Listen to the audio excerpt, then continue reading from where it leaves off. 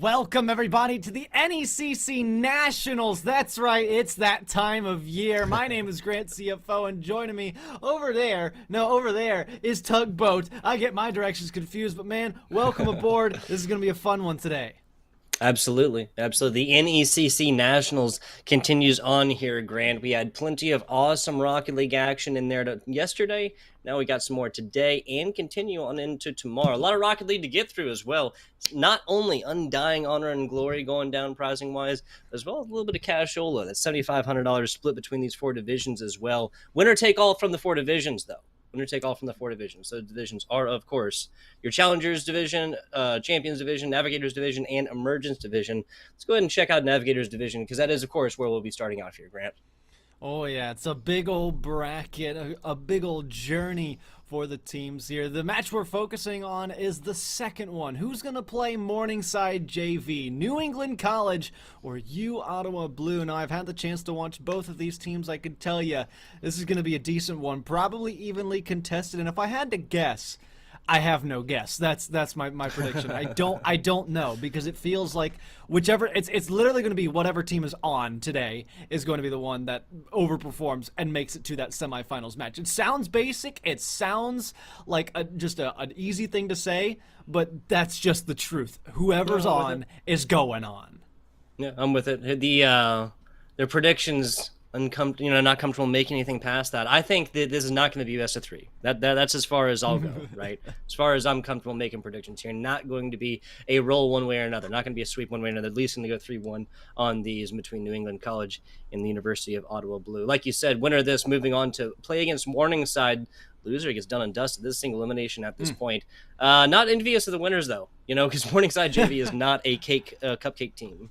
Yeah, definitely not. That'll be quite the challenge. And I mean, do you expect anything less from a bracket? You know how it goes. As it goes on, it gets tougher and tougher. But let's check out who's going to be taking the field tonight. Which team could come out on top? We start with New England. It's Mr. Nick, Me Like Rice, phenomenal name, and Fishy, who are going up against the other side, U Ottawa Blue. Yeah, so that's going to be what the sports management freshman coming in, play on the squad. University of Ottawa, that's Joy Boy coming in. I don't want to call that basic electrical engineering. I'm not sure. A bachelor's of science in electrical engineering. Sorry. Not I wouldn't basic, have gotten that. Boy. I wouldn't have gotten it. No blame. There you go. For sure. The sophomore coming on in here. Actually, a trio of sophomores, right? Lu also coming in, software engineering.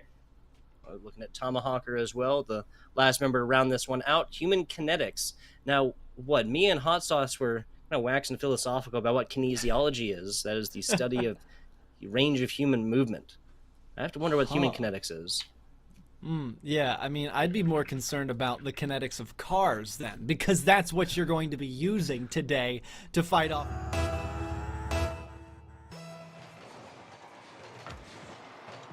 Quarterfinal. It's already underway. Just kidding. We're back to us. Maybe we get to game. I don't know, but it's our pretty little faces. And Tugboat's got a mustache. So, and I do have a mustache. He's cooler. You got the cool factor. Thank you. I appreciate you.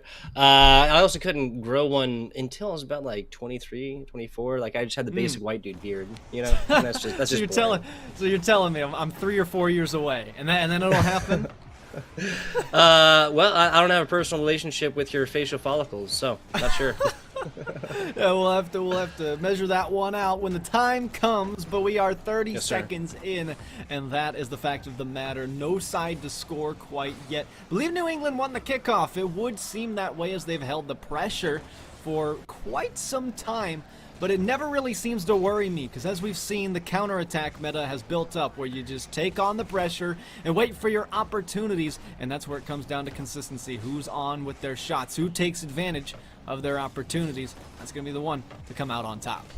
Mr. Nick, some nice play over here, but just like that, New England's offense is going to stop. Now having to transition into that defensive look. Across the middle right here, Joy Boy doing a fantastic job of trying to keep that offensive alive, but just like that, way of Rocket League. Lu bringing it out to the middle. That's a pretty nice look, and I like that Fishy kind of waited to bring this one out. He knew he wasn't quite fast enough to gotten a good block on that.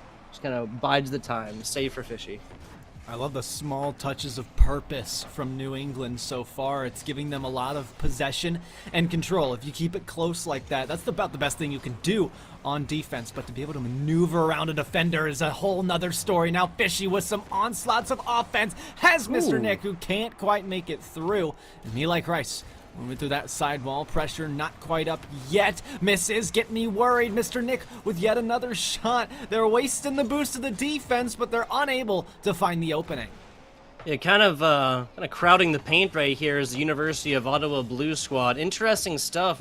Generally, these defenses will get sussed out and just, take an offense from a different side. But as it is, it's really working for Ottawa Blue. I like it. I like it.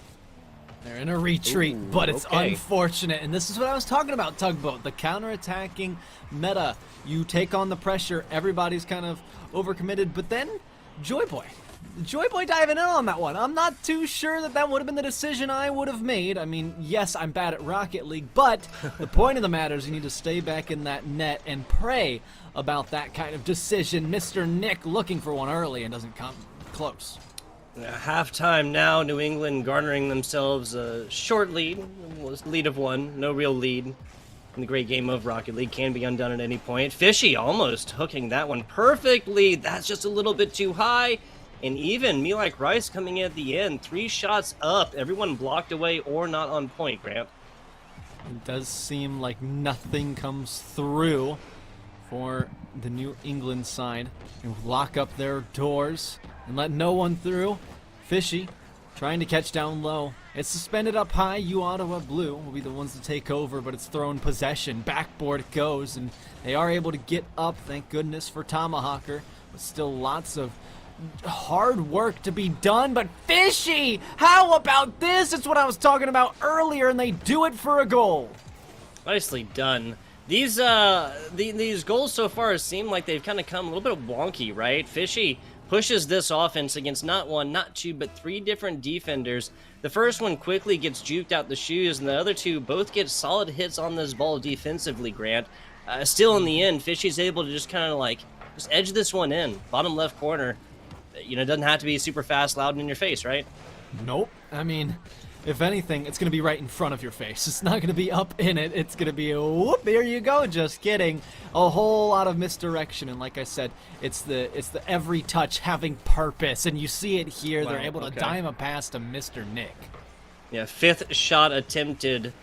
First shot in for this player right here in this best of 5. And yeah, and then we see the defender gets nothing more than a front row seat to those ones. Ottawa Blue getting dusted out as of right now. This is a score difference of 1 for a while, which was manageable, but now with about 80 seconds left, this game 1 might be done. So these are best of 5s, of course. So even though the match is a single elimination, 1 single game matters not. Yeah, but it does kind of get in your head a little bit. I mean, even if you say, don't let it get in your head, it's going to get in your head just for a moment, and you have to fight off those thoughts. Nobody wants to go down here. However, like we said, best of 5 guarantees that this series is at least going to have some sort of length to it. So with 60 seconds to go, not only are you regrouping and preparing for the next game, you're trying to get some goals as well, but you're also experimenting. Can you do anything new that can help you against New England? Are you spotting any weaknesses? You know you've got some, but you got to do your homework during the game. Absolutely. This is just a New England squad as well. They're just kind of is rotating around and putting these balls up. So they send a player to the corner, get this ball popped out a little bit, and the way that Ottawa Blue has just been, again, kind of crowding this goal, up in the front net and whatnot, right? Like, generally, this is something that will get, they'll get really get punished. And I think that's just kind of the result of what we're seeing right now, man. Yeah. It's unfortunate. 25 seconds to go. We were hoping that U Ottawa would be able to come up with something in regulation, and then they just got burned for their mistakes yet again. Yeah. And it comes down to confidence and speed. Tomahawker does what I was going to ask of them there. Unfortunately, just off the target. And 5 seconds to go. One more chance. They're not quick enough, and that seems to be the name of the game, is speed. New England is on right now, and with that kind of confidence, you wonder how many games will it take for them to move on. Right now, it's 1-0 in their favor. if I can hedge my bet here, Grant, I said no 3-0s, but when we're staring down the barrel of what is that, 15 shots attempted, 15 shots attempted for New England with 3, count them on one hand, shots attempted on the other side. We do not have a time of possession counter like time-wise here, Grant. It'd be awesome to have it within the great game. What we have is something that kind of correlates, which is, of course, the amount of attempted shots on goal, regardless of how many goals are actually made in, right? 15-3 is an absolutely impressive number. There's not many teams out there that are going to win with as few attempts going up against as many, and again, a massive score difference in time of possession. Definitely. You don't want to be allowing that many shots on target. And if you do, then, I mean, you're going to get what you get. You got to do something to help yourselves out. And one of the things I saw Tomahawker do at the end, and one of the things I was going to ask them to do, is get up in their face more on defense. Just throw something at the ball so you at least know you did everything you could to try to work it out and save the ball, clear up some pressure that's coming your way. If you are just going up, you're gonna do well. Yeah. Wanted to correct this because, just as a reminder, I am the worst, and I don't think NECC runs without Caroline Shaw, guys. This is a best of 7. You know, me and Hot Sauce talked about it all day yesterday. I'm sorry, guys. These are best of 7s, not best of 5s. The first game matters even less here. Big shout out to Caroline, everybody at NECC, and specifically today, Tofu and Zolex the Mage for running production and helping us out as casters. Would be lost without them. New England, though, fantastic stuff. Fantastic stuff. Yeah. 16 seconds in for a score here for New England. That just proves to you that New England is not lost at all. They know exactly where they are and what needs to be done, and they're accomplishing it right off the bat. They give no space, no mercy to you, Ottawa, and that's how you got to play a best of 7. You have to keep on turning those wheels the entire length of the series. It doesn't matter how long it takes you. Keep going. They've got more shots to be fired on. And finally, Ottawa breaking out, but not for long. I really want to see Ottawa get some more plays in like that. These are attempts that they have been taking advantage of when they're gifted to them, aka when there's just like a crazy 50 ball and there's no chance of a New England player getting there. But outside of that, New England has just played the keep away game. Like they are so good at keeping this ball away from Ottawa and just taking it away. I think that's one of the many things that led to that 15-3 score line, shots attempted line, in our game number 1. Ottawa's gotten some shots attempted, and we like to see that, especially early on in the game when we counted on one hand how many shots they had. So that they can keep up such offensive production. Got a great clear downfield, but it's a loss of possession. We know New England will control this. Mr. Nick, not the best bounce for them, and can't field it. Back into the center field, over the head of Fishy. Rice to make up. Not quite over the head, but into the hands of Tomahawker. Joy Boy looking for a bump. Got it. It's an open net if they can get there in time. But again, the pace becoming the enemy of Ottawa Blue. Yeah, Tomahawker trying to toss that axe into the middle right there. Not going to happen. The Ottawa Blues defense, again, is pretty good when they're able to triple up like that. Kind of get that brick wall impersonation going, Grant. When it's not, when it's aerial, when it's New England passing the ball consistently, we get score lines like 4-0. 2 minutes into this one, though, and this isn't a bad look for Ottawa Blue. That could have been the first goal. That could have been the second goal. My goodness, that's just that's heartbreaking. And at the end of the day, that's just a result of bad shooting, right? Like, both of those angles were not true. Yeah, the unfortunate part is you're not going to be able to fix shooting accuracy in a game. If you're having a bad game, you're having a bad game. It goes the same for a day of Rocket League. That's one of those things that you can't really do much about. However, the formula that you have to keep in mind then is, okay, anticipate. And right now, you Ottawa Blue have not been anticipating. When a shot comes your way, you have to know the tendencies of the other team. If you're gonna miss, you got to be prepared to make up for the miss. Also, a similar story here is the Ottawa side. They're not sitting in the net. They're pushing out too soon, and that's why Tomahawker got burned, and we're at 2-0 with half the game gone. Yeah, just like that bare difference of angles of the last second, right? Well, almost as that last couple frames or something like that. Tomahawker up. That's going to be a huge hit. Mr. Nick kind of sending this one flying. That actually might have been a situation where we would have been better off not hitting this one. Me like Rice, almost with the double tap on in right here. This New England offense, no reason to believe it's going to stop. Definitely no time soon will New England be letting up. They'll go for double digits if they have to. Now, granted, not enough time to do that, but it will be rather ambitious in their pursuit for it. 2 minutes to go. Joy Boy coming up short. Mr. Nick over their head, looking towards the middle. It's dangerous, but New England deflecting it upwards. Not what they wanted. Still, though, Fishy with possession. Tomahawker gets it by a defender. Wrapped around through the midfield. New England continue their pressure. And like you said, doesn't seem like it will let up. And you Ottawa Blue got to play these clears a bit smarter if they want to sustain this offense. But they're just trying to shoot on the net so early, and they will get burned, punished every single time. Yeah, seriously. 122 kilometers per hour. I believe that's something like 80 miles or no, 74 miles or something like this for I can't do the Imperial. Yeah, I'm trying. Who knows? You're right. I probably should not try. But unfortunately, Grant, the situation that we find ourselves in is close to 9 minutes. 9 minutes with no scores on boards for this University of Ottawa Blue squad. They've gotten this far, but I'm not sure if it's going to get much farther past that. Yes, this is a best of 7. Yes, they'll still have at least 2 more chances after this. The closest roll can be a 4-0, and this is only game number 2. But still, this is not good. This is the same situation they found themselves in last game. Down by 3, 60 seconds left.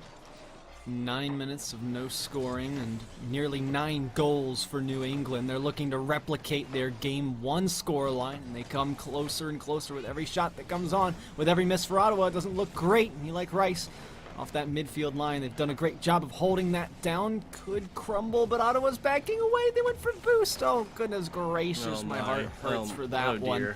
Clear opportunity wasted. Yeah, Tomahawk could have taken some off the top and more on that one. But, I mean, even without boost. But it is hard to know that the ball was going to be as low enough as that you'd be able to play with it. So, at this point, I don't think it really matters, right? They got one in. You know, you have 2 scores in 25 seconds, just based on paper, just based on the hard numerical facts that we have so far. 9 minutes, no scores, almost 10 minutes, no scores. As unfortunate as it is, they got nothing to believe that Ottawa put up anything more than that after the word. So, unfortunate, but that's now 2 goose eggs in a row. Well, the once this is grounded out, I shouldn't count that out yet, right? You can get one for the road. You'd love to see it. Unfortunately, just not the case. New England running away with yet another game 3-0. So by this logic, and we've only had 2 trials, we should see a game go 2-0 in favor of New England. Maybe just counts down, and then it goes the other way. We'll have an overtime in game 4, and then Ottawa gets 1 the next, 2 the next, 3 the next, reverse sweep. Right? There you go. Right? All right. Hey, completely solid theory. Yeah, that's the path that has been set out right here. I like it, dude. I like it.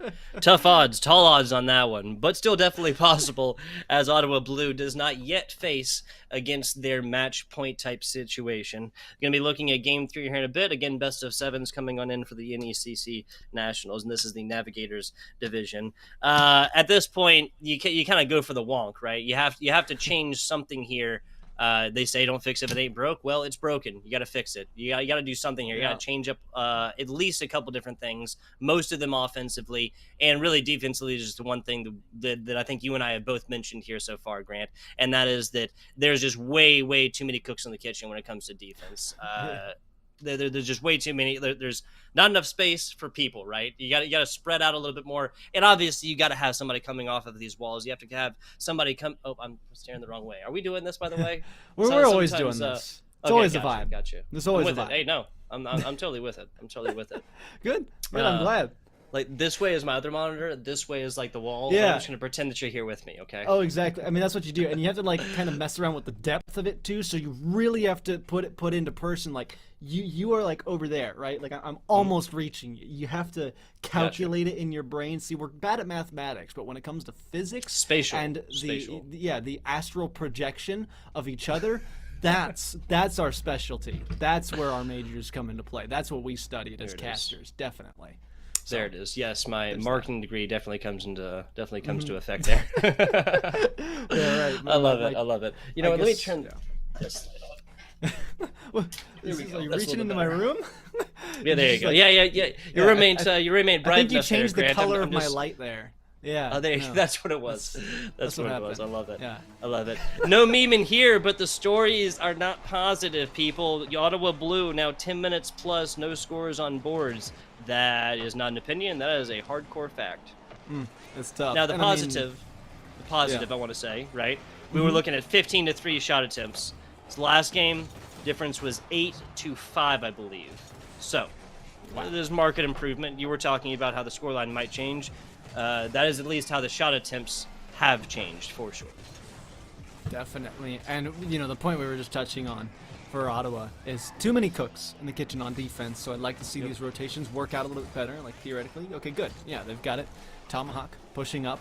Joy Boy moving forward. You got to leave Lou to stay in the back.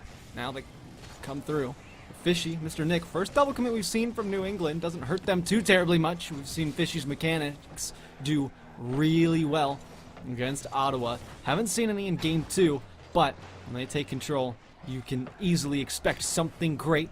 And they're looking to do something with the air dribble. Unfortunately, nothing today. Only a minute gone, still scoreless, but New England, they look relentless when it comes to offense, nearly getting through, but it's just off target. Another pass midfield and blocked by Ottawa.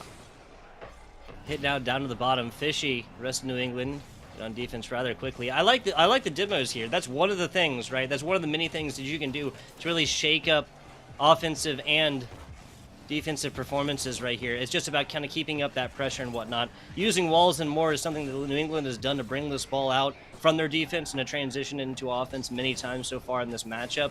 And that is not working out as well as it was in the past here for New England. Love to see a Tomahawker always with that player back. Fantastic positioning on that one, and no points for either squad quite yet. Fishy, deep drop back and clear downfield. Zilu getting demoed for their efforts. You have to force Rice through. You can see both sides jostling for control. Nobody to come up with it quite yet. The speed, though, of New England helps them out. I think Fishy was actually the one to touch that, which just shows you that maybe there's some weakness of quickness in other players on New England. But for Ottawa, they haven't been quick enough to capitalize. Missing out on some boost here. Won't have many resources. They make themselves useful to the back wall, but blocked by that backboard read for Fishy. And from the midfield, Ottawa continue to struggle where New England has historically dominated it. Big save for you, Ottawa. For once, too many cooks pays off. Yeah, I mean, I was going to say they have fixed their problems. Now the only other glaring disparity between these two is that New England is just simply getting to boost quicker. That has led so far to Ottawa not really having as many offensive opportunities, especially aerially so far. But whenever they hit defense, they are making sure to pick up these side boosts, like we literally just saw. I believe that was Lou on this other side. Perfect transition on in. Now that's Mr. Nick. New England doing the same exact thing. Yeah, my problem there with Ottawa is how quickly they were to throw away on a shot. Yeah, you had no boost, but they don't know that. New England has no ideas, so just be fearless, be aggressive. And, I mean, when you're on the ball, they kind of have to respect that. It is a team that knows what they're doing, so they will respect that. Now, I'm not going to say they have incredible higher intelligence telling them when the boost is happening, but you know, they can kind of figure it out, and I think here they definitely read it off the backboard that they were a little bit lacking of resources. Yeah, Joy Boy, I think they might have just misread how quickly that ball was coming down right there, because I believe they had the boost skills, definitely had the skills to pay the bills on that one, but just doesn't quite get to it. Still, Ottawa no goals, but the good news is in this same time period, pretty much in game number 1, they were down by 4, I believe, at that point. So, that is definitely good news, given that, yeah, one is no real lead indeed in Rocket League. Very, very true. It could crumble at any second, but you, Ottawa, will need to strike big. Otherwise, they're going down 3-0. It's not the place they want to be. Not the best defense. They'll be forced to go again. We have Tomahawker getting some work done by coming in. That's a shot on target, and they push out too far. The third time in the series it happens once a game that somebody abandoned ship on the defense, and it's left open and tossed into the water. It's like the Boston Tea Party out here for goals. Yeah, Tomahawker right there, unfortunately. I can dig it, wanting to cheat up just a little bit, wanting to get a little bit of extra pressure and space, especially when New England has simply been beating you to these positions when you are on the offense, they're on the defense. Unfortunately, that one's just going to Classic mistake, and then there you go. So this one, this game could have very easily ended 2-0. The only real reason that Mr. Nick had such a takeaway kind of opposition right here, or of a position and opportunity, I meant, is because that Ottawa has poured everything into offense on that last kickoff. That makes sense. You lose by 2, you lose by 10, doesn't matter. Loss is a loss, and you got to get into offense and pour everything into there eventually. Yeah, this is kind of a downhill game for Ottawa. It doesn't seem like they've picked up on anything that New England is really doing. They've found no weaknesses, which is good if you're New England because you're going into the semifinals with quite a bit of confidence. But when you're Ottawa, you're like, man, was there really anything we could have done? Either way you slice it, though, you're going to have a great replay to look at. Blowouts are the best replays to look at because when you're playing, I mean, hopefully they're playing their best here. Hopefully they've showed up today. And if that's the case, you know that if you are performing well but still losing, there's areas for improvement. It's a phenomenal resource that you'll have. It'll be great to hit the books for next year. But we have to focus on the fact that this was only game 3. And like I said, very, very ambitious, and it's not my prediction by any stretch, but there is a world where reverse sweeps do happen. I believe we live in that world. But Ottawa needs to change something big and quickly because they have a tall mountain in front of them, and it needs moving immediately. I need to see a kickoff goal, something that sparks brand new life in these folks. We need an offense that sparks joy, right? An offense that sparks joy here for the side of University of Ottawa, the Blue Squad here. Something does spark joy, something that inspires hope. Yeah. We are looking at a 6 shots attempted there for the side of New England, and obviously 3 of them making in, so a 50% shot completion ratio is not bad whatsoever, Grant. But Ottawa Blues still had 5 shots, though. So the disparity in shots attempted, which can equal to in some way, shape, or form, the kind of the time of possession here is definitely going more so the way of Ottawa, and that is good news. Now, the difference is what do they do with it, right? Because, again, the stark, bleak truth, not an opinion but a fact, is now 15 minutes with no scores on boards for the side of Ottawa. Yeah, that's the big deal, is the shooting accuracy. We talked about it. They had many opportunities in game 2 where they were capitalizing on mistakes, but they hit the post. The woodwork was their worst nightmare in that game 2. Game 3, yes, they had shots, but it was the same story. Yes, there were also saves, but you're still not making it through to that opening. And that's very demoralizing because you're like, well, if only we could get a shot that goes in, we'd have a chance in this game. But when you're having an off day, and like I said at the very beginning, if you're not playing on, you can't move on in this tournament bracket for the Nationals of NECC. And that's a heartbreaker. But like I said, if you Ottawa Blue can start off strong, I think there is indeed hope. But if New England get it instead, I am going to have some tears to shed for Ottawa and their hopes of reverse sweeps. Yeah, so once again, it's definitely possible, but the and every second that Ottawa Blue keeps this dead even, keeps it at a 0-0 scoreline, means that there is still hope, right? But once New England starts scoring, so far, 3 games now, it just doesn't stop. No reason to believe that would stop in a game number 4 situation where New England has momentum, is comfortable, and is firing on all cylinders. Take out defenders, too. That's something else we've kind of seen. Seems like Ottawa Blue will put it up, maybe even get some passes into points, but other players just kind of waiting in the wings, not necessarily trying to take out defenders and whatnot. That was a solid little defense. Joy Boy, get in front of that one. Ooh. Tomahawker, look how much space he's got. Mr. Nick took a while to get in there, but it does work out for them.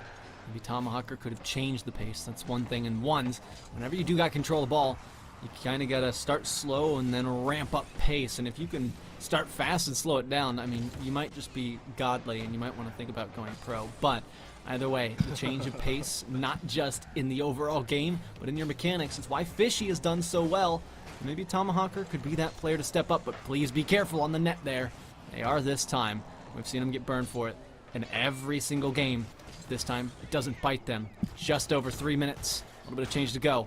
Ottawa's still fighting to get out of their half. All right, so rewind time about 12 seconds. What we saw right there, a line, 3 of them, all like literally in a perfect line all the way across, all down bottom, none with momentum. That's exactly why Ottawa Blues defense has unfortunately not really gotten a whole lot done. Back to it. Too many cooks in the kitchen. I'm not sure if you ever tried to cook with anybody, but there's a reason why it's a meme. You know what I'm saying? Also, advice, right? If you ever have to do it, just have one person do like the cutting of the vegetables or like cleaning and stuff, so they only stay in one place. That is how you avoid having problems in the kitchen. Oh, absolutely. I did it with my roommate. I was just the guy who did the easy job. I was grating cheese. That was my job. Dude. And he was preparing the meal. It slapped. It was You're cutting cheese. I feel you. Yeah. It's like there's room for teamwork, but there's not that much room to do everything. You have to spread it out, and even then, it's kind of difficult. You, Ottawa, need to defend this one. Thank goodness it's off target. They don't have to worry too much about it, but you might want to worry about Fishy. It's been interesting. Fishy's gone silent for New England in terms of those ridiculous mechanical plays, and it's not necessarily a work of you, Ottawa. But here we go. This is what we've been waiting for. Ottawa to score first. I love it. 103 kilometers per hour. Joy Boy with a perfect read after Me Like Rice just completely whiffs at this, every way, shape, and form. These are one of the most important touches off of this corner. And I'm not saying, I cannot yet read the minds of players. It would make casting much easier. But I think what Me Like Rice was trying to do, or was doing, was deciding whether or not to pick up Big Boost. And when you pause in those situations, especially in Rocket League, that decision will be made for you. That analysis paralysis will come forth and make the decision for you, right? There is no decision made, doesn't go for Big Boost, doesn't go for the ball right there, and that's going to result in the first Ottawa score, and possibly a W here in game number 4. Possibly, but I wonder if they've angered New England, because it seems like immediately they came right back into it, swinging for the offense and swinging for the fences. 90 seconds to go. They'll be working. If there's one team on this field that can do it, it's going to be New England. So be careful, Ottawa. Weigh your chances. Don't bite on anything that you can't get to, but you do things like this. You 50 like a Mack truck. You'll find some goals. I love it. I love it. Ottawa Blue, the comeback started 3 minutes ago, 3.5 minutes ago, or however much time is 3 minutes and 47 seconds ago. We're looking at and now the insurance. Okay, good. I was gonna say now the insurance goal. That was almost undone, pretty much as quickly as you can say it, though, and it is Fishy. So, This is just a ridiculous team, right? They're like some Herculean defenses right there, right? Some brick wall impersonations, and then Joy Boy just like, you know what? You guys haven't scored in a while, Fishy. You just go ahead and take this one in, man. We'll get some more later. Well, it's obvious what I was talking about. It was Fishy. I told you that he wasn't really doing anything too mechanical, but he had the first touch nearly perfect and changed pace over on the air dribble. Nobody could keep up with him. You couldn't read his mind. Just like we can't read the players' minds, they can't read each other. And so Ottawa couldn't read Fishy. Therefore, goal happened. So that's logic there, I suppose. 45 seconds to go, and it looks like Ottawa Blue might need a new insurance company, because now they've only got one goal of it. Looking a little dicey. The 50's not quite powerful enough, and they hold off yet another attack. But 30 seconds to go. It wears thin on that defense. There you go, Joy Boy regardless, getting aggressive on this. About 22 seconds left. New England will eventually abandon anything but an offensive look, because again, you lose. I mean, a loss is a loss. Doesn't matter by how many points. Me Like Rice, big boost on the way to try and pick this one up, but Joy Boy, that's a pretty good center right there. That's a very dangerous touch from Fishy as well. But like that, this is going to be New England trying to assume the offensive. Ottawa Blue doing exactly what they need to. Now volleyball situation in the middle of the field. Okay. Put down by you, Ottawa. And for the first time, they take away a game in this best-of-7 series. 5 shots for them, 9 for the other. And we saw that one go 1 for 9. Ain't that great? But that's good news for Ottawa that they've at least got a chance here. And for the first time as well, not only did they win a game, but they were controlling the midfield and finding each other on offense. We saw a back pass near the end, and that could be signs of what is to come in the later stages of this next game. Well, it wasn't a sweep. I didn't quite hedge the bet, right? Still right in some way, shape, or form out here. I'm liking it. But no, in all seriousness, this game very, very well could have gotten the way of New England and been done for. Ottawa is doing what they need to here, but also the second goal was kind of gifted a little bit. This very, very could have easily gone all the way down to overtime, and then this entire match go down to a single point within that sudden death type situation. get it back to the demos. Get it back to a situation where we're able to control this ball a lot more, because we were just looking at like a 5-6 shot attempts score line last game. Now they actually take it, but they're losing that. Like, I think it was, you said 5-9, right? Yep. Yeah, so almost doubling up still for New England. Not quite the quintupling up 15-3 that we saw in game 1, but still almost doubling up is not ideal situations. You're not going to be able to shake those dice 10 times in a row and have that same result come out even 3 or 4 times. Yeah, well, Ottawa Blue taking their first game, it's momentum, and like I said, I was hoping that this could happen where they could score first, and that was the secret sauce. It was a momentum shifter. It proved some confidence. It proved to them that we actually can score. Wow, like, why were we doubting ourselves? And then they instantly grew in confidence, but I think they're going to need that for the next 3 games.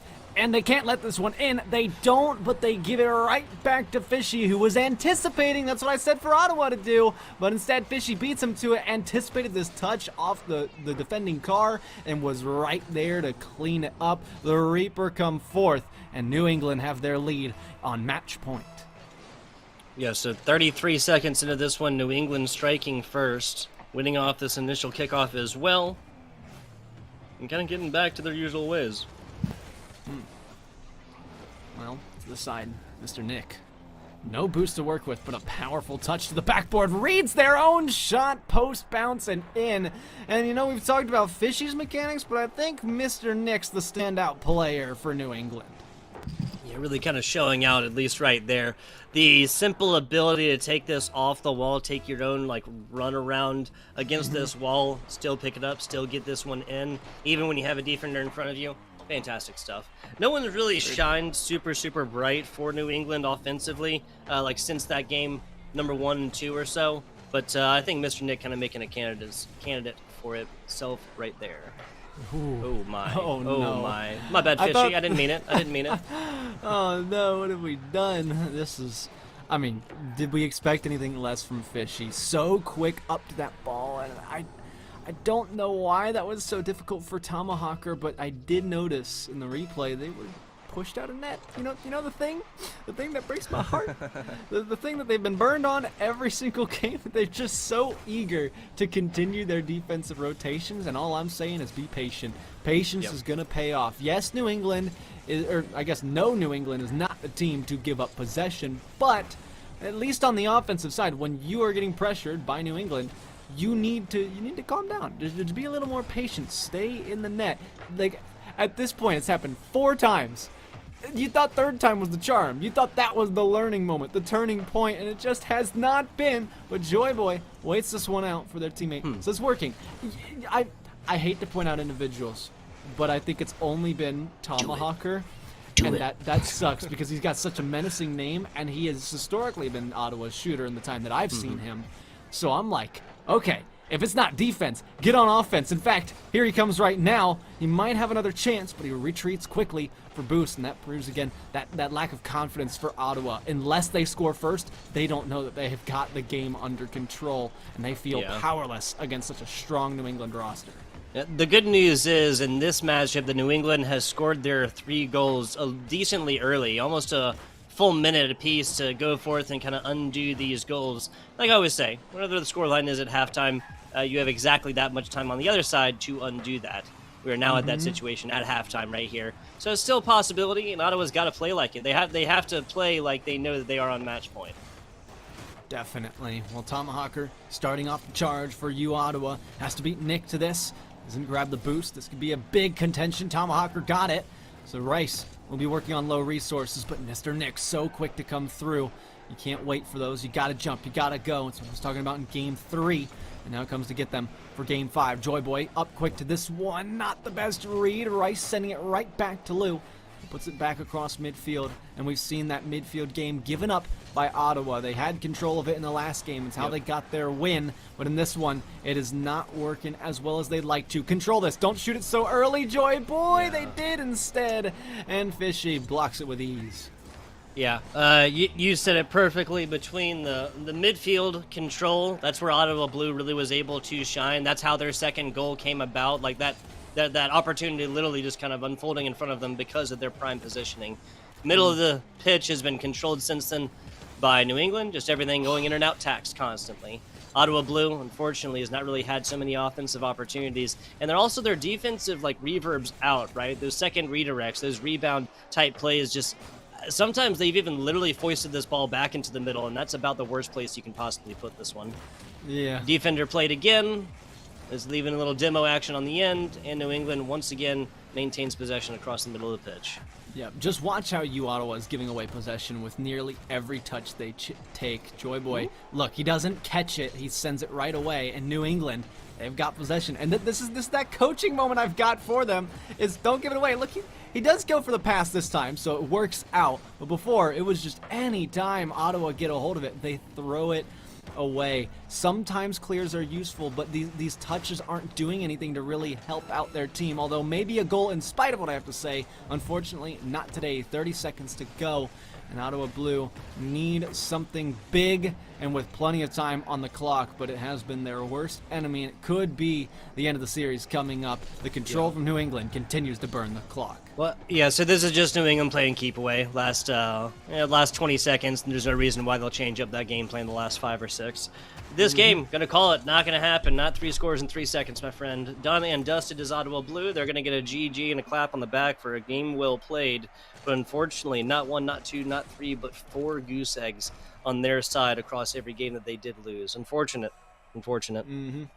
Definitely, but I hope I was at least able to bring some sort of coaching point prematurely before they get into their own replay reviews. But I don't think we get to see a much more obvious presentation of that until that last point there, where I was like, they should catch this here, and then watch how they don't. That was the difference between Ottawa and New England. Every time New England got the ball, they caught it. They kept it. Even in those last seconds, when I said burning the clock with 15 seconds left, that was them catching it on the wall and bringing it down through the corner, keeping it close, forcing Ottawa to come to them. And that was the whole difference maker. Ottawa was like, ball, get away. And then, hey, there's New England as well, and they're going to score 3 goals on you every single time. It's unfortunate, but we have to give congratulations now to New England because they are moving on to the semifinals, and they are playing that scary team. I can't remember the name of it, but I remember it was scary. Morningside JV. So big challenge awaits them. But from what we've seen today, they're definitely a mature, developed team, despite, I think a couple of youthful members. They've got something going for them, and it brings me a lot of confidence to what they can take with them to the semis. Yeah, I feel like nothing that Grant or I said here should ever be taken as being negative about Ottawa whatsoever. Everything that we just watched, all 5 games, shows us that they know what to do. It's just, they have the skills to pay the bills. Now it's just getting it done. And that's why we're able to say what we want, or say what we have been saying, right? Not say what we want, but say what we've been saying, right? Because we know that you guys can do it. You didn't get to the playoffs for no reason, right? This was not a fluke. This team made it all the way into the playoffs here in Ottawa. Fantastic college, very, very supported and representative of esports and whatnot. Love to see him next season because that's the only time that we'll see him the rest of the NECC because unfortunately their run is done. Yep, unfortunately it comes to an end here, but you and I, Tugboat, our night does not come to an end because we've got some more matches coming up, and in fact the next one is going to be Dalhousie versus Fanshawe Falcons. That second team is going to be a treat to watch, so stick around. You're not going to want to miss the next series on the NECC.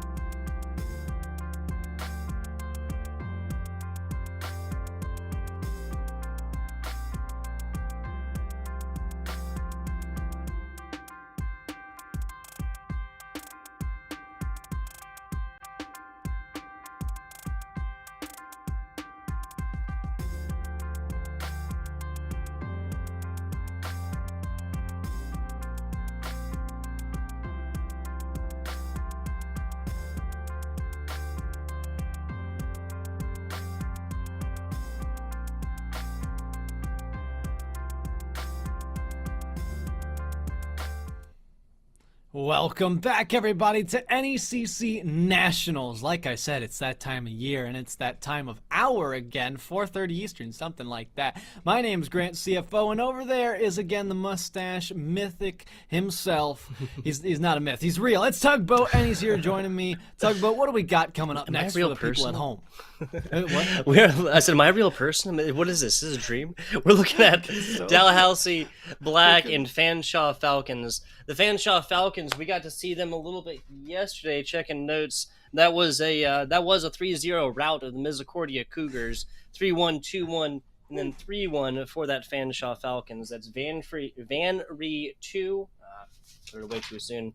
Apple Pie and Official Paper making up that squad yesterday. Obviously, they have sub capabilities. Can be playing a different lineup here today. No reason why you'd try and change it if it wasn't broken though, right? That was a team that was firing on all cylinders yesterday. It was for sure, and Misericordia going down. That's surprising because I cast them over in another league, and I was like, no, I mean they were on the up and coming. That's for sure. So if this team took them down, that's the one I'm going to be looking at as we move in to take a look at the bracket to see what teams are remaining in fact. And as we can see, our team, the one we're focusing on, there is C1, B2, Dalhousie Black, and Fanshawe Falcons. So nobody to come out on top. This will be the first one that determines who goes on and who is the better of the two sides. Absolutely. And once we hit semifinals, that'll be a little bit later. You guys will have Captain Atsoca and Foof for those matches, and those semifinals will be doing interviews and stuff. But got to get there first. Firebirds Red and Fresno on the other top side of this bracket. Lincoln Land, definitely a goated team, taking on Concordia, Wisconsin. That'll definitely be a good match. And then Firebirds A and B playing against each other. 3 of those Firebird squads here in our Emergence playoff division. Looking at this one, I think what Van Raid was really popping off yesterday offensively, but it took a little while for them to get started, Grant.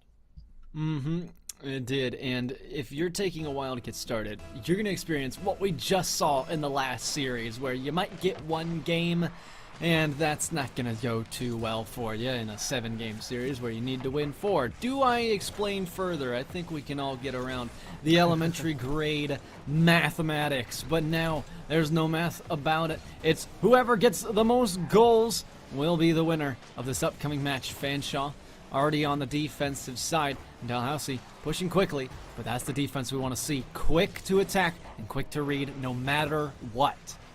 There you go. That's Perched, Peach, Locke, and Jaro making up your Dalhousie Black squad. Once again, that's Vanry, that's Apple Pie, and Paper making up Fanshawe.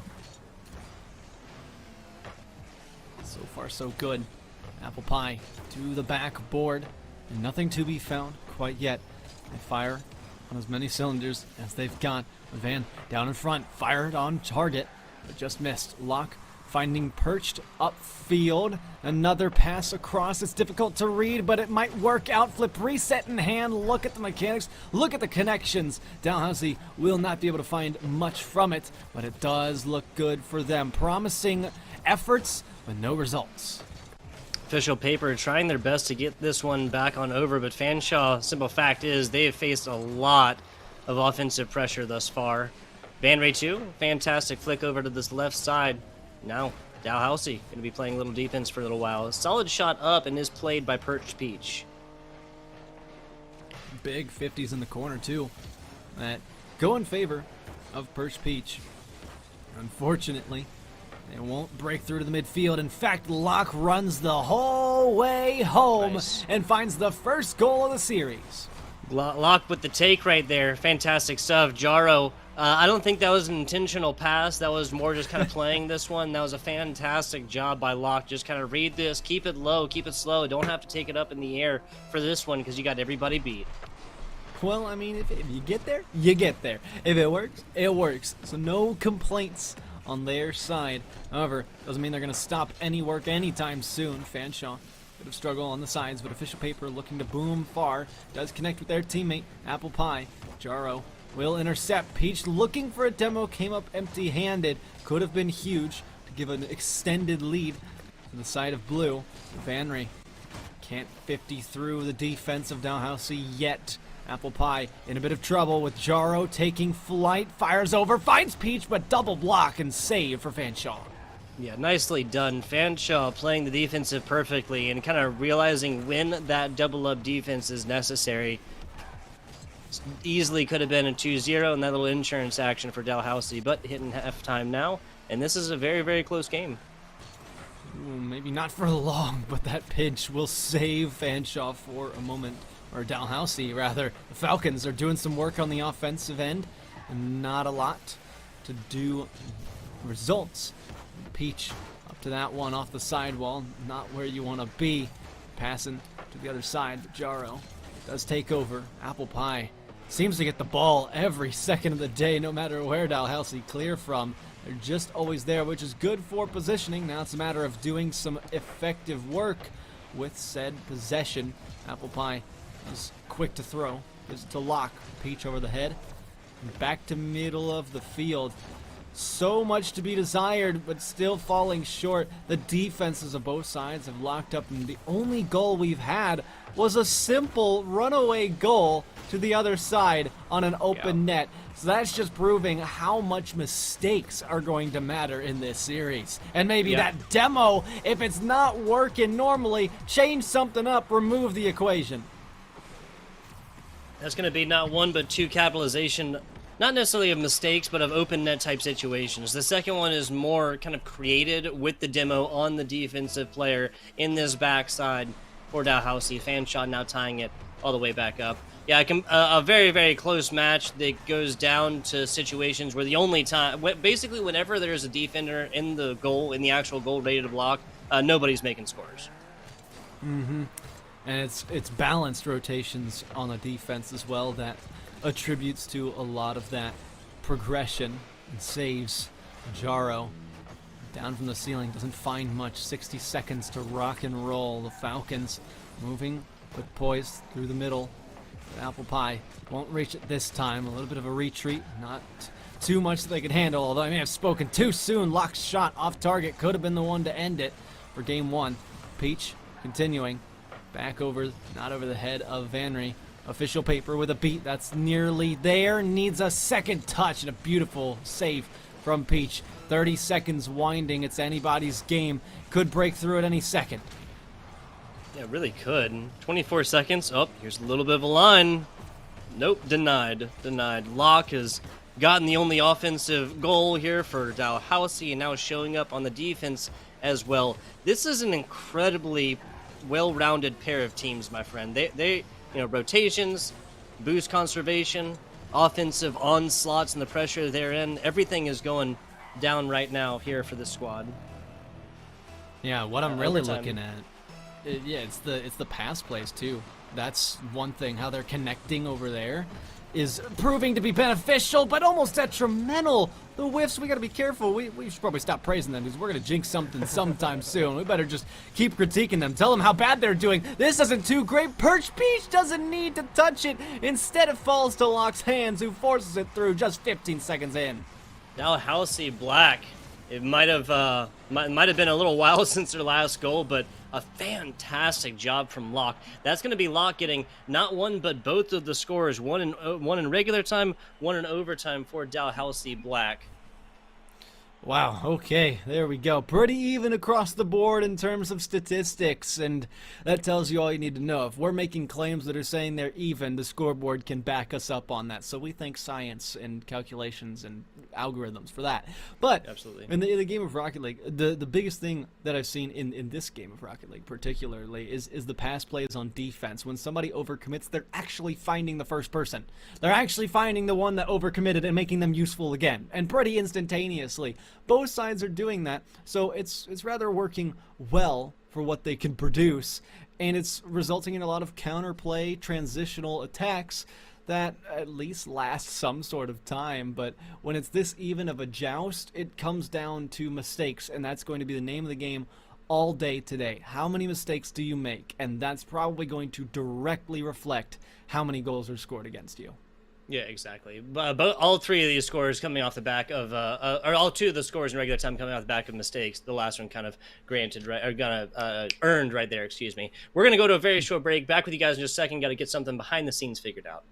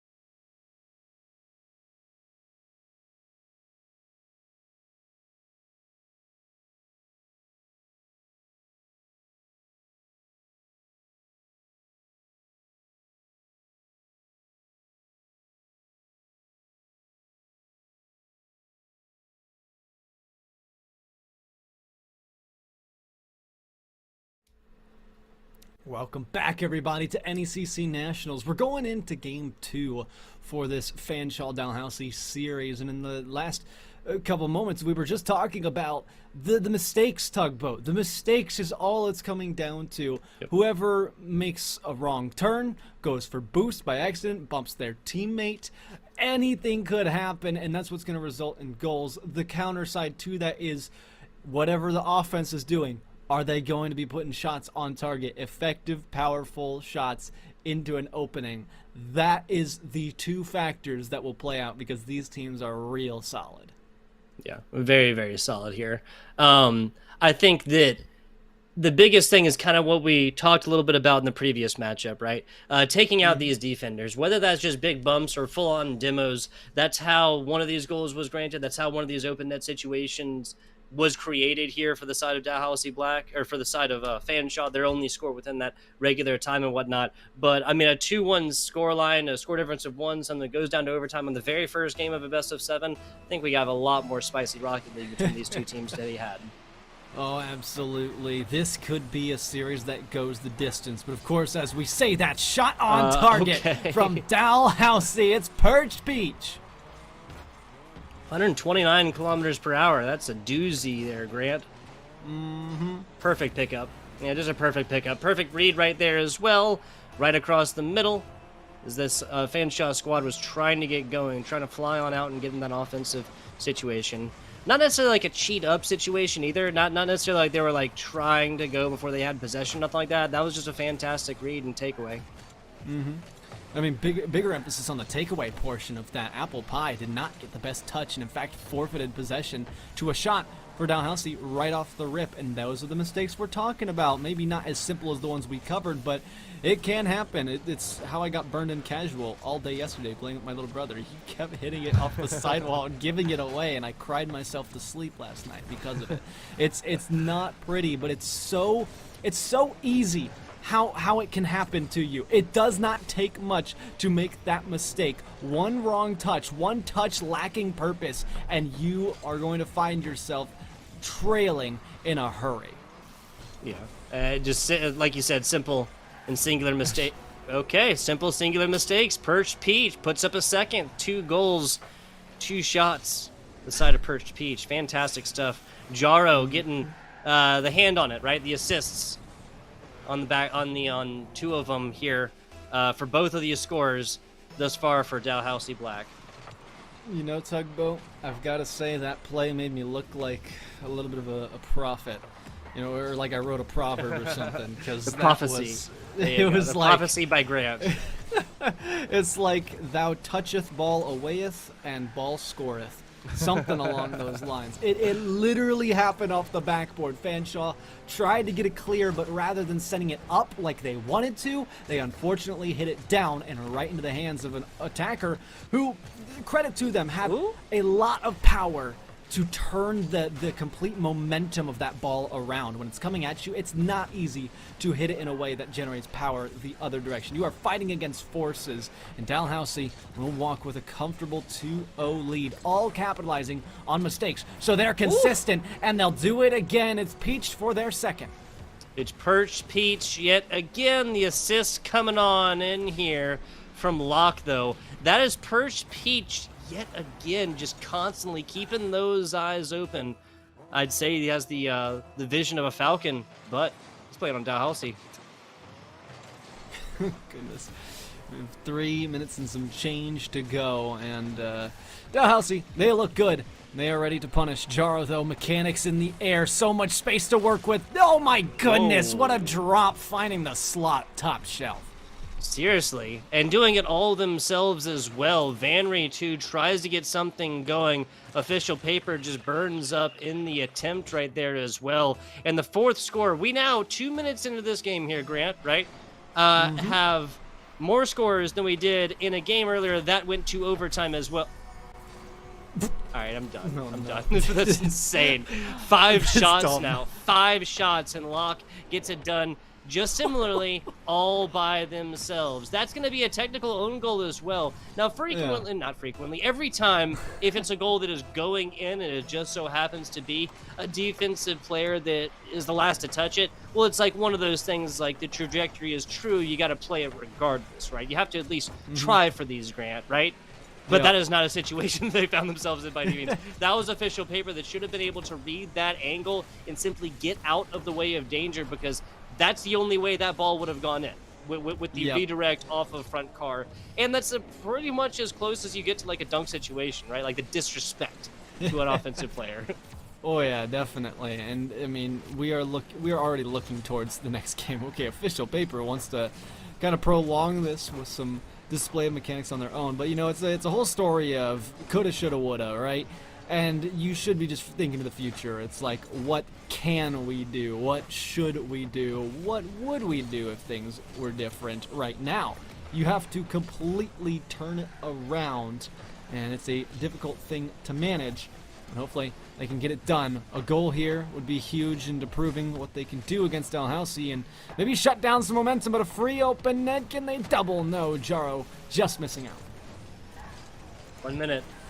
45 seconds left in this one. Locke with a nice 180 rip around right here to get right when they needed to and follow it up. We talk about the mistakes, right? The imperfect positioning. You can't include Locke's name in that situation whatsoever, because that was literally perfect. Not going for boost, not trying to take balls away, not trying to get anything more, right? Not trying to hit a jackpot right here. Just simply playing more regular, expected, methodical Rocket League. 5-0 is a scoreline I did not anticipate in the game number 2. Either side. Definitely not. No, I would have to completely agree with you. This was... How? Just how did this happen? I mean, obviously mistakes, we've covered that, but still you're wondering, how did those mistakes happen? How could this happen to me, right? I've made my mistakes. There you go. I'm so glad you know that song, dude. I'm so glad you know that song. That was a banger when I was in high school, dude. That was an absolute banger. Oh, yeah. For sure. I can't. Black face paint and crying, man. they made another song. I can't even think of the artist now. But Simple Plan. Yeah. Name of the song is Untitled. Simple Plan. Simple Plan. Yep. Good old Untitled there. Well, Yep. I think we could give a title to Dalhousie if this is what's going to continue. They could be the dominant victors of this series by the looks of things. 5-0 in a game 2. We've already said it. We did not expect it, but with the mistakes we've seen, Fanshawe, I don't want to say they deserved it because they didn't. They did everything they could. But, you know, cause and effect. The cause, mistakes, effect, the outcome. You already know. 3 seconds to die off the clock, and now you're just saying, well, what do we do? It's kind of the same thing from the last series. Dalhousie winning game 2 comfortably here, but what you have to turn around is take possession. That's what it's coming down to, because they're trying to get these powerful clears, and they're not going their way. They're trying to get around the defense. It's not going their way. You need to make the defense, or the offense rather, come to you. You have to control the ball. Don't clear just to clear. It has to have purpose if you're going to clear. And most of the time, if it's going to have purpose, you got to go to empty space, not where the defense is at. If all 3 of them are on the left wall, you got to go to the right wall. But that's what's happening right now. Everywhere you look, everywhere you go, they will follow you down. You know what I'm saying? It's a problem. It's a problem. Yeah, I see what you're doing there. I see what you're doing. We'll continue the musical references all day today here, but I gotta say again, if there was lines laid on this game beforehand after a 2-1 small overtime victory, I think it was right. It was like 22 seconds, 25 seconds, maybe 30 seconds, something like that. Within the overtime, did not last very long. Dalhousie Black, I always say that the most important points within these Rocket League games are right now, or are in between these matches, where players can talk to coaches in non-pressurized situations where they know they have at least a little bit of a break right there. Whatever it was at Dalhousie Black, I would have loved to have been a fly on the wall there, Grant, because it was straight up working. Initial demo as well. Looking at Fanshawe, though, what exactly is it is? I'm kind of trying to stretch the mind a little bit, trying to figure it out what exactly it is that they can get it done. To come forth here, try and strike back in this game number 3. Well, things almost looking up for them, unable to capitalize on a big aerial play that could have occurred. Now your third man stuck back and struggling for possession. Jaro, not the best time for a fake challenge. They'll forfeit that possession, but it's over the head of another Fanshawe player. Apple Pie quick to rotate out, and Paper to make up. Wants a bigger touch, but Jaro might get it over everybody. It's a struggle for those aerial touches. Dalhousie, every single touch that they have gathered has gone over the head of Fanshawe, whether it's a bouncer or just straight over their head. They are clearing with immense power, and it's something that Fanshawe are not anticipating. They're not giving a lot of credit to the mechanical play, and after going down 5-0, you would expect that they do that, right? Tugboat difficult save here, though. Paper can't make it. It's too quick. You blink, you miss it. 141.91 kilometers per hour, people. Not even Locke, who's capable of breaking the sound barrier, was able to get to that one. Crazy stuff. I don't believe that 141 kilometer an hour goal comes off the back of anything but a pinch on the other side. And if that did happen, that was I believe that was Apple Pie combining with Perch Peach for that pinch on the other side, so kind of using the opponent for that one. But hey, Fanshawe, just like a situation we saw earlier, it was a team that went quite a while with no scores on boards. Fanshawe gets goose-egged in game 2, comes back relatively early with what is hands down the fastest goal on broadcast today. Definitely. And now we have Fanshawe in the lead, but not comfortably. However, one thing that I always love to say is if you get crushed in one game, it doesn't mean you're getting crushed in the next. And this is a perfect regrouping game. You mentioned the coaching talk. You have a bunch of unpressured time to just talk, just chill, think about what happened and what can you do about it, or just completely take a rest. Maybe it's a big old reset. Either way, Fanshawe have done something right here, but it's not time to give up yet. Dalhousie still push forward using Locke with their mechanics. Not enough to break through yet. You got 2 more to get through. Now 1. Jaro, touch over to Locke. They go quick to it. Might have thrown it away, but the boost conservation allows them all the resources they need, and no 50s are getting through the defense. But Jaro, other end, missed pass and no score. So are we going to see now a Dalhousie Black goose egg? You know, they score multiple times game 2. Fanshawe reads them, figures it out, knows the language, rinse the book, goes on down the library and checks it out. Ah, so close, so close. That's official paper. Almost with the second for Fanshawe. That's another shot right here. What is that, 3 now in about 10 seconds?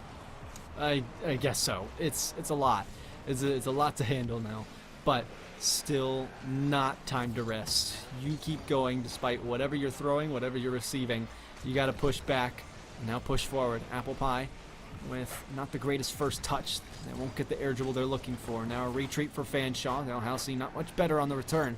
But Perch Peach finding a connection. It's just intercepted by Van Ree. That's what we love to see is Fanshawe Falcons getting involved. Now the Falcons soaring through the sky, but watch out for the power. They respect this from Jaro, but over 2 leaves it in a tough spot off the backboard. There's already 1 up. Not the best read, but it gets somewhere until it's on their half. 90 seconds to fight, and Dalhousie have not really come that close to finding an opening. So good job to the Falcons. You just got to hold on. But if you're Dalhousie, keep fighting. Absolutely, and especially given that there's only a score difference of 1, this can literally be undone in the blink of an eye. We've already seen that so far, right? And Dalhousie's proved that they can put up so much. How interesting is this, right? That this is like this could very, very easily have been a Fanshawe Falcons victory in game number 1 in that overtime situation. And that is made less of a possibility in game 3. I was just gonna say 7 total shots for Dalhousie Black. But you know, that could very easily have been like 7-2 instead of 7-1 for Fanshawe in that first game and still been tied up. But that's not the situation we find ourselves in. 56 seconds left as these players are kind of destroying my points while I'm making them. Definition of a caster's curse, right? Yep. It's kind of the duty of the players to make the casters look like idiots. I mean, you just it's not hard. Let's be honest. Like I say a bunch of dumb stuff. So we all do. We all do. 40 seconds to go. Dalhousie have nearly found another goal, which is it's great for them to find one after a dominant game and starting to think, okay, can we really do anything against these guys, or did they completely adjust? You can't let it get to your head, as we talked about before. But 25 seconds to go, you'll be fighting, and it seems like Dalhousie have the upper hand. The power they've been generating now, it's just about purpose, like we mentioned. It's the Falcons' weakness, but it's turning in the Dalhousie's now. Off the backboard, though, Locke finds an angle underneath, a great bouncer to put them up with 12 seconds. Wowzers. 3 shots attempted. Locke making in first right there and threading the needle all the way through, right? That literally did not have very much of a path to make it through. Anybody could have gotten a hand on this with a couple frames difference on that. Jaro with a nice fake attempt at least. I like this. Dalhousie has won the initial, but now Fanshawe has 3 seconds to strike back on this. Official paper down bottom. Now bounce play, volleyball situation basically attained. Fanshawe needs to pick this up and get it. Just put it into overtime. Still aloft. Wait a minute here. Jaro to the midfield. Apple Pie still got it up. Dalhousie fighting. They want to keep it on their side. Not quite ready to put it down is the Falcons, though. Big bump there, and it does force it down. But this game, what a steal for Dalhousie. With 12 seconds on the clock, they find a goal when seemingly it wasn't there. But, you said you thread the needle. It looked more like weaving right there. You go under, then over, under, then over. It's exactly what happened there. It was a beautiful play from Dalhousie, proving why they deserve to be the victors of that game. And I believe we're on match point. It seems like the series has been flying away. The weird you said that out loud and I was like, wait, that can't be right. We've gone to overtime here. We've had a score difference of 1. There was only one game that was a blowout, Grant. What are you talking about? No, you're 100% right. This is a best of 7, and Dalhousie Black has now won 3 games in a row, even though, again, it really doesn't seem like it. Maybe it's just because we kind of came off the back of a little bit of a more one-sided affair, possibly. But as I say that, we're literally looking at more of a one-sided affair here because, of course, the game I was talking about did go down to 4-1. So what am I talking about? I got nothing here, Grant. We're talking about predictions. We're talking about lines and probabilities and everything else like this. Just straight up, I would not have anticipated this game starting out 2-1 scoreline in overtime, only 30 seconds or something like that, but 2 teams fighting very, very evenly all the way through, and then a 5-0 rout, then bringing it back to the precipice with a 2-1 victory, especially with Dalhousie Black getting the second score at 12 seconds, like you said, right? Lighting back up for all of 11 seconds. Who'd have guessed it? They're about to light off the fireworks if they win this next game, because it will be celebrations as they move forward to the semifinals, and what a rush it'll be for them. But it's not easy, as the Falcons just proved. If the Falcons can get on the board first, it's going to be another uphill battle. Change of cars for Apple Pie. They want something stronger, not quite beefier, but flat and agile. The Batmobile equipped for them. Let's see if it makes a difference, though. Yeah, we'll see. I think it's as common for like FPS players to change like one little percentage on like an aiming, right, than it is for players to change cars and expect like a huge difference. But at the same time, these are higher level Rocket League teams, and we can assume that this was not done, by mistake. There's a design, there's a plan here. Dalhousie playing some solid defense initially. Apple Pie on the lurking though, on the lurk. Vanry trying to bring this one up. No boost to be spoken of, but got the hit that he was looking for on the initial. Some good play so far. And we saw Apple Pie with a big start, but I think Apple Pie has showed some great flashes of what they're capable of, but they haven't really been executing them. However, here it does work out in the long run. The Falcons find one. 103 kilometers per hour with the assist from Vanry too. Jaro gets a late hit on that. No own goal situation, had to play it. 1 minute or so into this as Fanshawe flies high. The Falcons striking first onto their prey for this one. Boy. Oh, that was a beautiful, at least initial look from official paper. Jaro, I think the idea there was to get a weird coming off angle, but Jaro read that perfectly. Bounce play, spike to the ground, an aerial hit, whatever. Jaro was ready for it and played it perfectly. Definitely. With Vanry on the other side, wants to keep on going. The Falcons with their lead. It's what worked for them a moment ago. They gave it up in the last game. And Dalhousie with a steal. So you gotta treat this as a very real threat when Dalhousie is on the other side. They got a shot off early here, nearly worked out. Nobody in net, but the aerials aren't quite the angle they're looking for. They won't make it back this time around. Apple Pie with a miss of their own, forfeiting to Peach. Now Locke on the connection. Nobody up for it. Now leave it to Fanshawe to continue downfield. Nearly thrown away. Baited in. Big save from Peach, who still keeps it out. Now Vanry hoping somebody is home, and nobody is in time. But they got more opportunities. Dalhousie just so relentless to get involved. It's definitely not for lack of trying, we'll say that much. Fanshawe is enjoying a lead as of right now, and this is exactly the time that it needs to happen here in a Game 4 when they're down by 3. Dalhousie, though, they have really shown prominence in being able to come back at this one here, Grant.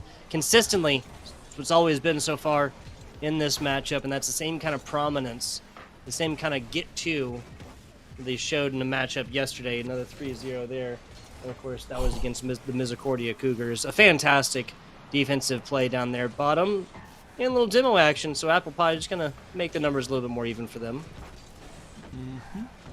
And they take what they can get. But Jaro, flick denied. How aggressive we've seen Fanshawe become. This is more reminiscent of the Game 1 that we witnessed, and it seems like the yellow team's got a bit of an advantage. They just can't break through yet. Some back passes nearly working out. Could cost them now. It is too fast. It's off the post and in for Dalhousie. And, of course, who else would it be than Perched Peach? Who else besides Perched Peach? They've gotten themselves a single goal in. They've gotten themselves 3 saves thus far. And now a low, fast roller to the right low corner keeps this one out of reach of a defender. And we'll kick off in favor of Dalhousie. Almost more in their favor. It gets scary. Every time that ball launches up to the backboard, you get a little scared from Jaro and Locke, who love to dominate that space. And they don't even need aerial space. It's all on Locke on the down low. Oh, no. That's official paper right here.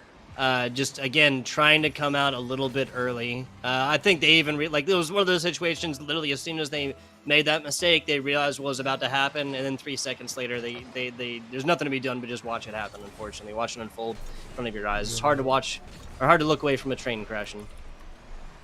Yeah, well, Jaro Oh my- nearly nailed another one to the house, and Perch just missing out on another opportunity. But this is the same thing that happened. Fanshawe, they get a lead, and it instantly evaporates. Once Dalhousie get one, they start to snowball, and this momentum is riding high for them. Falcons, though, have plenty of time to fight back. They start now, but Demos could shut things down. Apple Pie wants to go a step further to the midfield. Official Papers got something big loaded up. They forced the shot a little early. The double commit does come down. 60 seconds winding your tournament life on the line. National titles also on the line. You've got to do something big, and it has to start now. You need time to go with you. 45 seconds left of this one. Fanshawe still fighting. That's a solid hit first. Almost a great one from Vanry. Almost a redirect all the way in after a defensive rebound attempt. Nice hit, keeping them uneven. Lock in the back. Now on a little bit of a run, and that possession just completely whiffed and given up to Perch Peach. Uh-oh. This could be fading for the Falcons. If you give more pressure and permission for Peach to score, they will take it. No doubt about it. They've scored the majority of the goals. In fact, I want to say that they've gotten all the goals in this game. Could be wrong. Doesn't quite matter. You've got 5 seconds. You need to keep this ball alive and make a trek downfield. But it all comes to an end. Dalhousie have locked away this game and secured themselves a moving on to the semifinals to further compete to the national titles. So they just get a pinch off of this, and they get another lineup in 1 second, then they keep the ball aloft, and they get it in, then they force an overtime. Unfortunately, I really would have liked to see Fanshawe bring this back, at least in some kind of, like, not necessarily 4-0 type situation. That was almost a fantastic goal, but there is 2 here, and there cannot be that many scored with the allotted time left. That is going to be Dalhousie Black, Fanshawe Falcons Fallen 4. A lot of alliteration there. For sure, and a lot of dominance from the Dalhousie side. That was pretty crazy to see how close game 1 was, and then how it all just went downhill somehow with the Falcons. We don't know what exactly happened, other than mistakes just started to happen, and they let it get to them. It got in their head. They're like, oh, I just can't play the game. Lies got into their head, and it just caused them a lot of defeat that they weren't able to overcome. That's a 4-0 sweep, so I mean, watch out. If this is a team that does damage like that and can get into people's heads by how good they play, you better watch out when you're going into the semifinals. Whoever has to face them, be wary. Yeah, exactly. Actually, speaking of, right, try and take a look at the bracket. Yes, so Dalhousie Black pushing on. Fanshawe Falcons will tell you farewell for right now.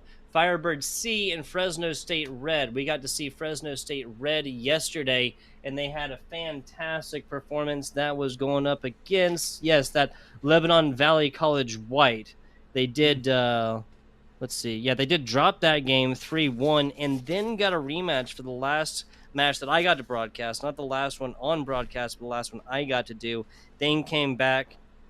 Fresno Red took that one in 3-1 fashion, so we're able to undo the 3-1 that they get against them. And Ness, there we go. That's what I was looking for. Fresno currently up 3-1 against the Firebirds C squad. So possibly the last game getting played right now. Firebird C going to be playing on match point for the rest of that series regardless, because Fresno has gone up again 3-1 and currently playing the 5th game against them. So likely to play the Fresno State Red squad, but no guarantees there whatsoever, Grant, at least not yet. I mean, if it's the Firebirds to come out on top, and that's the C roster, I can only imagine what happens with the A and B roster on the bottom half of the upper bracket. Yeah. So A and B are playing against each other on the other side. Yeah, it's a little confusing, but I mean, Firebirds are also going to be teams to look out for. Everybody's a team to look out for. And once we get into the semifinals, it's going to be a bloodbath. That's for sure here, and that's the way we like it on the NECC. Hotly contested and moving forward, just like Tugboat and I are going to do. We've got one more series coming up after this break, so don't go anywhere. You won't want to miss it.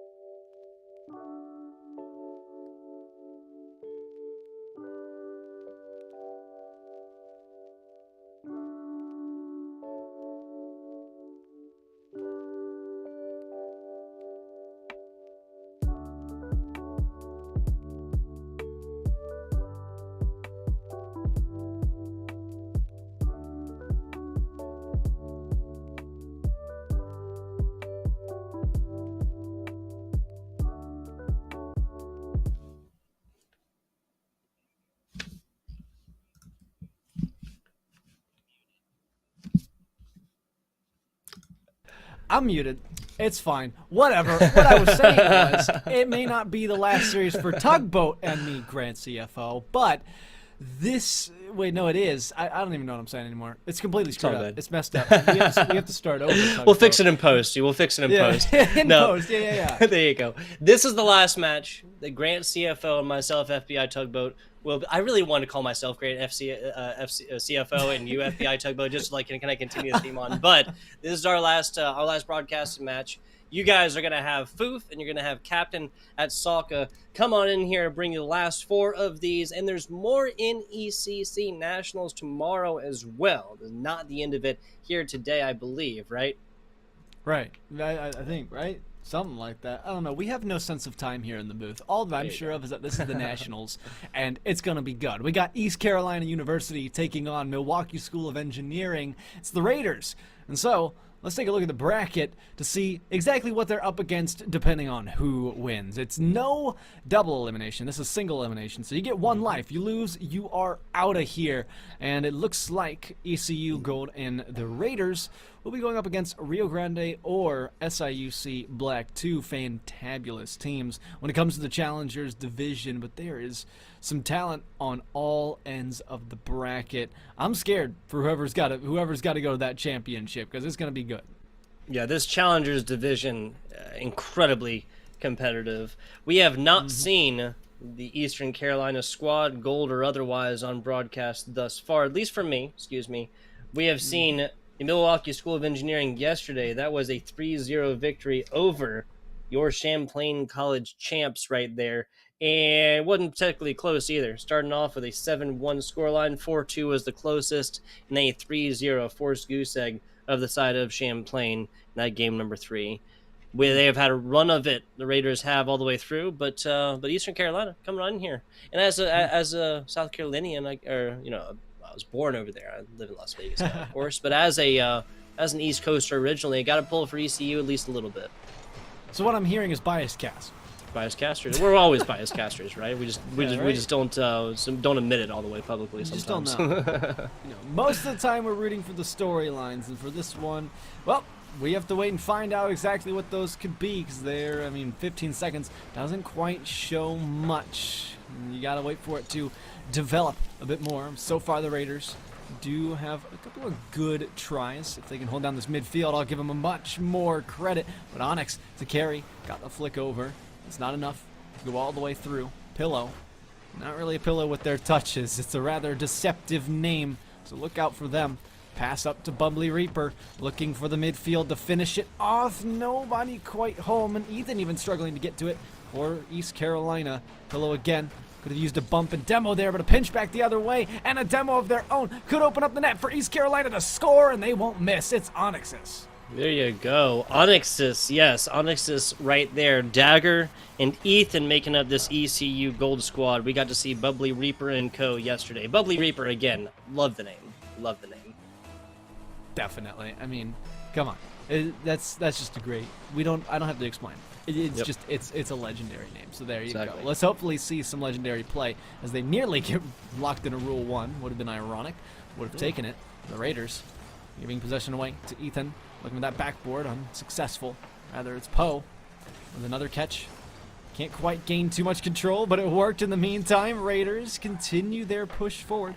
Could be any second that they break through. They're mostly just going for these clears that find it towards the net. Having trouble reading from the backboard. Yes, waterfalls are difficult. They might have yet another, but ECU, they're up to that one this time. Maybe not too much to worry about, though, for the time being. Yeah, a little bit of pressure right now, but almost 2 minutes in and only 1 score on board. At least the first games here so far today have seemed to be relatively low scoring. We had that 4-0 for New England against Ottawa Blue to start this one off, and that's been the biggest one-sided affair, at least for the first game of these matches thus far. Bubbly Reaper on the backside, playing a really nice one right there, but it's going to be Pillow just shooting this one out. Huge redirect, and now to assume the offensive position. Well, Poe with a catch. Not quite through for ECU. Do have a chance with a lot of control. MSOE finding each other up the field. But it's just boom and clear, boom and chase for both sides. I think these passes aren't really they're not really calculated. I think at least the person to receive it is preparing for it, where it could go, which is great. So the passes kind of work out, but no one's really giving themselves any extra edge with the connections that they're doing. Like I said, boom and chase. There's not much purpose behind what they're doing, and so it just comes down to either a lucky clear and a lucky mistake that gives you a goal. That might just be the story. Somebody's got to control it and be a bit more methodical. That is, I mean, that's exactly what we've seen so far in broadcast today in these more evenly matched matches. That's Dalhousie Black and Fanshawe Falcons. That's basically where that one went down to in games 3 and 4 right there. See how the rest of this one goes. 100 seconds left. Only score of 1 up top. Vader's still in this one completely. You know, I mean, you can even take it down to the 000s and still get one there to push into overtime. So, yep. What I'm going to be looking at here is how many times the defense passes to the offense. And, well, it kind of happens nearly there. Clear, not onto the opening, but at least centered up on target. But I'm definitely looking to see how the offense takes advantage of getting free possession. And so far, it's just been hit it as hard as you can, which is not going to be very effective unless, again, you find a lucky shot on. Now the waterfall down. A sure goal missed by the wayside. And 60 seconds to go. The Raiders are still looking for something. They've got the offense, but have not found quality opportunities. Well, we've been saying so far today that the only scores are going to come when there's open opportunities like that. Well, that waterfall opened up a solid opportunity, and still no one able to get on in here and take a whiff at this one. ECU up by 1. I think that if this ends right here, this would be the first 1-0 scoreline we have seen on broadcast today. It could be. That's actually a good point, but it does come on behalf of an even game 1, but you start to anticipate that game 2. If anything in the last series was to hint at, it would have been the fact that game 2 just seems to be the stumbling block for either side, and we don't know quite who that could be, but with the way that they're playing right now, unless they take more possession, unless somebody's got a coach to tell them these things are going to continue the way they are with a lot of luck. And unfortunately, the Raiders will be counting their lucky stars because they got away with enough, but, well, they got away with some, but not enough, is what I was trying to say.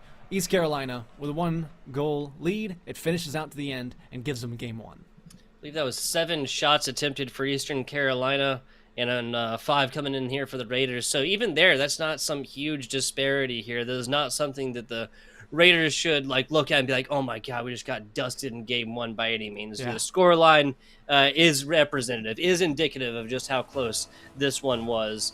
Playing on the back side, though, kind of trying to take a look at this one to figure out what it is that they need to do. Actually, I like that already. A little demo action off the beginning, going to really set some pressure, too. Solid lineup right here. Nice bounce. Barely able to get this one away, and that top bar shows up as the 4th defender for your MSOE Raiders. You know, the reason I can criticize this is because this looks exactly like my gameplay, and I can tell you why it's not working. And yes, that was awkward, Tugboat. I think care to explain it for us, because I don't know. That's just, okay, no, that's what it was. That was all 3 members over on this left side as well. PO, at least, should have been over on this right side, whether or not they needed to pick up corner boost, on their side. They should have gotten over there because the pass capability could have came into an opponent on that side as well. It might just be the same kind of situation we've seen so far, and that is these teams really, really just wanting to get in the offense so much, they try and create the situation, almost try and manifest it by getting it into that offensive positioning before they're really ready. They're really trying to manifest it by touching the ball, but that doesn't work because they're not really thinking ahead. And again, I said I can critique this because this looks like my gameplay. You're always trying to go for the double tap off the sidewall, even if there's a defender there. Same thing on the back wall, or when the ball is up, you're just throwing yourself at it and pursuing it. You're ball chasing. That's what's happening. Ball chasing. You can't just be ball chasing. Exactly. It does not work. It's not effective. You're not thinking ahead, and it's rather counterproductive to your team. Sometimes it works, but not often. If you're not going to be methodical about it, you're going to have way less chances. And I've seen it more from the East Carolina side, So if the Raiders can kind of figure this out and let the chances come to them, play possession, play a slow, patient game, but change pace, I think it comes down to either one of the two. The patient play style or just the most powerful touches you can get, bait them in, wait it out. And that's how you counter my play style. So that's the formula that I'm going to go with and give to the Raiders. I mean, it's so tough to really say what it is because this is such a close game. The default easy suggestion is to go for more demos and whatnot, but I don't even really think that's what the Raiders need to dedicate their resources to. They're already getting. I mean, neither team is really just getting free boost either, right? Yeah. We have seen more 12 pickups, more small boost pickups in the past 90 seconds. I think we've seen on broadcast all day today. These sides and corner big boosts are simply not living for very long. Every time we look around here, somebody's got 100, somebody burns it, and everybody else is kind of left waiting and looking. See, right now, both corner and side are both gone. The corner comes up as I say this. Everybody is opting to hit these consistently, and that is just continuing to give them that advantage in that economy that is playing with the only real resource in the great game of Rocket League, and that is boost. Yes, and nearly a mechanical play for the Raiders there. Doesn't quite work out for them. But again, you did see it kind of bite the Raiders a bit there. Poe had a moment where they wanted to go for that double tap. They just wanted to keep on going for the ball, and eventually it results in this whole downhill spiral for everything that happens here. The 50 to midfield underneath, and that's a tough one right there. Nobody there to get involved early before that play had a chance to develop, and it was again thrown away possession that just so happens to luckily be in favor of East Carolina. It's going to come down to luck. It's all chance at this point. I mean, this was a decently close game, but the fact remains, we mentioned earlier, I'd be remiss if I didn't say it again. 7 minutes plus. 8 minutes plus, excuse me. MSOE Raiders, no scores on boards whatsoever. Not for lack of trying now. They've gotten a few attempts in there, but nothing happening, right? And that's another situation right there, a triple-up defense on this left side. Now, I'll give props to, I believe that was Pillow on the back. They kind of beat feet to this right side and at least was in better position than his teammates.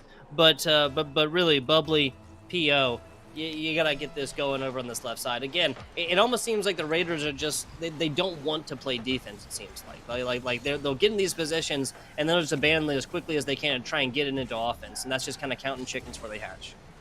That's the ball chasing part for Raiders that's biting them. Yes. But it goes both ways. It's not just one team.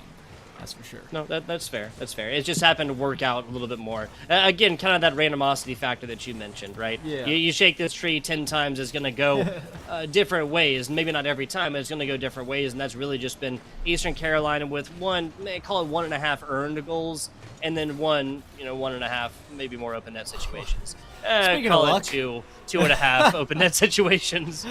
Yeah, if this is not the epitome of this game, I really don't know what is. I mean, it's a good hit for Ethan, but there's nobody that could have predicted that angle. Exactly. No one could have seen that coming.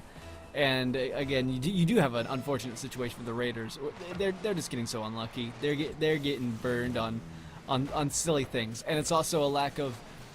Here's what I was talking about. The passes off the sidewalls that were going to bite him. Remember the beginning of the game? The mistakes I was talking about?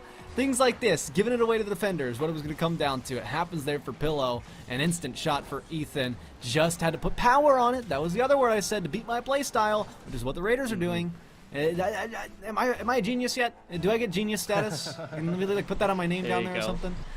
We'll have Cyanic send you the tag that you can wear on your nameplate for all the time. 45 seconds left on into this one. The Raiders have poured a lot into offense the past 30 seconds. I think this game very well could have ended at 3-0, maybe 4-0 or so. Gosh. And 6-0. I mean, this is not indicative of how close the first 3 quarters of this game really was. It was just the lead of 1 and 2 for a little while. 3 is really, again, where I kind of feel like this one ended. The Raiders just poured it all into offense, trying to get something going right here. And I can see. If I was the Raiders, I would continue on with this, right? Try and get at least something on the board. 2 goose eggs is not a good feels. And even if this goes up to 7-0, 8-0, whatever, right? You've already lost. Yeah, there's no coming back from this game. So it's on to the next for the Raiders. And are they going to get burned again? Oh, goodness gracious. Yeah. I'm not even sure how this is breaking down anymore. I mean, Maybe it's morale, maybe it's something. It is them just throwing themselves to the ball. You see a dive in on the third man, a dive in on the second man, and a dive in on the first man. They aren't realizing when their opportunities are coming. They are just trying to create them by sending themselves forward. It's a mindless play style that isn't working for the Raiders. And so something's got to change. You can't let this game tilt you out. Bro, you got a best of 7. You have plenty more games to change the outcome of the series. You can't let one game get to you. You have to slow down. You're getting burned every time. Everyone wants to get involved. You talked about it too, Tugboat. They want to play offense. They don't want to play defense. They push everything up, and look, bang, power. Yep. My thing again. We've got this game down to a T, Tugboat. We got to figure it all the way out. Again, a scoreline that could have been lower if the Raiders hadn't poured a lot into just trying to find one, but there's going to be rough looks. A 9-0 scoreline as of right now between these two matches for the MSOE Raiders. Folks out of Milwaukee are going to have to play better in the second half of this competition than they did in the first. Oh boy. Well, patience. Ethan with 4 goals themselves. Yeah. Goodness. I mean, 2 shots to the other guys too. There were double digits on the shot count. It's a ton of pressure. The ball chasing is working because they're good mechanically. That's where I would come in if I'm comparing them to my play style, as just the mechanics. If you can do it, do it. But also don't have reckless abandon for the defenders that are there. You have to respect that. Even like there were a couple times where ECU would burn half their tank of boost just trying to go for something overzealous that does not pay off. You have to be a little bit more careful on that, or it could come back to bite you. But we have to focus on what the Raiders can do. Don't tilt out from that game 2. You've got a brand new one. They did ready up rather quickly, so I assume they're aggressive and ready to play. They are not taking time to get the coaching. They're just like, well, it's broke, but we don't care to fix it. And that worries me for the Raiders. It could have been a quick comms type situation, but I will say, I will agree with you. That's not just this past game start, and it's not just game 3. That was game 2 as well. If you're the ECU Gold Squad, yeah, absolutely. You ready to go? Yeah, ready out. Let's do it again. You know, give me 2 more of those and a quick passage on into the semifinals here for the side of the Challengers division. If you're the Raiders, maybe they got the quick comms off. Not 100% sure. Again, I really do feel like that is the most important times in these games. The in-between matches where teams can go for it. That might be money. Right. That is the Raiders not going to spend 11 minutes with no goals. Well, you know, see ball, hit ball. That's what we're going with here. And it came down to speed. It's how East Carolina took advantage of them in the last game. So, you know, maybe this mentality works out. I hope they prove me wrong. I really do. If it's going to be simply outpace East Carolina, then so be it. But get your hands on boost, because both teams are so eager to burn through it, nearly costing them. On the defensive side, now they run back the other way. A couple pass connections along it. Poe looking for a demo. Doesn't find much, but Bubbly is picking up speed and now carries both the goals the Raiders got. Incredibly fast on the end, Pillow. And the rest of the Raiders finding out exactly what they want to do. Ethan getting kind of a bad angle on this, obviously looking to the right. Can't really see the player to their left. It is what it is, though. 2 quick goals in a minute. That's exactly what we wanted to see from the Raiders. Well, Raiders turning this game around. Just because you get crushed in one game don't mean you get crushed in the next. They know that's true. But you know, I'm not. It wasn't the way I thought about approaching this. But if I get it, some people don't want to play the methodical game. They'd rather just try to play quicker. And if they're capable of it, so be it. The Raiders have proved themselves to be, at least for 2 goals. Now it's just a matter of holding on and continuing the pressure. Some decent clears from East Carolina, but almost a turn out of net that cost them. Bubbly Reaper denied at the net for once by Onyxus. Ethan to the corner. Might have a read to themselves. A perfect one, but just off, off the front of Pillow. Won't allow it through. The Raiders continue to pick up speed. They're grabbing the boost, and that's what I talked about. If they want to continue this pace, they've got to get their hands on that, as they suffered a lot from it in the last game. And with some misses for East Carolina, it's making it a lot easier for the Raiders. Man, yeah, that's like 2 in a row right there, and crucial times. Not a fully open net situation, but there was only 1 defender back, and you want to try and push these every single time, at least until the defenders get the defender gets his 2 teammates with them, right? Looking at halftime now, ECU Gold put in the same exact situation as the Raiders were in 5 minutes ago. Goodness. Well, Poe, not anything there for him. Half game left. East Carolina needing something huge here. They've been shut down in a way they did not expect to be shut down. Maybe they got a little overconfident in what they brought to the table. Again, I did kind of talk about how they were also playing a ball-chasing strategy. Regardless of the 8-0 scoreline, I was talking about. I can definitely agree. Yeah. Yeah, 8-0 scoreline just oppressive, but I mean, those were opportunities that were given to them, right? Yeah. Like this is not just something that ECU Gold found in their pocket. Ooh, chance there. Unfortunately, nothing to come of it. They do pass. Ethan looking to send it back to Dagger. Does get it down over to Onyx. They don't get much. And it's back the other way, nearly in the hands of Ethan. He does take over Pillow. This could be huge. Demo on the goal line. Miss from Onyx. They won't come up with anything. Dagger can't get through. And they are denied by the Raiders at the net. Ethan wanted to go low. Got crafty. Just not enough. You have to beat 3. Only got 2. Another pass across towards the target and off the post. Ethan off the grass. Again, sending it back. Poe over their head, and the Raiders are going to find a 3rd goal in game number 3. Nicely done. Nicely done. This is exactly what the Raiders wanted to have happen here in this game number 3, right? Still a long, long way to go before trying to match the total scores that ECU has made, right? 9 total for them across games 1 and 2. Only 3 so far. The only Raiders scores happened in this one, but at a 3-0 scoreline, this is all but done and dusted, right? Like, 60 seconds left.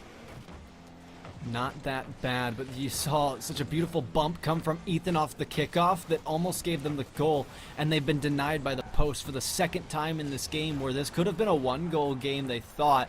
Oh, things are about to get worse. So lucky bounce up for ECU. They've got to capitalize on this, though. So low on resources. You talked about the economy.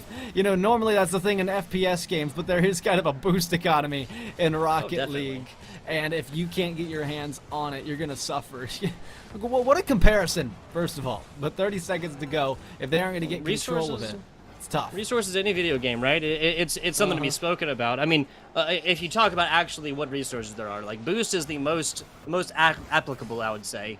Obviously, having the players on the board is another one, right? Because those can be demoed, 1, 2, or even all 3 players. And then obviously time. And unfortunately for the Eastern Carolina fellows, that chronological resource, that's time. Those grains of sand in the hourglass are no more, and it's going to be Raiders in game number 3. And now you look towards game 4. What can be done here? Well, you saw what was done to you when you played this way, and they outpaced you. They outplayed you this time. So, 2 options. Either play to their speed and be quicker, like they just did to you, or take my approach. Let them make mistakes. Let them come to you, play some solid defense, and then just wait for your opportunities. Be able to find each other, take control, take possession, everything that you can get. Let them come to you, and you could find yourself doing some pretty good things. If you can get some powerful clears when everybody's pushed up, easy game. But those powerful clears are hard to come by in a game of 3s most of the time, unless they're shooting at the backboard every day of the week. Doesn't seem to be the case for the Raiders. They've got some tricks up their sleeve, but it looks like ECU want to play the outpacing game. We'll see how well they do with it. We're in a game 4. Yeah, the outpacing game, that only really works if you take advantage early, right? If you take some kind of score like relatively early, as it is across 3 games now. Whenever one team scores, the other team does not. 3 goose eggs. Gonna be the beginning of a balanced breakfast, but not gonna be fantastic. Score lines and ECU Gold strikes first, strikes early, and if the theme continues, people, this will be ECU Gold in game number 4. Because again, the losing team has not scored even a single goal in a game thus far in this matchup. What a quick reaction for Ethan there, giving ECU the first lead of the game. It's going to be huge for them. They could get it again here, but so quick is Bubbly Reaper. Plenty of time to work with. ECU, they take control. That's what I was talking about. But now they want to use their strategies. If they can take control and then change the pace to be ball chasey and whatever they want to be, so be it. That's both strategies at once, and that just more power to you. And they'll take it what they can get. 4 minutes to go. Raiders looking to push the other way. Won't get out of their half just yet. In fact, Ethan, more clever touches over top, nearly finds the opening. Just not right now. Ethan down bottom gives this one up. Dagger getting a nice stab at this one, but Onyx trying to beat this one around to the corner, can't quite get there. That's Ethan, a nice hit to the middle, but an even better kind of cover up right there. PO on the other side, almost had a true angle. Ethan down bottom. Pillow tries to give him the business. Goes for the hard touch, not the soft touch, but finds neither. It's not just me, right? Ethan is popping. That's what's happening right now. He is incredible in the air. So quick, and quick to react, quick to get back.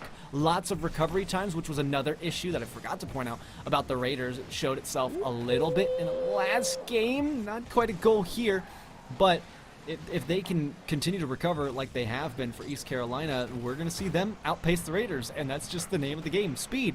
Who's quicker? Because it's, I mean, if both teams are going to play the same game, I guess it's not quite broke yet, but until it does, they're going to just try to play faster than the other, which, you know, I get it. At one point in time, this was the meta for Rocket League. I just don't fear it will last throughout this bracket, but that's not something to worry about right now, I would suppose. Once again, the Raiders almost making that that critical mistake. If this ball had been traveling, I'm going to say 8 kilometers an hour faster, and that would not have been a situation where they've been able to round around in and get a defensive look back. All 3 members trying to cheat up, trying to get that extra, just little bit of positioning. That I understand it. Like, I get it, right? That little bit of positioning, that little bit of distance covered early can frequently be the deciding factor. But if you're down by 1 in a situation where, again, losing team is never mind. There you go. That's the first time that a team from behind has gone forth and scored. We will not see a goose egg in game number 4 after we saw one in games 1, 2, and 3. Fantastic pickup right there from Poe.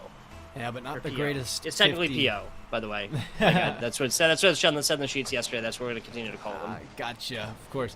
Yeah, it wasn't the best 50 for Dagger in the corner, unfortunately. I knew as soon as it was ripped off that was coming right back. Ethan was trying to continue that play, hoping that the touch went better in the favor of their team, and it was not the case. They couldn't prepare for it, and it was a difficult read off the backboard. At least they try, and they nearly get it all back, just not able to get it to go.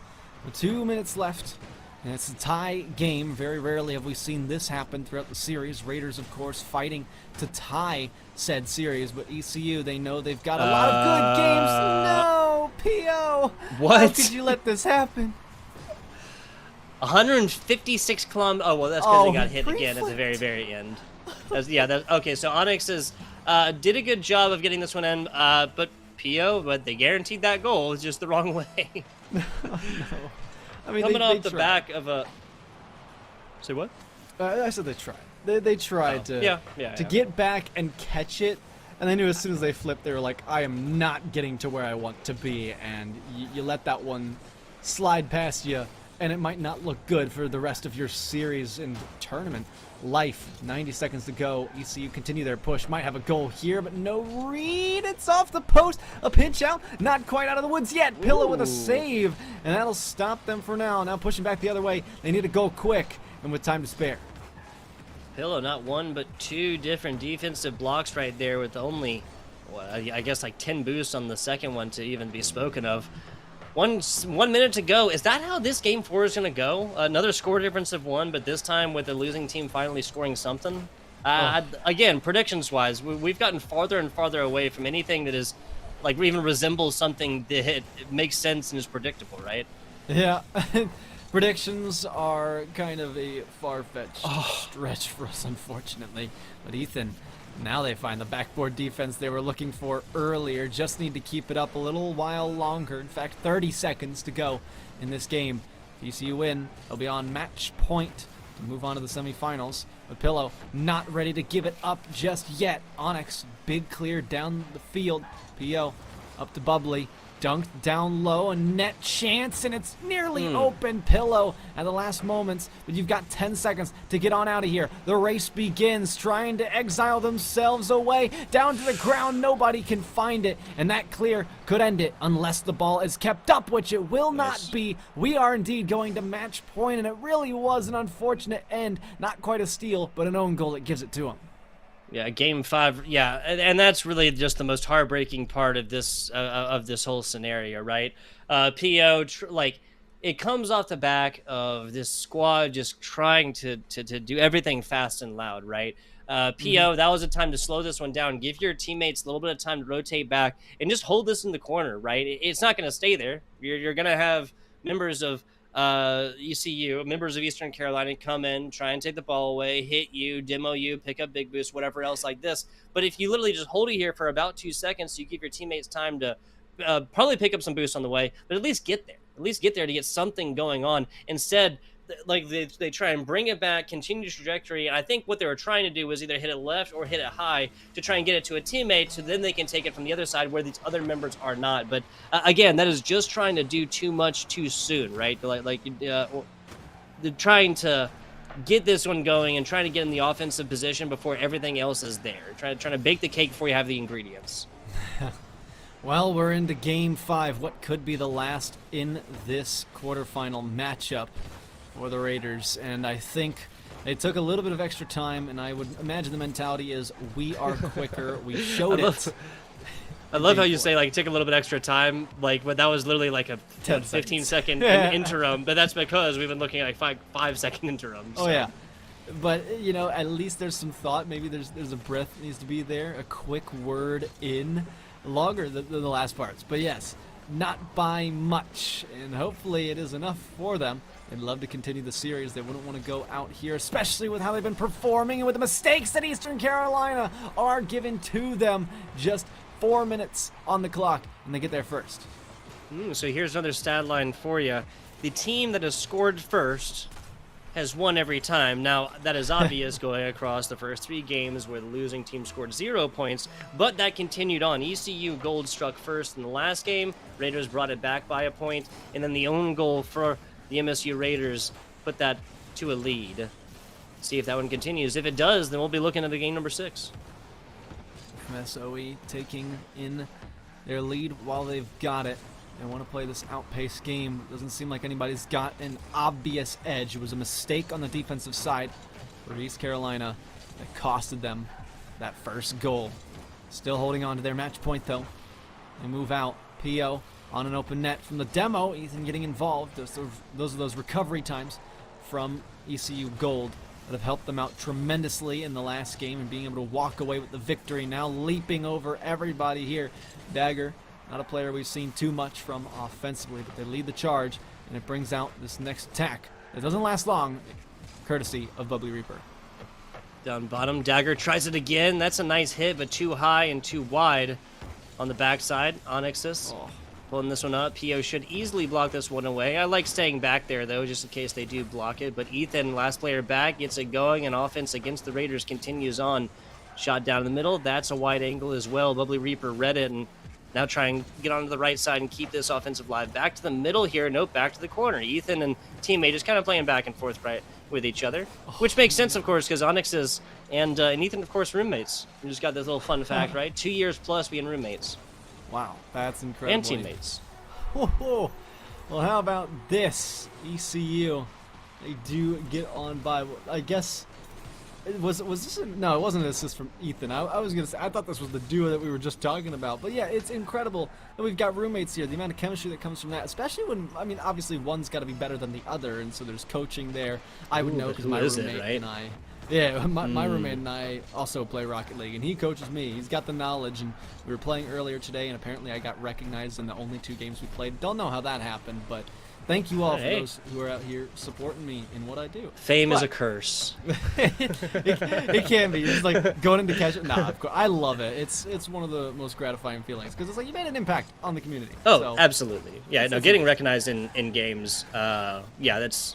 Yeah, it feels good. It feels good. It feels like you're doing something good, like you said. Right. You know, exactly. Like, as rare as it happens for me, it does feel good. Now, speaking of rare, that is not rare for shots. PO, they've been tuning up their speed to 11 so far. It's gonna pay off on this one. Oh yeah, and you know, we're talking about doing things right. That'd be the Raiders doing things right. A simple shot when they saw an opportunity. Defense still in the middle of a recovery. Allows them to break through. They nearly get another one here, but saved away by Ethan. Not quite on target anyway, but pressure building quite well. ECU careful to hold onto their boost and wait out the transitional play. Bubbly Reaper had a chance, but a miss. Could let it go through. P.O. No way that they recovered on an awkward barrel roll to save that away. But that's the reality you're faced with if you're ECU. Yeah, very awkward roll, but He still got it done. Only needed a tiny little winger at this one as well, and got a hand onto it. Kept this dream alive for the Raiders right now. Lead of 1. We've seen it go down to it. We literally just saw a 2-1 victory for ECU Gold in game number 4. Match point. Raiders are playing like it.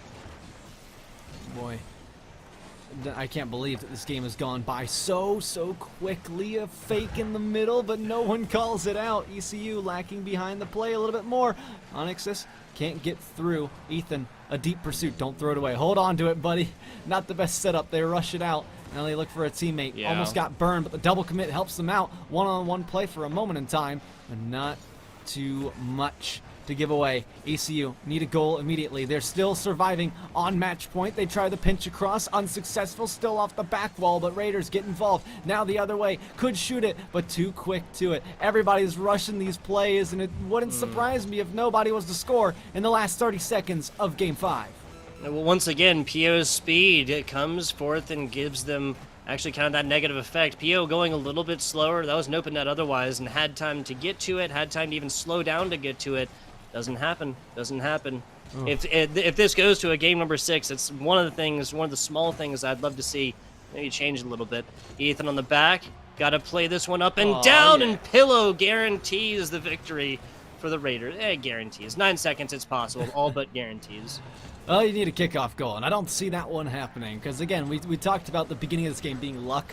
Pillow caught that one on the flip down. I mean, come on. You just expected to score that and hit the crossbar. You missed, but you were there. So, you know, they walk away with it. Luck comes back to bite East Carolina. At the worst time, they nearly could have scored there, and they just don't get it this time. We are going to game number 6 with the Raiders fighting back. They continue the fight of outpacing their opponent, and that's been the name of the game. How quickly can you play said game? That's the question, Tugboat. Yep. ECU coming in with 4 shots attempted in this one as well. Kind of stifled when it comes to offensive opportunities and those times of possession. The Raiders doubling up on them at 8 right there, and tripling up and score a 3-1 right here. So once again, you know, take the predictions, ball them up, toss them out into the recycling, not the trash, in the recycling, because this is after a rout. Games 1 and 2, 1-0 and then 8-0. And then an initial kickoff goal. I bet ECU Gold would have liked to have that happened about 30 seconds ago. For real. It would have been nice, but they get it here. Says, oh, let me squeeze past you, and we'll get in to the net for that one. The team who scores first wins the game? Are we still sticking with that, Tugboat? Yeah, no, actually, yeah. Raiders scored first. ECU Gold tied it up. Or no, Raiders scored once and then twice last game. ECU Gold got their one and the last goal as well. So, yeah, 5 games across so far. Okay. Obviously, with the goose eggs across the first 3 games. But, yes, the team that has struck first has gone forth to win that game. If that is ECU Gold, if that theme holds true, then we'll be looking at a 4-2 for ECU Gold. Got to get there first. What am I talking about? Still 4.5 minutes in this one. Well, what am I talking about? Yeah, we have to ball those predictions, throw them out the window, like you said. If you can predict this game, you are 100% living in the future. If you can predict the series score, because it has not gone the way you would have thought. But if we were doing our homework and studying these teams individually and seeing how they play, maybe we would have been able to piece it together. But again, it's just come down to a lot of lucky mistakes in the early half of the series. They can't quite read it. That's been the other thing. Not only defensive mistakes giving goals to the Raiders, but the offensive mistakes, not being able to find shooting accuracy, and it burns you every single time. Reads and rebounds, my man. Reads and rebounds. You have to be the master of your angles right here. Take it back to geometry. Oh. Ethan! Wow! We were looking at Onyxus, one half of the roommate duo right here, but it's going to be the other roommate. Comes forth, gets that one going. Perfect positioning and flying in it rather fast. Ethan in the back once again, keeping these offensive drives alive. Oh, I thought there were going to be Ethan. I thought there was extra speed coming from a defender, but that's just a tough one. You're on the wrong side of this play to begin with. Yeah. Where are the rest of the Raiders? Way too far Reaper's up. like way. Like we haven't even seen PO. Like that half, we didn't even see PO whatsoever. Huh. Maybe he just went to go camp on the other side. You know, maybe he was like, I need a break. But buddy, your break was during the last game. I'm not gonna make assumptions. I'm just playing around. There you go. You guys had 15 seconds. You burned it. I mean, they are these Oh. teams that just want to play cutthroat Rocket League. They just want to I'm with keep that. on going. Let's snap checking. Let's snap checking. Ooh, Reaper almost with an own goal as Oh, well. With a really bad kind of recollection here, with a really bad recovery. This Bubbly Reaper was coming in at this one, but it's kind of one of those things that if he came in fast and hit the ball. If he maintained his speed, then he actually would have been able to come off this back wall and then play that. But it's like the initial reaction to slow down obviously is right there. It's like, oh, I just messed up, right? Yeah. You gotta slow down. Oh, Not well. a lot you can do there other than be patient, which it's been one or the other. Either play faster or play slower, and that's a weird thing to think about on a surface level. But those are the two things. You got to lock into one. You can kind of combine the two, but you'd have to go 50-50. It's a balance, and so far the Raiders have not found it in this crucial Game 6 that they need. They almost get scored on right there, and half the game is gone. You are having to fight back like you've never fought back before. There are no resets from here. You had your chance, and you don't want to blow it. And I think they're going to go with the outpacing strategy, but they need a goal to breathe for a minute. Hitting the crossbar, now the backboard, and cannot find it to go. Another interesting stat line coming at you. Okay, I was gonna it still holds true here, but the team has not come back from a score deficit of 2. Now we've just seen a 3-1 right here, so that score deficit brought back down 2-2. It would have to be the first time here for the Raiders to come back and then take this one to push it to a Game 7. We also have not seen any Game 7s, right? Like all the way through yesterday, all the games that I got to broadcast, we saw Game 4s within the best of 3s. We saw clean sweeps, obviously. We even saw Game 5 situations. That was between New England and Ottawa Blue earlier. And now we're staring on the barrel of the 6th. Almost there to go the distance. Ethan retrieving it on the other side. Needs something. But at the same time, that 2-goal lead is pretty comfortable for you. Could be dangerous if you are to get complacent with it. The Raiders pushing on, adding as much pressure as they can. Pillows got a shot and it just snuck by. Now you're within 1 with a little over 90 seconds. Okay, I like this a lot. 90-second drill coming in, down by 1, what do? Honestly, just keep it up. Raiders have done exactly what they needed to do, and they've just stopped making the same mistakes that have plagued them across the first 5 games right here. This has been ECU put up 3 in a row, and now the Raiders coming back with 2 in a row. One more right here. That'll be enough to tie this one up, pushing the low T action. Backboard chance, and P.O. There you go. He's home. He finally answers the call, and we are tied up just like that.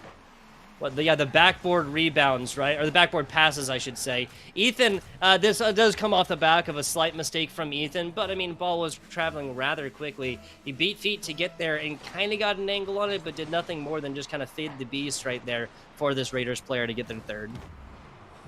P.O., that leader of the charge with 2 goals under their belt now.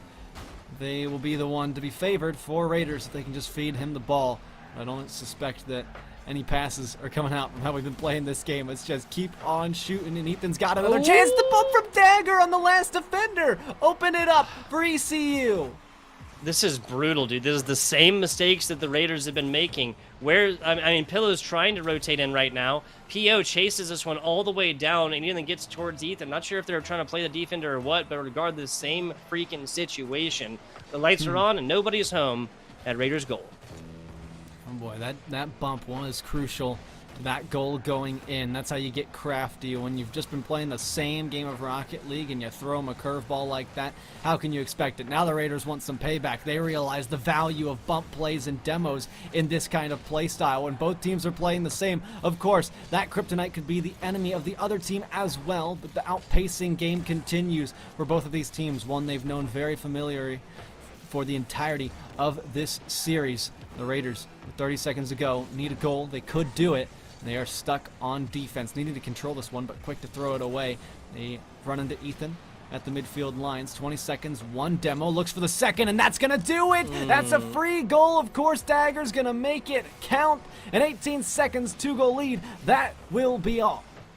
Yeah, that's almost certainly it. Now, we have seen a 2-second kickoff goal. That is what ECU Gold started this game with, but I am really grasping for straws right now for this Raiders squad. They pretty much have to take it right now. That's a one kickoff at least. Nope, until the end, until Onyxus has something to say about it. Double tap action, and that is game. If it wasn't a sure thing in the last goal, it certainly is now. Freestyle mechanics, all for the celebration, got under the defender like they needed to. A perfect read. That's one you hit in free player and you're like, oh yeah, if only I could do that in game. And they did. 3 goals, doubling the scoreline. A powerful ending to their run.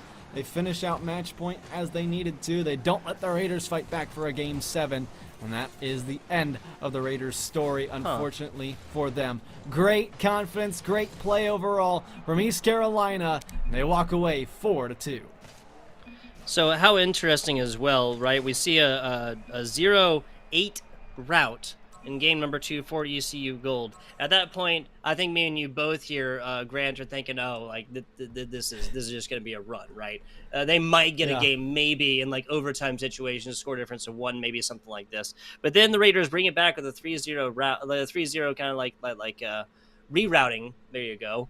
And forcing the goose egg on the situation or on the other side as well.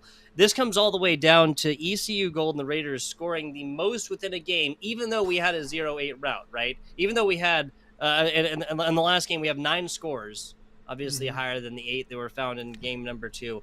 And that just kind of goes to show again how hard it was to predict almost anything, any damn thing in this game, in this matchup right here. The Raiders should still feel really, really good, especially given that, you know, you get goose egg twice, once at 8 scores. 8 scores. I can't stop saying because it's ridiculous, right? And then still able to bring it back. So I'm so glad that the Raiders were able to do that, but they're still going to drop down in 6.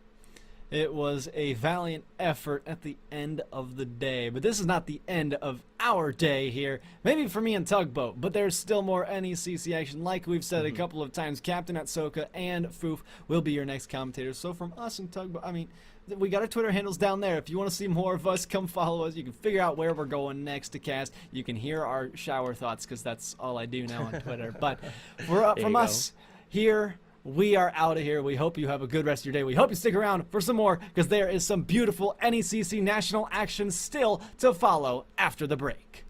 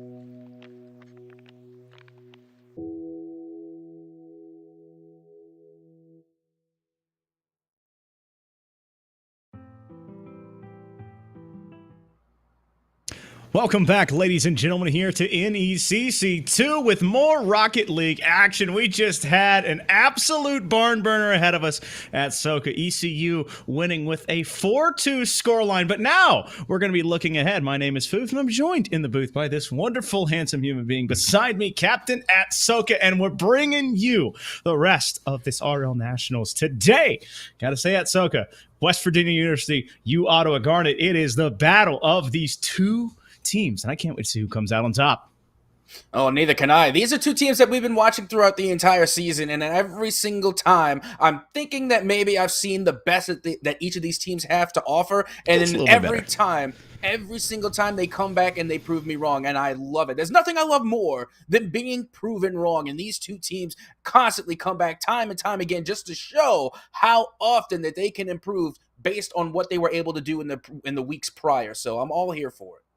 Well, you got to say, it's always that idea of just making it to the dance. But when you look at this bracket, I mean, this Champions Yellow Division. This is the champions. These guys are trying to step forward and take that best step on. As now it is the winner of this is moving on to play that Northwood Blue side. And so it is kind of seeing, can you take that best step forward of a divisional opponent while preparing yourself for that next challenge in the next match?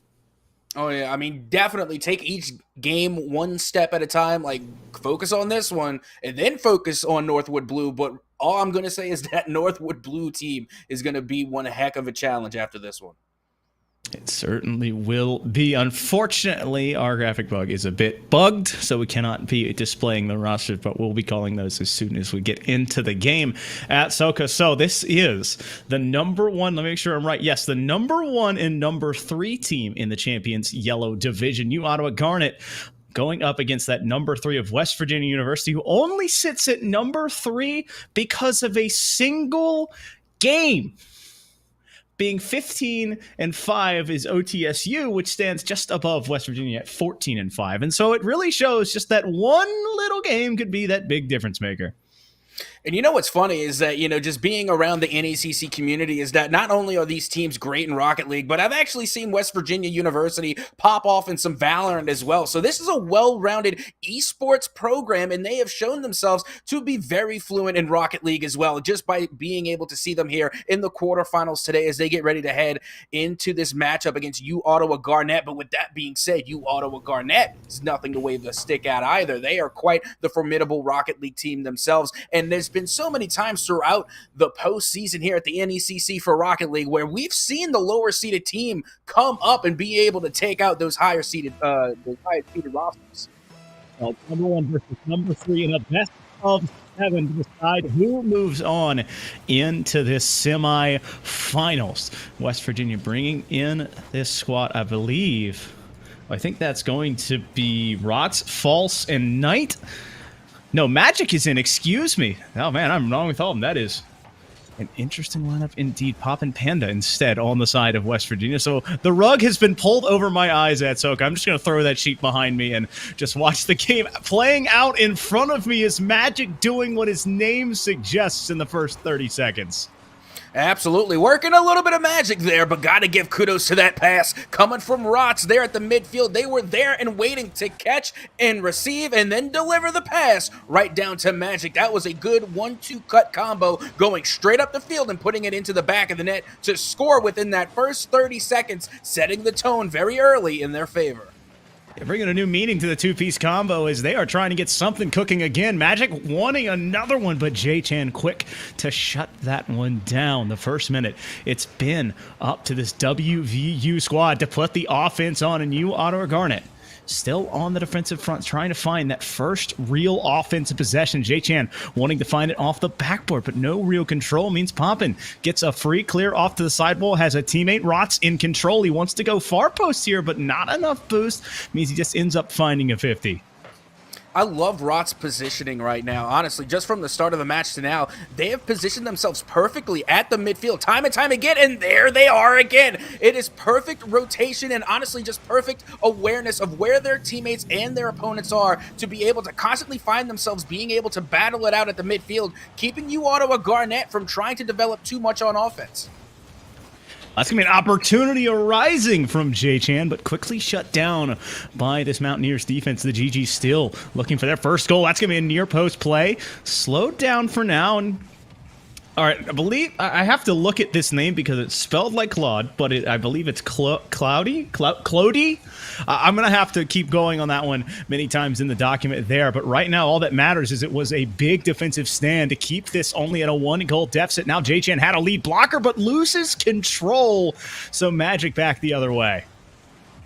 Yeah, but you got to be careful, though. I mean, the possession game right now definitely sided towards West Virginia, but with that being said, Ottawa, no stranger to putting shots on target either, as they nearly were able to get that one on and in, but the defense from West Virginia was just too much to handle. Well, right now, Coat looking to put this one in. He's got a near post play, the double tap. Looking to find a mark there, but unable to find that second touch. Rots wanting it off the backboard. That's a self-setup, but J-Chan playing it almost perfectly to stall that one out and allow that defense to rotate and catch back up to this play. West Virginia still with the lone goal in this game, number 1, just standing tall with the 2 minutes left to play. Yeah, now we see Coat there getting the 50-50, and will actually win out as this one will go back over towards the side for J-Chan, who puts this one up to their teammate, but the touch was a little bit soft, didn't go anywhere, as this will finally find its way back into the hands of West Virginia. Now, West Virginia still on the defensive side. Magic wanting to catch it here. Has been that goal scorer, but it's been fairly quiet since then. I like the pass attempt, but too far forward is that ghost-wearing Octane as he ends up stifling the pinch instead of setting it up. Rots can't get to it. Poppin' Panda popping it up in the air, realizing he was that third for but a moment and just slowing it down. Rots 50ing. J-Chan is there to answer. Magic up in the air as well. Wants that second touch, but can't get to it. Coat caught by Poppin here. I thought Magic was going to try and jump up to that for a near post play, but instead J-Chan gets a flick. Not a lot of boost means that's going to be a teammate redirecting this here. 20 boost may be enough. That's the fake opening the door. It goes off of another Ottawa player. The ball still on this West Virginia side. Nothing relenting as it's still just a 1-0 scoreline. But hang on, you got to watch out for Claude there. They're going up and high, being able to get the touch, but not putting it in. And the defense from WVU is just holding on time and time again. And if Ottawa Garnet does not get things going on offense, they very well could be looking at a Game 1 defeat only by a single goal, as now Claude is able to send this one over and towards the side, and now the touch coming through. They have an opportunity. The shot will go on, and it will go in from J-Chan off of the demolition help from their teammate. They have now equalized 1-1.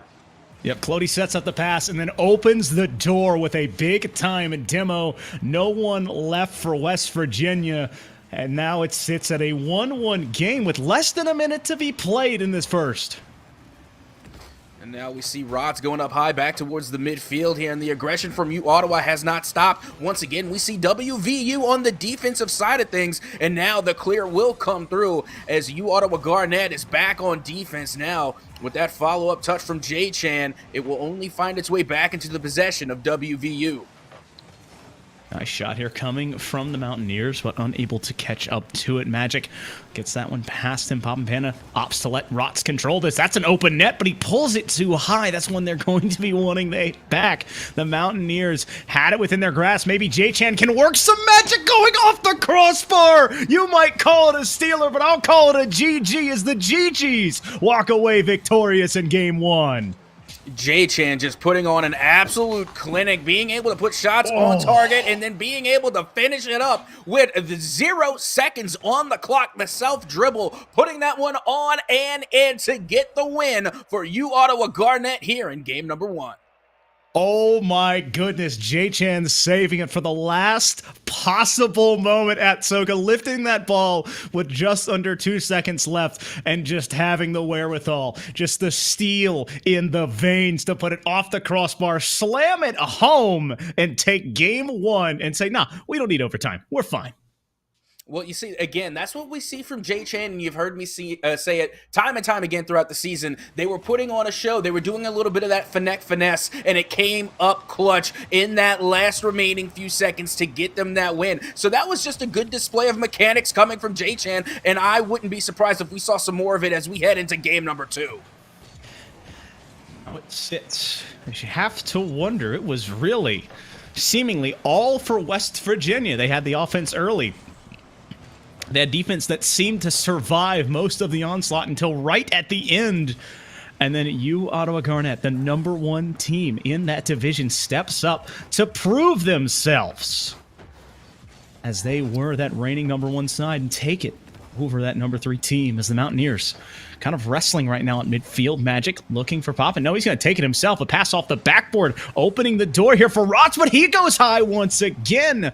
So, attempt number 2 for Rots as he had an opportunity, but it goes high. So you have to wonder what time will he find that correct angle and start to wrangle that Octane back under control. Yeah, you gotta love the relationship that WVU has with the crossbar. It's definitely a just friends relationship. They're not able to find the back of the net off the crossbar. They only get deflected time and time again. So it feels bad for WVU because they have definitely come down with some crossbar syndrome so far. And once again, Rots, this time going for a double, and so it was a fair setup, but with no boost to follow it up. Rots not going too high this time, but denied by the diving goalkeeper. Poppin' Panda and company have put everything in the kitchen sink towards this offensive third and have found this well to still be dry as Ottawa Garnet forcing that ball back across the midfield, getting some boost back, trying to find their positional wherewithal. Poppin' setting up Rots, and this time the 4th shot will not be denied. See, we talk about it all the time, that 1-2 give and go. This time, instead of Magic, it was Rots to receive the pass from Poppin' Panda. And call it calculated, call it whatever you will, but that was an insane pinch coming out the corner from Poppin' Panda to send that one screaming right over to Rots. And then inevitably, it was just too fast to stop, as now the defense from WVU will hold on as well. Opportunity arising here as the GG's denied once again. Coat can't get to it. Magic playing very opportunistic in that Ottawa Garnet goal, and that is not the correct goal, but maybe the Mountaineers trying to step forward here and catch their opponents off guard. A pass attempt from Magic, but not a lot cooking here as the GG's find themselves in a familiar spot, down by 1 with over half the game left to be played. But you're having to wonder, having that entire first game and that little spurt right at the end by Ottawa Garnet, both of these teams had time to adjust. Who has the better adjustment and who can find that moment in game number 2? So far, Ottawa Garnet has been the team to prove that they can make those adjustments just from the evidence that we had from last game. This is familiar territory. They were down 1-0 the majority of game number 1 and were able to pull it out in the very last few seconds. So I don't put Ottawa Garnet out of this at all, but if I was on the side of WVU, I am trying to get that insurance goal. You have got to go up 2-0 against Ottawa Garnet if you want to try and put this game to bed. Well, ball just bouncing in front of the net. That's going to be another opportunity, but diving is that third, just a hair late. Now the Mountaineers only attack. Rots wants to find a pass midfield, has the boost, has it just up, but Jay Chan quick to shut that door. Ottawa Garnet doing a good job here, but still 100 seconds and 1 goal down. Have to wonder what they're going to do, and not only on the offensive side, but the defensive side, to find themselves that equalizing goal, as they have been under siege most of this game. And as we see WVU trying to keep up the aggression here, as this one will go up for Claude, and now back towards the midfield. J-Chan there to receive it.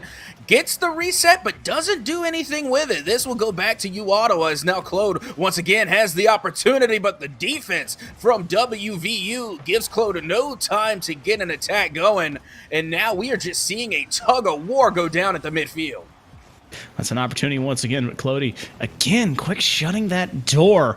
And so very impressive touches at the midfield, but Ottawa Garnet, they need to turn those good touches into offensive opportunities. They've been stifled, they've been 50'd, and they've been held back by this aggressive Mountaineers push as they have kind of built a wall at midfield. Jay Chan, dangerous touch there running across his own net. Rots going off the ceiling here, wants to set up a shot, but denied by that diving GG's player.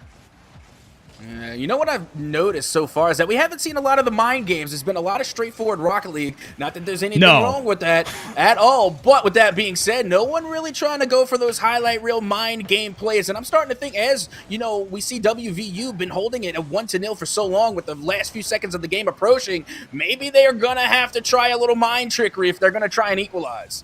Well, it's a 2v1. Clody with an opportunity, but the playoff there. J-Chan, you need to score this. If you can't, it might be going back the other way. Poppin does not need to pass it. They don't need to rush it. They let it drop down. And the Mountaineers, it looked disastrous. It looked like we were getting a replay of game one. It was a 2v1 fast break.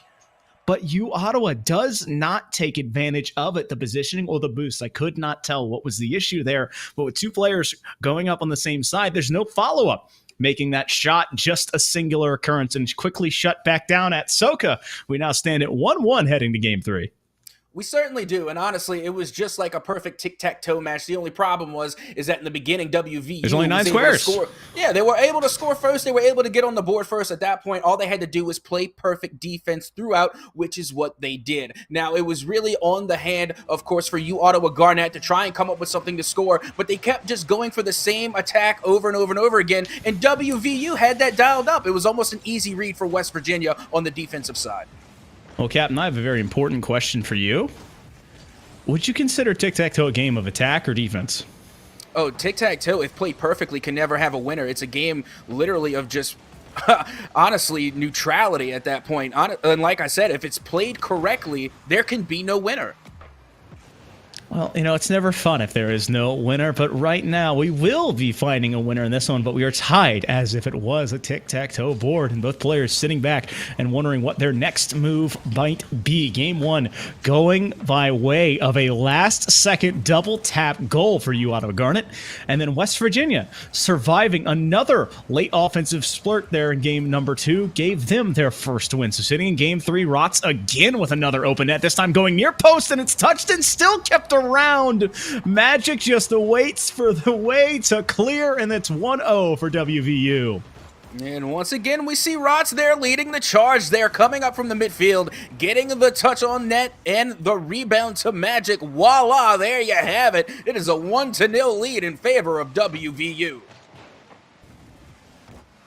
The first 60 seconds now off of this clock, and once again, West Virginia University has been the first team to score. They are undefeated right now in first bloods as they continue to maintain that dominance of early goals. But you have to wonder, at what point will either the Ottawa Garnet defense find a way to stifle that early pressure, or can West Virginia, can this Mountaineers squad capitalize on this early momentum and try to find more goals to build a lead around? Now, you see, WVU, they have made a staple of these one-goal leads so far. It kind of came back to bite them in game number 1, but in game number 2, they were able to take home a dub. So once again, it's just really on the side of Ottawa Garnet on what they're going to do about this 1-0 lead and about this defense that they are struggling against. They're going to have to bring back some of the tactics that they had in game number 1 to get up and around the defense from WVU and find the back of the net. If not, we're going to see another 1-0 lead in favor of WVU. All right, there, I feel like Rots was realizing he was in an awkward spot, so just getting creative and almost free-form jazz-esque in front of the net, but not a lot flying there as Poppin with a 50 in front of Clody keeps it away, a touch looking for that same player from J-Chan, but shut down by Magic. It's a 2v2 on this Ottawa Garnet side, and quickly cleared out by J-Chan, but he's not got a lot of boost to follow this up, so he's just got to kind of run with no tag towards that 100 and hope for the best. Yeah, and honestly, they really need to hope for something more than just this 1-0 lead on the side of WVU. Like we said back in game number 1, if they don't extend upon this lead, it's not going to take long for Ottawa Garnet to put a goal on the board. So they're really going to want to try and get an assurance goal over Ottawa Garnet if they're going to try and really put a staple hold onto this lead that they've managed to hold for so long. Pass attempt, Coat keeping it around this offensive third, and this is where you want to see this Ottawa team as they have finally looking to find their footing on the offensive front, but immediately shut down by Poppin, Panda, and company. The ball back at midfield. You want to know who wins this 50. It stays at the midfield line. Poppin putting it back into the mix, but that is Clody with a big win to keep this pressure on. Another touch coming from this Garnet side, but Magic winning that 50, getting the pinch off of that car to clear it all the way. Yeah, and the thing from you, Ottawa Garnett, and again, you already know I'm going to say it. Where are the demos? Where are the physical plays? We need to get mean, you Ottawa Garnett. Again, just being too polite. If you can't find the back of the net, if you are sitting there with a big old goose egg up there of nil on the scoreboard, when in doubt, bump them out. It's time to take the gloves off and be a little bit more aggressive. I think it's a fair point for both of these squads. I mean, you have to wonder who's going to step up and either look for the bumps or the physical plays. And we've seen a couple, but nothing that seems too overly intentional, as it's just either a happy accident at best or realizing they couldn't do much else. And so you want to see if they can build around these touches as Clody opens the door, but no real aggressive push. And that was one that, I'll be honest, the Mountaineers feel like they stole, because that one was sitting in front of that with no one ready to defend it. And now with just over 40 seconds remaining, you Ottawa Garnett still struggling to find the back of the net, as once again the midfield presence from Rots is just insane. Finally getting the ball past the defense of WVU, putting it in dangerous territory, but there goes the collision at the midfield, and Rots is able to clear this one back out as Coat is able to send this one up to Claude, and now back towards the danger. Rots will miss the touch, and you Ottawa Garnett will be able to save and put this one back towards the WVU side. And it sits in this very familiar spot as Coat and company have found this late game brilliance of offensive pressure, but it's only surmounted to one goal. And now with no real follow with the ball hitting down, it's a 0-second goal that needs to be needed. But no, the fake coming from Panda means the ball falls down, and West Virginia, the Mountaineers, take their second. Not only that, but this is the second game they have taken with a 1-0 scoreline. A shutout's a shutout. Doesn't matter if it's 10-0, 5-0, or just 1-0. A shutout is a shutout. So you got to ask yourself, what can you Ottawa Garnett do to find the back of the net? Because right now, that stranglehold that WVU has on defense is just completely taking the legs from underneath you Ottawa Garnett. And I got to give credit to Rots there in the midfield. They might not be the ones striking and hitting all the goals, although we have seen them find the back of the net. But they're yeah, exactly. But they, more importantly for WVU and the way that they're playing, Rots is the one holding the offense of you Ottawa Garnett within their own zone with their presence at the midfield. The big thing is it feels like you are going to get spread out on the offensive side. And so when they have opportunities, they're just not ready to follow up on touches that can open up the net. You just need to find either a better positioning at times or a little bit slower on the offensive pushes. And, when you're thinking of Rocket League, slowing down the game is nothing anyone wants to do. That's a beautiful pass midfield, but Poppin stole it and almost sent it back the other way. Coat was able to dissuade that touch. That was surely a goal with no one back. And a quick trade of possessions there early on. And this is the most aggressive I believe I've seen this GG squad in these first couple of games. Clody with an opportunity here, gets it over Magic, and just the soft touch of finger roll-esque finish. Oh, and there we see it again, Claude being able to get up there ASAP, quick, fast, and in a hurry to put that one on and in. And don't get me wrong, the defense had the read on that air dribble. They had the read, it was there, but it was that last split-second touch coming in from Claude that really put the ball beyond the reach of any defender to put that one on and in. And for the first time in a while, big touch. You Ottawa Garnett has the lead, and there's the mind game that we've been waiting to see, and Rots was the one to get it. This was the one that I've been asking for this U Ottawa team to do, to have that second be aggressive. But they were looking for a 50, not the shot. If they trusted their instincts, maybe they were in the right spot. They were playing the correct aggressiveness, but no touch. That ball just quickly turned away. And now Magic wanting to make this lead disappear, setting up Poppin. He's denied by the post, but there's Rots to clean it up. And that's all three Mountaineers equaling one goal. Oh, yeah. Poppin' Panda definitely was able to get that pass out there. Brand new shot, and it hopped in thanks to Rots being able to come up clutch from the middle again and put that one on and in. And now, just like that, we are all fair, all square, tied at one apiece between WVU and U Ottawa Garnett. Opportunity right now here at Atsoca, because we haven't seen these teams tied for long. I believe it was 40 seconds in game number one. Obviously the 0-0s, but we don't count those. At least I don't, because you start the game that way. But both offensives had now scored in this game. Magic playing that cherry pick roll. Askin comes off of the backboard perfectly to make it 2-1.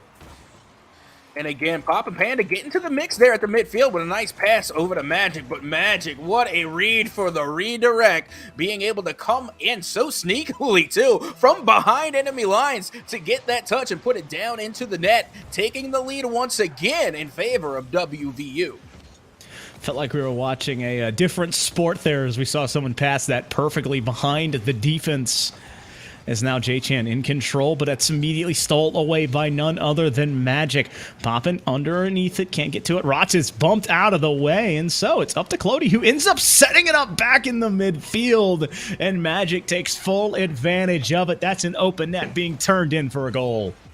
Yeah, I'm not sure what happened there. Honestly, I think either Claude might have kind of overcommitted, but at the same time, I feel like Coat probably should have stayed back a little bit and watched Claude take the full possession and see where it ended up. And unfortunately, it really just ended up in a double commit at the midfield, and now WVU at the half have a 2-goal lead, and we've already seen how dangerous they are just with a 1-goal lead. Yep, just over 140 seconds left in this one, and Magic wanting to extend that lead. J-Chan turning it back the other way. So a bit of a table tennis match breaking out right now as players and teams just trading volleys back and forth, back and forth. Cody, past midfield. That's behind J-Chan. It's a dangerous ball. Left up to Rots, who flicks it up high. I don't know how much boost he has to follow, but it might just be enough as that's off the backboard. Panda putting the shot on and making it a 4-1 here as it's a 3-0 run for WVU. Yeah, and right now it's literally all the players on the side of WVU now getting involved on the offense. Before, you know, we were talking about Magic and Rots, then it was Rots and Panda and so on and so forth. Now everybody's getting involved on these three-way pass plays, all of it breaking down at the midfield, finding the backboard, and then eventually finding the back of the net. The offense of WVU just simply cannot be stopped here in game number 4. It's the old adage at Atsoca, everybody eats, and that is exactly how West Virginia is rolling right now. But J-Chan with an opportunity, diving to make the save. Magic, you gotta be kidding me. Rots keeps it out as well, making it past the midfield mark, and now the Mountaineers poised to find another one off the back of a brilliant defensive play. That's an open net. Ottawa Garnett cannot find. Clody has a lead blocker, gets it over, want to follow up, but again, Rots, you madman.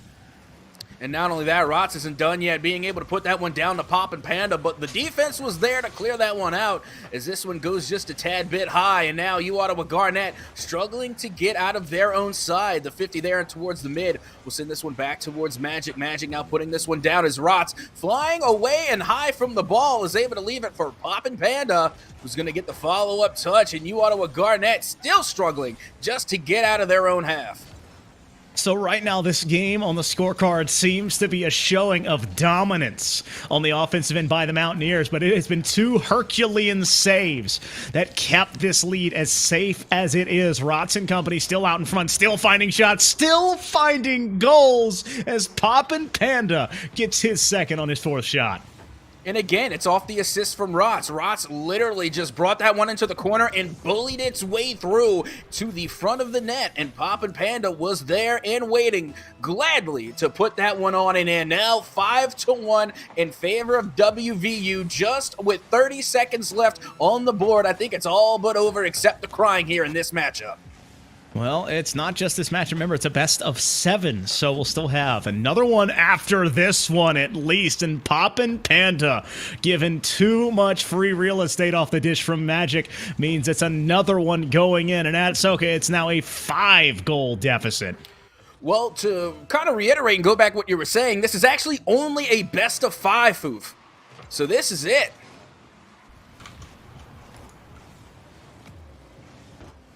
With that being said, another touchdown going in towards the side as J-Chan puts this one up and towards the middle.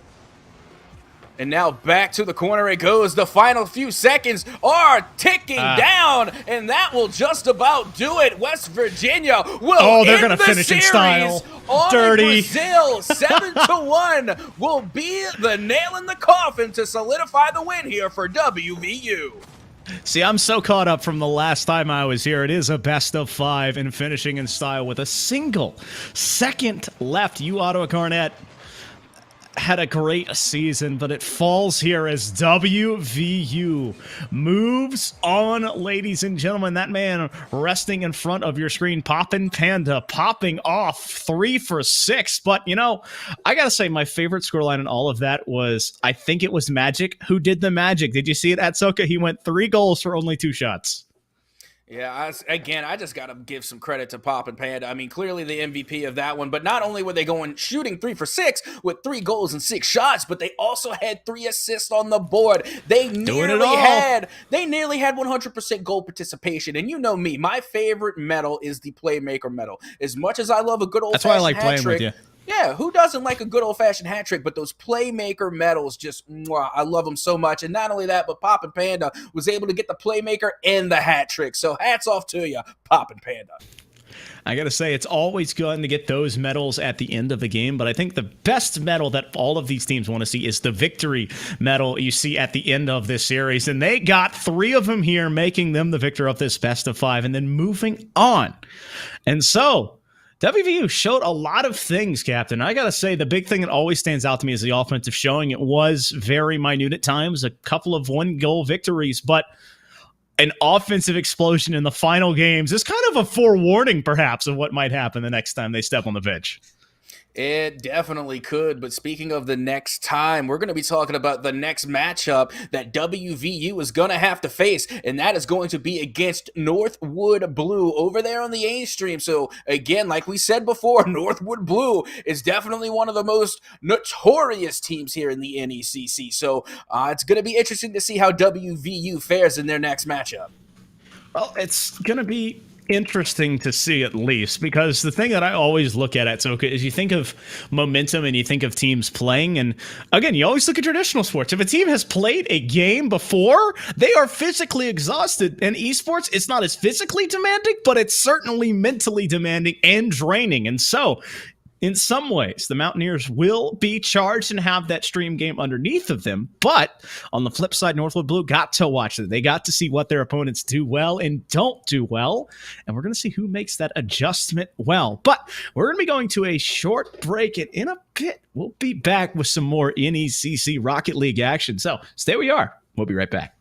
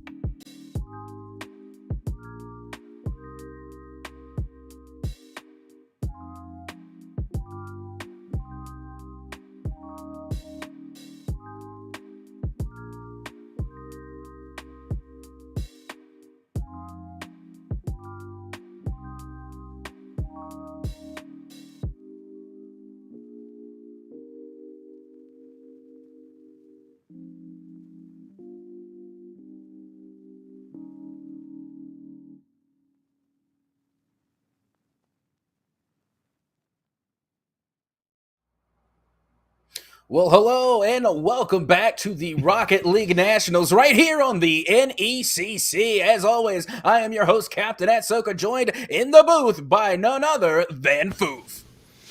Good evening, Captain Atsoca, and good evening, NECC faithful. Gotta say, it's been a great evening so far. Had a ton of great Rocket League, and gotta say, we have even more exciting stuff laid ahead of us at Atsoca here in the semifinals of this Emergence Division, trying to see who will be stepping up. We have the Lincoln Land Loggers going up against this Firebirds A squad, and so when you look at the bracket, I gotta say, the Firebirds have had my favorite trip to the semifinals that I've seen in a while, because they ended up stepping up over a team that they know very well, Atsoca.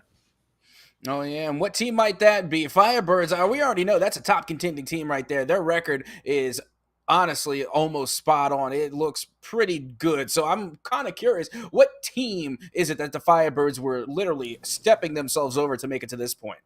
Well, I was hoping that would segue to the transition, but it didn't happen. They ended up stepping over their other team. The Firebirds A were able to stave off the Firebirds B squad, and they moved on to the semifinals, where you see Lincoln Land in that same bottom left corner stepped over top of the A2 squad of Concordia, Wisconsin. So both teams moving on now past that best of 5 stage, and I'm leaving the best of 5s behind us at Atsoca. Now we're on the best of 7s, I promise. Now you see, that's what it's all about right there. As we're moving up along into the bracket, so must the series, going from that best of 5 to a best of 7 once again. As we continue to increase these best ofs, we're only going to be testing the endurance and the stamina of these teams, because you can only play so much Rocket League before you start to go numb in the thumbs. So let's see which one of these two teams will be able to battle it out as we get game number 1 underway. Well, it's a race to 4, and you have to wonder who will be stepping up, who can find that first early goal. As the Firebirds find themselves in an awkward spot. You need to be careful there with all 3 players in the corner, but trying to kickstart an offensive attempt back the other way, but immediately shut back down. So both teams kind of prodding right now, had an opportunity on both sides, and back at the midfield we find ourselves as the first 30 seconds have passed, and both teams still in that finding their footing stage. No, absolutely, and I like the self-dribbles we've been seeing so far. I mean, we're seeing a lot of air dribbles given that we're only in 40 seconds, but it's good to see that change of pace come through early, and it's not just attack, attack, attack. We're starting to see a little control come through, but speaking of, a little bit of lack thereof as well, as Lincoln Leg double commits and gets punished by It's Petey, who's going to score the first goal of the game in favor of Firebirds A. Yeah, riding back there with Westhoff, watching his teammates do a lot of the work there, and then gets the favorite seat in the house, watching your boys get that quick goal. And now 49 seconds off the clock and 1 goal on the board in game number 1. The Firebirds out to an early lead, trying to find a second one here as Becky, still on the defensive side, needs to make it clear. That Octane able to just reach and keep it away, but the Firebirds unrelenting, still finding more pressure and starting to turn that offense up. And then there we go, and we can already see the aggression coming through. Speaking of, why not some demolitions as well? What's more aggressive than a physical demolition, sending an opposing player straight to the scrap heap, as now we see Lincoln Land once again back on the defensive.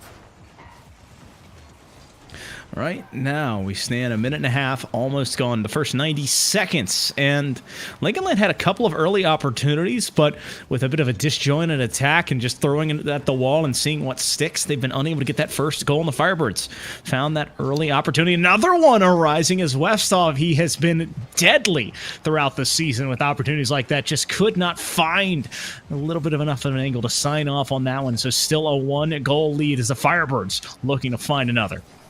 Not only is this the first game, but this is the first 2 minutes of that game, and we're seeing the Firebirds come out with some crazy attempts. Just imagine when they get warmed up on what they're going to be able to put into the back of the net. And so far, their offense has been playing extraordinarily well, as Lincoln Land will finally look to do a little bit of offensive striking of their own. Maybe they'll be successful this time, as they've had opportunities, just not very consistent. It's been more one and dones, you know? Looking to find a sequel that might be better than the first. The bump onto Becky clears the door. A pass attempt trying to set up here for the Firebirds, and that is going to be Nia Rome able to just walk that the whole way and then finish it themselves. And there we go. We're getting the sign of life. We're getting a pulse here. And honestly, I'm not sure if that one player that went up and high and flying was a distraction, but it surely distracted me as they were able to get that one into the back of the net right before halftime as the Firebirds now extend their lead 2-0 over Lincoln Land. Ooh, we need to be careful there as Relic was just floating on that near post. Had an opportunity. Becky at midfield, the last bastion here for this Loggers Parkers side. And, you know, they've got the fans in the chat. They have the support behind them. They need to find the support on that offensive end with 120 seconds left in game number 1. Still searching for that first golden opportunity. That's a big dunk coming on the backside. The Firebirds see another one, and that one turned away not by defense and not by a post, but an errant touch on the shot. And so 2 minutes now, just about left in game number 1. It's still a 2-goal deficit. And you got to keep in mind, both of these teams are fairly evenly matched. They won both of their qualifying matches 4-1, both ending up in that even scoreline there. So again, we should be seeing a little bit of a rise out of Lincoln Land soon enough. And there it is, right on cue. Wonka has the golden ticket to find the back of the net and cut the lead in half. They are back within 1. Well, this is just the blessing of being able to pass the ball well. Nyrome setting it up, but for the wrong team and the wrong goal. And the Firebirds see their lead get struck down to half now with 97 seconds left. And Becky wants to put it in, winning off the kickoff touch. The Loggers strike 2 in a row to tie. Now, if this isn't the exact example of easy come, easy go, I don't know what is, because it seemed like the Firebird had an easy 2-0 lead, and now all of a sudden, that lead is gone. We're all tied at 2 apiece. Just immediately evaporates, and we are back where we first started, tied. Both teams trying to find that momentum, but right now the pendulum's singing towards that Lincoln Land side. Another shot attempt coming on. It's off the backboard. It's still floating dangerously. Following it up here is cleared away. Lincoln Land, how did you make that play? But now Nyrome has one to his name already. Wanted to go near post, but can't get the tires to make that drop. Yeah, again, I honestly think Firebirds are going to want to have that one back, because that was just a little bit too much of a hasty double commit there. Just one simple call out, I think, could have prevented that and could have definitely been a goal in the favor of the Firebirds. But like we said, easy come, easy go. Now back towards the midfield they go. Well, back and forth. Both teams trying to find that first one, possibly to step out in front. That's a shot off of the post. Westhoff had a game possible winner there in his midst, but could not sign off on it once again. Becky with such a huge pinch to clear it back. That ball floating dangerously. Relic, not enough boost, but just pressuring to make it be a long clear. Becky now 1v2, but unable to get that one to work. Wonka wants to have the pass. It's off the backboard. That's behind the defender. That's going to be a dangerous touch. Relic, though, unable to find it in that transitional play. But the Firebirds still in danger, still on this defensive third. And Lincoln Land want to find maybe one channel that inner U Ottawa, and a last-second goal might arise here. Just 0 seconds now left on the clock, but that one going to fall down, and we see our first overtime of the evening at Atsoca. Yeah, and honestly, it's been a long time coming. I know it's only been one series in a game or two, but I've been waiting to see overtime. This is some of my favorite Rocket League, is when we go into extra minutes. So I'm hoping to see something really spectacular here to end this game and kick off the series with an extraordinary tiebreaker. I gotta say, I love these cars on the side of the Firebirds. They're positioning so well. Westhoff can't get it to fall. Neither can Nyrome, and that's 2 golden opportunities. Petey now with a third. Third time won't be the charm, as he couldn't get enough on it. And so the Firebirds, 3 opportunities, strike out in front of the net, but still have the possession. And now look at this kickback over towards It's Petey, who will get the 50-50 to keep this one in enemy territory, as again another 50 will find its way back down and not in. All 3 defenders from Lincoln Land were there to get the save and clear that one away. Lincoln Land just living on the razor's edge, tight roping on a steel wire and finding themselves uncovered cut as we stand at that 65-second mark. The first minute now passed in overtime, and the clock continues to race upwards until we find a winner. Relic passing it across the pitch. Becky ready at the far post, but can't get the shot. It's going to be a 2v2 back the other way. No, it's a quick steal on that slow turn by Becky. Keeps it on. This Firebird's in now back at midfield. Relic with a little bit of an awkward flip. A 50 actually sets Relic back up, so it's calculated to set the pass up. Becky off the backboard, double tap opportunity, but unable to find that touch to go in. Honestly, I feel like both of these teams are playing with fire right now. I've seen one too many double commits, especially in OT. It's just too dangerous. I'm going to go ahead and predict that this game will end off of a punish that comes off of a double commit.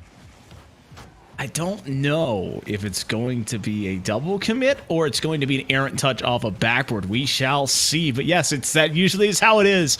Once you get into these overtime periods, all of that old rotation, all of the good gameplay out the window for touch the ball, get it towards your opponent's net, and try to force that goal. Wonka off of the backboard, opening the door. Becky beat there by, I believe it was Nyrone. PD in a 2v2, wants to set it up one more time, but not enough boost to catch up to that ball.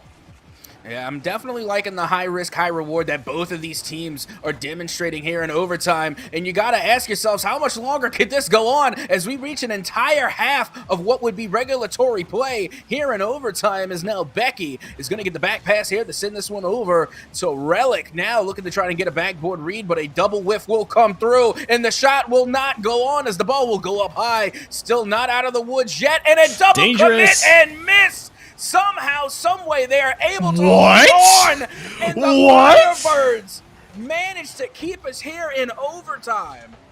I mean, that is just pandemonium breaking out in front of that. The Firebirds living in chaos, thriving in anarchy. I mean, this just should not work, but somehow, like you said, they are able to stay afloat as Lincoln Land continues to pepper the backboard, and they are denied again. Both defenses, I don't want to say they're playing great, but they're playing well enough to find the touches and keep us tied.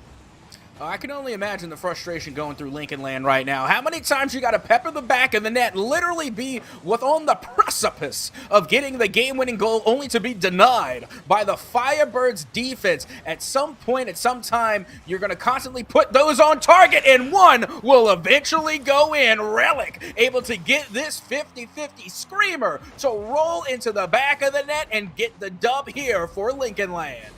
It's none of the ones in front of the net. It's none of the ones that you're like, yes, that one is going in. It's going to come off of a missed touch off the backboard that then sets up Relic to catch a pinch to go towards the other corner. Apparently, Psyonix's servers could not handle that overtime, as we saw the pop-up there. My brain is still trying to wrap around and comprehend what we just witnessed. But that is how game one falls. Holy cow, Relic.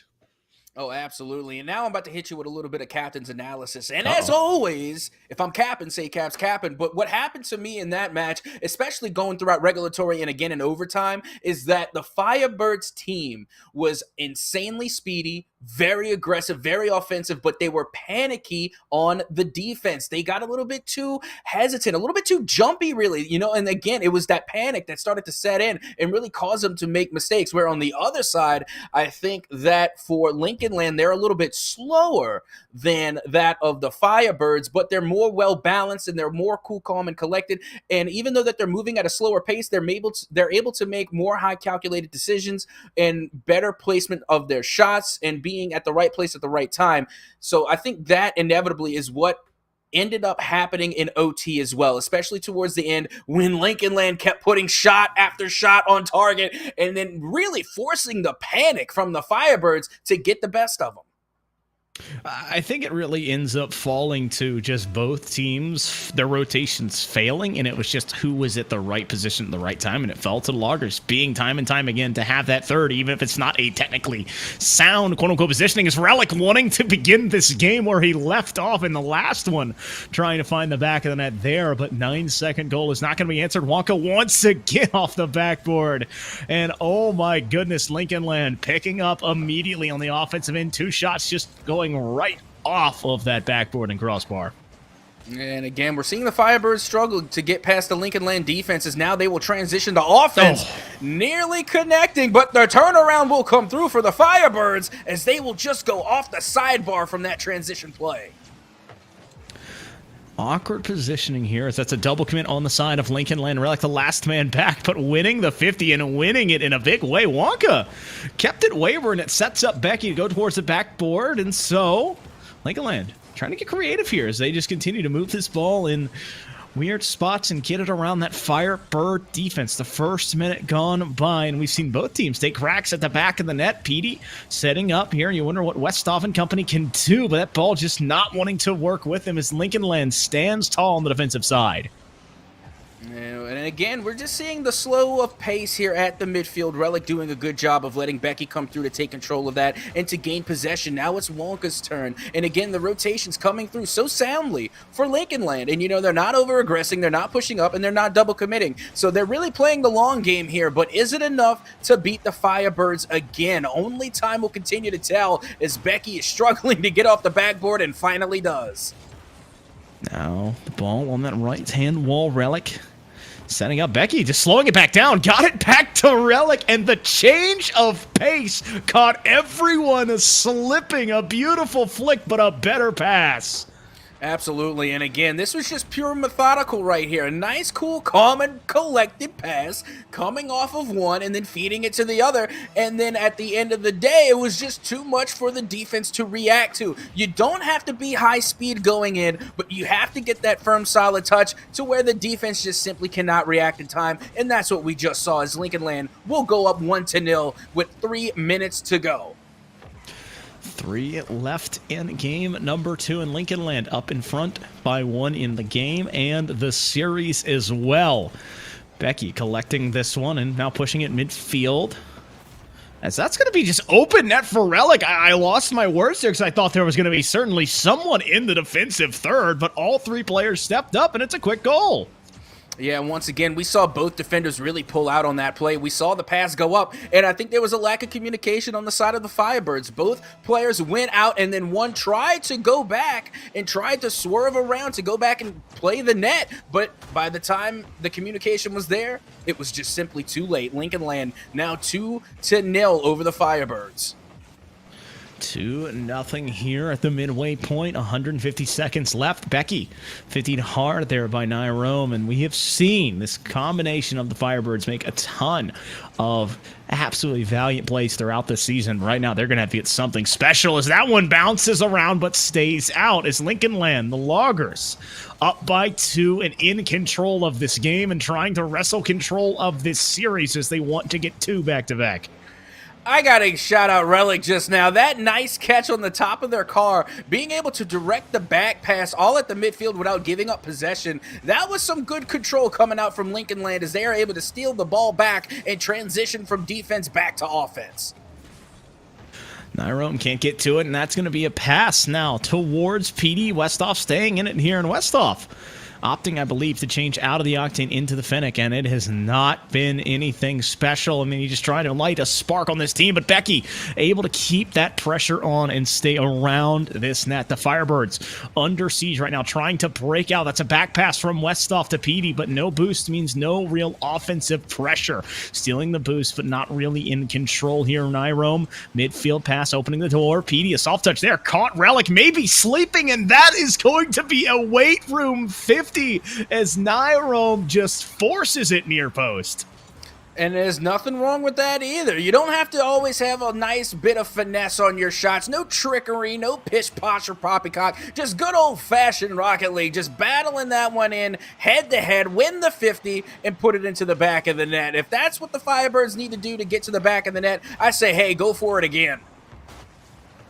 Nyrome setting up here, and the Firebirds back within 1, and we're in a familiar spot, but with opposite players and opposite teams, as it's Petey immediately scoring, and I can't even finish it because the precognition set us up, and we're back tied 2.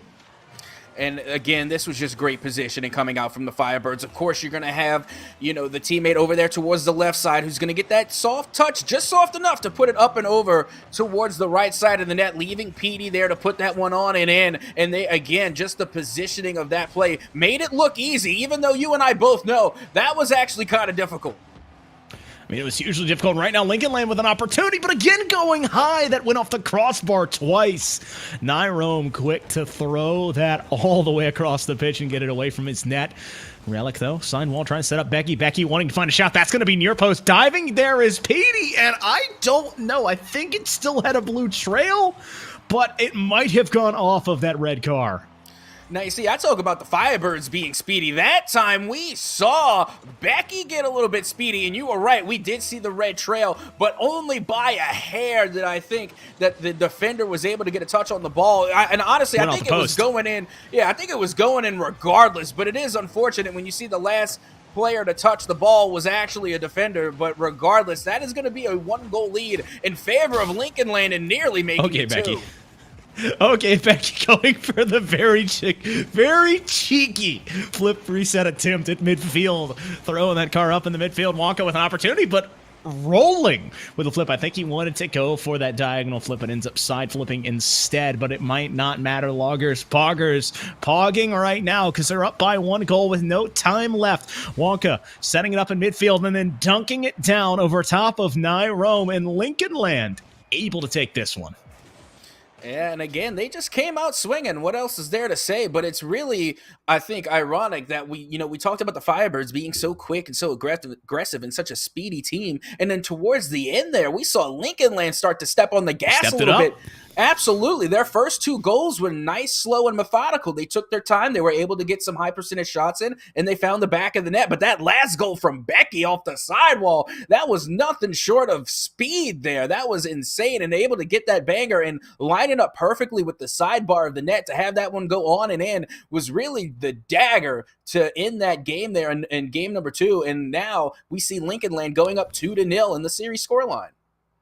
Well, here's the thing, Captain Atsoca. You talk about the speed. It's been apparent the whole game, and it wasn't just those first 2 goals being slow. It was the change of pace because they had the quick approaches. It was just the back passes or the backboard plays that immediately went from that breakneck offense of changing it and then slowing it down. The defense was still in that speed of trying to catch up, and now they were predicting, okay, they're going to pass it, they're going to slow it down some way, and then immediately Loggers score and see that opening. And so it's something that you don't get to look at until a series is either over or as it's in the later stages, because you want to find tendencies as a team, build tendencies, and then be ready to break those tendencies. And that's an important thing to see. And now you wonder, maybe the Loggers playing a little bit of setup and now taking and reaping the rewards. Well, let's see if they will continue to reap the rewards as we head into game number 3. Once again, as a friendly reminder, this is a best of 7, so still plenty of Rocket League left to play as Relic will get the touch to send this one high and up off the backboard. No goal here for the Firebirds as Becky will take control back towards the midfield. The follow-up touch coming through for Lincoln Land is going to be deflected and cleared out, but they're not done yet as another touch will come through off of Becky, but it will be saved, if only momentarily, as Wonka once again will find the back of the net first for Lincoln Land. I mean, it is just a beautiful setup there. Becky getting 2 touches off of the crossbar. Wonka playing opportunistic offense as the third, realizing, hey, I ain't got to play defense if I'm just chilling up, and we can score quickly and get Lincoln Land back on top and trying to take their 3rd game. Well, here we go. They're going to try again, and they're going to waste no time. Only 30 seconds gone, and now we see the Firebirds bring that aggression again with that demo, but Becky was there to take the ball away and now get possession back in favor of Lincoln Land as this will go off of the backboard. Here comes Relic, missing the touch, and now Wonka is going to get bumped out of the way. Nothing doing there. Now Firebirds trying to get possession back as this backboard touch will give them an opportunity to get an open net and put it on and in. It is I Am Westhoff to tie it all up 1-1. I had so many flashbacks to solo queue, seeing Petey and Westhoff both going for this ball, and I just wanted to scream, communicate, please talk it, and they make sure they do, and the Firebirds do not throw that one away. It's tied back at 1 apiece. Yeah, Lincoln Land is going to wish they had that one back. They got a little bit too jittery on the sticks, and going off the backboard, it's Petey. I mean, Petey is going to put this one on target at such a speed, 82.94 kilometers per hour off of the pass from Nyrome, and they will take the lead over Lincoln Land. This is something I've been waiting for on the side of the Firebirds. Nyrome has been nigh unstoppable. Pun fully intended when he gets the passes off the backboard if his teammates are there and ready to make touches. And so the Firebirds have been missing that, and this time it's a setup immediately capitalized upon. And so, with just over 3 minutes and 40 seconds left, I was going to say we're at a 2-1, but Becky decides we're going to be at a 2-2. Yeah, I was kind of looking there for a second, and I'm wondering, does this have what it takes to find in the back of the net? And Becky definitely does. Becky scores those, putting that one on and in. And once again, we see ourselves a tie ball game between these two teams. Becky with a big time 50 there. PD shot coming on. Diving to make the save is Relic.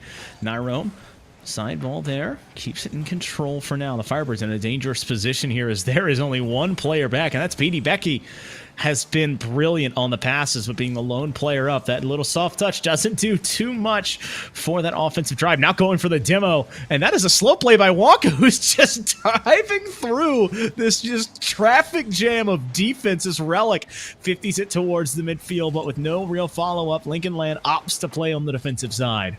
Now, you see what we saw there? Nyrome kind of enacted the flopping fish defense tactic, and it paid off well. They were being a handful of distraction there at the midfield, and they were able to hold off the offense from Lincoln Land. But now Lincoln Land, once again, is going to continue to strike off the backboard, and the connect will be there for Becky, as once again Lincoln Land is able to find the back of the net off of the pass play. And once again, we see a team taking advantage of not one, not two, but all three cars in the offensive end. And that is what the best teams do. If you can build offensive possessions around two players, you are probably playing against players that you are better than. But if you use all three consistently, you will find the best and opportunities to get yourself a lead. And that's what Lincoln Land has done once again. Now, just at the midway point, up by one and trying to kickstart their third win in a row, possibly in this series with the Firebirds. They have started to heat up themselves, their offense, getting back to that regular season form that we know them as. And you have to wonder, do they have another two in them in this game? Let's see if they can make it happen as we approach the 2-minute mark. Only 10 seconds to go as Relic is going to get that 50-50 to send this one down and towards the side. An opportunity for the Firebirds will be taken advantage of as it's Petey once again will find the back of the net, tying us all back up, all fair and all square at 3 apiece. You see who passed that? Captain Atsoca. You see who passed that? Nyrome again, the assist man continuing to play off the backboard and play off of his teammates, keeping it around and tying this one up, like you said, 3 apiece with just 120 seconds left in regulation. But with both of these teams trading blows, you have to wonder, will we see an a certain football game-esque championship style where it's the last team to have a possession to be the team that walks away a victor, or will we get a true overtime and a true golden goal facet? I mean, we already had game 1 overtime. I am just chomping at the bit, wondering what offensive explosion we'll see next as Wonka saves it for now. Nyrome playing patient, and Becky quick to shut that one down and keep the ball moving. And now another shot coming through from Becky, but it's easily saved and cleared away. And now the 50-50 is going to go up high and off the backboard. Relic will miss the touch, and now back towards the Lincoln Land half it will go, and then back towards the midfield. Becky is going to put this one up high, looks to follow it up with a touch. It's going to go on and in, and now Lincoln Land once again will take a 1-goal lead over the Firebirds. I mean, Becky continuing to do what they do, and this time getting the soft touch, just a little bit of a caress from that Octane to finish it through, and Lincoln Land taking a step forward. And I feel like we are just truly watching a two-step and wondering if the Firebirds can find an answer. 67 seconds left in this one, but maybe Lincoln Land instead can find a 2-goal lead, as that's all 3 cars on the orange side going up, but immediately cleared there by Westhoff. And now we see the Firebirds trying to do a little bit of offense here as they need to. Only less than a minute to get one on the board. as this one will go towards the other half of the pitch. And now Relic going up high, wins the 50-50 there and puts the ball back into Firebirds territory. But now a mistouch from both sides will put this one back towards the midfield as the Firebirds once again are going to go on the offensive. PD playing slow and in control here. Relic with a long touch. You need to be careful there if you are the Firebirds. That would have opened the door for a 2-goal lead, and that might have been a bit too insurmountable. But here, 20 seconds left. And you have to wonder what Lincoln Land can do to play on the defensive side and control this game, whereas the Firebirds still have to find that number 2 that I told that they'd have to get it. Now they need it to tie to keep this game alive and keep themselves away from that match point position. And now with the final few seconds ticking away, that'll just about do it. No more on the clock. Let's see if they can keep this one alive as the ball will find its way back towards IM Westhoff, who puts this one up high. And now the follow-up coming through from Becky puts this one down towards the ground. But look, it is still alive and well, but finally the ball will hit the dirt to make it hurt for the Firebirds as Lincoln Land will go up in the series 3-0. Lincoln Land able to build off of a great start and now have laid the foundations, looking to put the finishing touches on possibly a 4-0 run here in the semifinals. And I gotta say, Captain Atsoca, it has been a brilliant showing by this squad on Lincoln Land because they have the offense, they have defense in spurts that just keeps them ahead long enough. When you look at the Firebirds, they do a lot of things well. The passes are becoming more and more viable. You see it, Nyrome leading as that flag runner. You just need this offense to come as a team. They just have to work together if they want to overcome and honestly just get this first win for them. Yeah, they really do, but it's really hard against Lincoln Land. They're just playing insanely well, and not to mention they haven't really been giving up any mistakes, and that's where we see most of the goals being made. It's giving off of the mistakes coming from the opposing team, and Lincoln Land just simply isn't making a lot of them, so the margin to score for the Firebirds is very, very small, so it's really going to have to come down to how are they going to create their own opportunities, because Lincoln Land clearly isn't going to be giving them away for free. I think neither of these teams are giving anything away for free. I really feel like I'm watching an arm wrestling match, and it's not been a winner either way, but the arm is starting to lean over, Yapton, and it might be the time for Lincoln Land to crown themselves champions of this semifinal round. And you wonder if the Firebirds can have any of that spunk left in them. They have had such a good season as Wonka with an absolutely absurd dunk, almost putting another early goal in.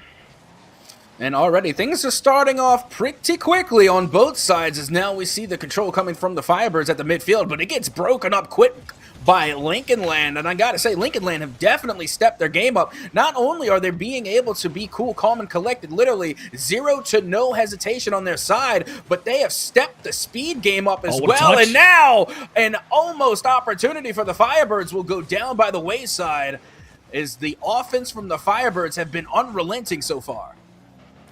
Wonka with an opportunity there. Another shot coming here from Westhoff, and it's a double commit on the side of Lincoln Land. That has been uncharacteristic of them. Is that just a soft roller across the net, and it looks threatening, but then you look at the Firebirds. They're so far back, no real pressure, and so it's just kind of a release to allow this defense to continue floating around. Lincoln Land in control for now as that ball finds its way to midfield. Becky, sidewall player. Not a lot of boost here. That's stolen by Wonka, who almost takes it the distance. Almost, but not close enough, as now we see once again the Firebirds start to make their presence known at the half, but they haven't been able to find a lot of success so far. They've been getting some shots, but not a lot of them on target, as now the opportunity will find itself for Becky as they are able to get the first goal here and be able to once again get the 1-goal lead over the Firebirds. Well, it's just an overcommitment there by the defensive third, and you see them rotate too far to the left-hand side of your screen. It opens the door, and Lincoln Land once again has the first blood and out in front. Now Relic going up high off of the ceiling has a little boost to work with, but not enough. The pinch almost came through, but it goes down by the wayside. It's still there! Relic! Even after the initial touch, Relic goes nowhere, waits for the opportunity, and is able to turn on a dime to put that one on and in, and now a 2-goal lead in favor of Lincoln Land. I mean, it's just the old razzle-dazzle, apparently. Take the fake pinch, run it back the other way, throw it to your teammate who's waiting far post to put it and give your squad a 2-0 lead at match point over a Firebirds team that has had very little defeats this whole season. And now they are staring at possibly 4 in a row. Yeah, once again, much like the problems I think that I saw from the Firebirds in game number 1, I'm starting to think that they are resurfacing here. In game number 4, Firebirds get really panicky when their backs are up against the wall. They're used to being that team that's always mounting the pressure on the defense of the opposition. So once they become the defenders, they really start to panic. It's almost as if they're uncomfortable having to constantly make these clutch saves time and time again. And then before you know it, they exhaust themselves, leading to open net opportunities and advantages to be taken by Lincoln Land as we pass halftime, and they are still sitting comfortably 2-0. Westoff playing slow here, can't catch up to that one in time. This is a dangerous place to be, and that's a double fake as the ball was left at midfield for a moment. Becky in a 1v1, not a lot of boost here, but the positioning just too strong as that one's pushed across the field instead of towards the net. Wonka going to be 50 beautifully by Westoff. That opens the door here for offensive touch. Now Nyrome off the backboard once again, but no shot means no goal. And so, under 120 seconds left in Lincoln Land, still up by 2. Yeah, and honestly, at this point, I think Lincoln Land just needs to do what they do best and take their time. Time is in their favor. If they can just control the ball and play some good keep away, for the most part, they're going to walk away with a dub here. I mean, they got the goal lead plus an extra, so they have a little bit of insurance. Am I saying they should get comfortable? Absolutely not. Am I saying they should definitely go and panic? Not at all. They just need to keep doing what they're doing and control the pace of the game and control the ball. Well, it's just being controlled all by the side of his Lincoln Land. I mean, they just continue to find defensive clears that aren't backbreaking. They're just keeping it at arm's length and making the Firebirds use a lot of boost to stay in front of this ball. But this time, you see Hoax, who's been the hot tag in, able to get the soft touch and maybe give the spark that the Firebirds need. And they desperately need that. But with that being said, the insurance is now gone from Lincoln Land, and this is where you can't be comfortable anymore. They are within 1 of equalizing, and you do not want this one to go to another overtime. So Lincoln Land is again going to have to get a little aggressive and step things up if they want to get their insurance goal back on the board before the Firebirds can equalize. Oh, that's going to be a touch here, setting up possibly an offensive possession, but Nyrome was the one waiting for it in that Finnick. He's got Hoax in front of him. Hoax already has the goal in this game. Westoff playing towards it as well, but Wonka just reading it page for page, sitting in front of it, going near post here. Hoax with a quick shutdown, and that one looked to be almost a sealer, but kept away, so it's still only a 1-goal deficit.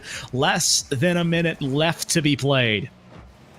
And now again with just over 30 seconds remaining, Lincoln Land doing a really good job at playing keep away and really maintaining the possession of the ball, running the clock time and time again, as there is not a lot of time left to spare. And now here comes the touch from Becky, but it is going to be saved, but not 1, not 2, but all 3 members of the Firebirds as they look to try and get one last ditch effort, but are struggling just to get out of their half. Oh, what a beautiful touch there from Becky. Does not I mean, you think people are going to send a ripper off of the crossbar, but that's not what's needed. What's needed was the possession, which opens the door for Relic, who takes full opportunity here to score and seal. I'm going to have to say it. He seals the deal. Relic off of Becky's dish, making it a 2-goal lead with 1 second left. Lincoln Land have done it. They are going to be 4-0 in this series and moving on. And not only that, but they were able to win it in a 4-0 sweep. I don't think anybody predicted that, especially going up against a team like the Firebirds, and we know are extremely talented, both offensive and defensively. I just think they had an off game, and it's tragic to see it happen in such a monumental matchup against Lincoln Land here. But with that being said, GG's to Lincoln Land for that 4-0 dub over the Firebirds, as they will be moving on to play Dalhousie Black in the Emergence Final, as Dalhousie was able to beat Fresno State 4-2 on the other stream. Gotta say, that was a beautiful showing here from this Lincoln Land squad. I mean, it was on paper an uphill battle, but it did not look like that at all. They were in full control, Captain, and they ran just through a team that looked almost unstoppable at the regular season, but how you beat a team like that is you step up and you answer it every time. They beat the 50s, they won at midfield, they found the boost, they found the goals, and captain, they found the series. They most certainly did. But you know what we're fitting to find? We're fitting to find ourselves at another break. So we're going to be taking a short break. But don't worry, we will be right back with some more of these Rocket League Nationals right here at the NECC. So once again, do not go anywhere.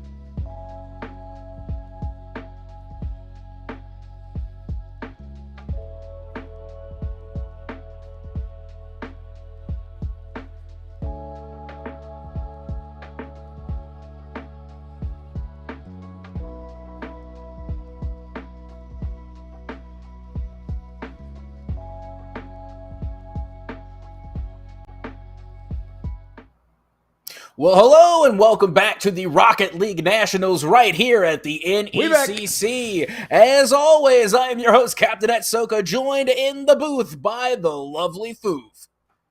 Gotta say, Captain, we've had 2 down and 2 technically to go. Gotta say, that was a sweep last time, so it did not give us the length of a series that we expected, but certainly all the entertainment wrapped up into those 4 games. But we have a very fun one ahead of us here. We have this SIUC Black squad coming in to play against ECU's Gold squad, and we saw ECU's other team, I can't remember what color that was, get a win 4-2, and so they're trying to keep up to those winning ways.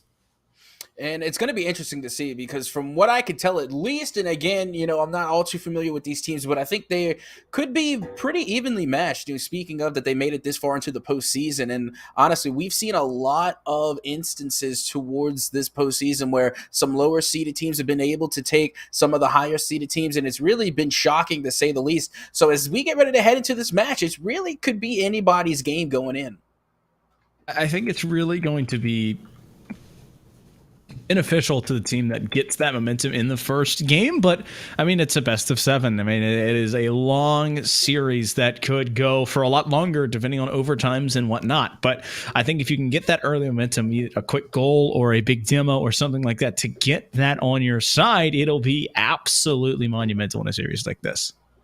Also, whoever really takes advantage, again, of those demo bump plays, the physical plays, and also the mind game. So far, we've only seen 1 mind trickery come through, and I think it was from Rots in that last game.